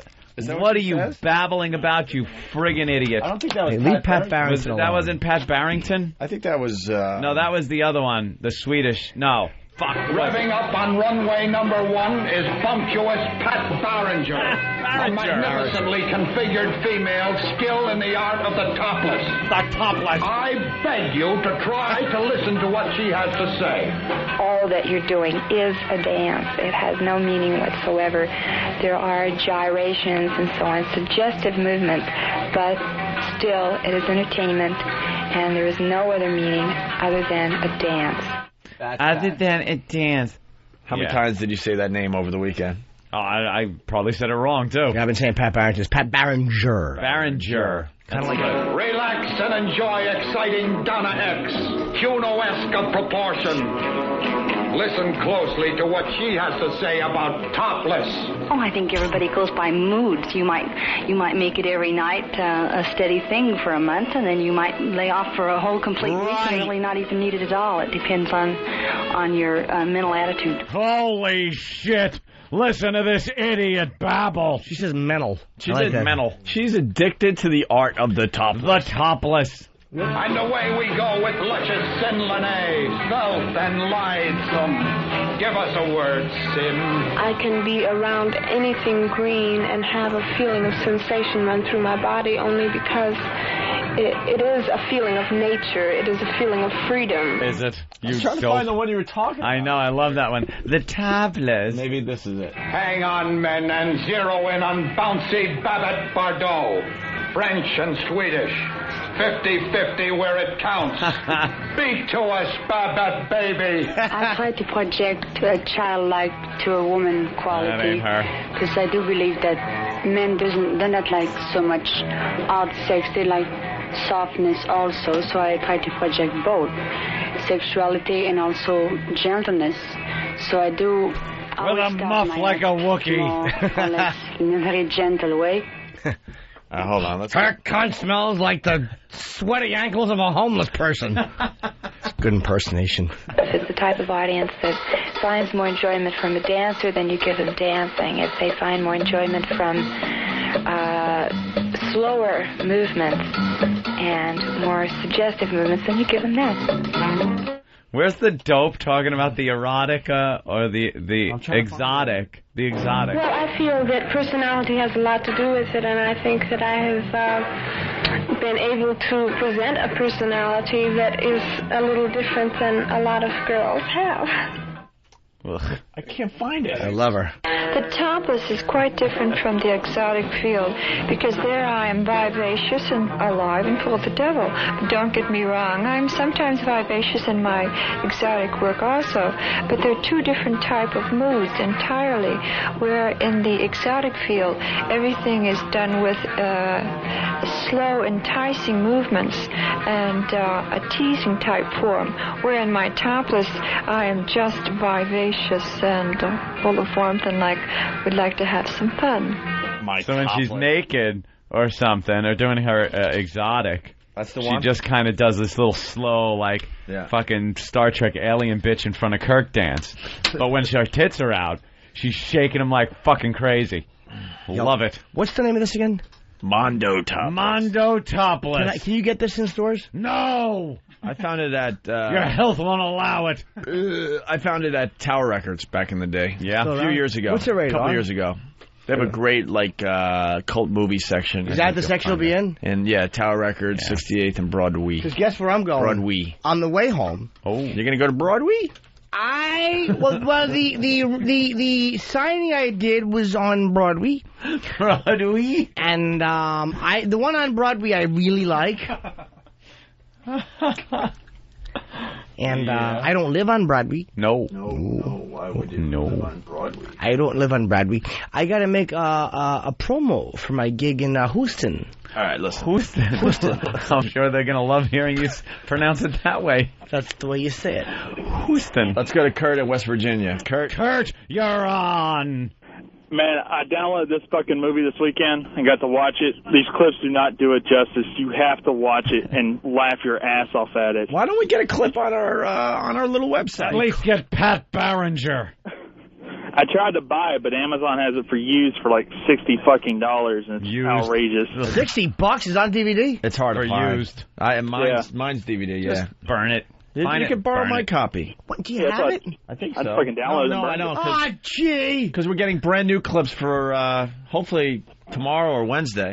Looking forward to someday this week. Mondo Topless clips. Yeah. All right. Thank you, sir. Thank you. Let's go to Matt in Queensbury. Hey, what's up, guys? Queensbury, welcome. Yeah, I was away last week. I was just wondering, before you guys head out for the day, could you just fill me in on what I missed all last week? You didn't miss a goddamn thing. Oh, come on. Everything.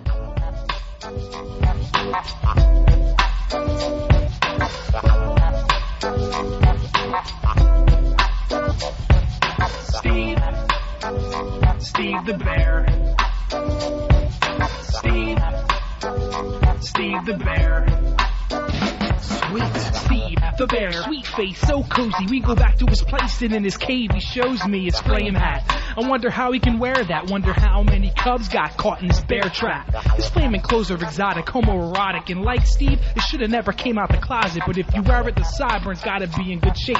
Can't be a cozy bear if your hair don't look great. Steve the Bear. Sweet Steve the Bear. The Opie and Anthony Show.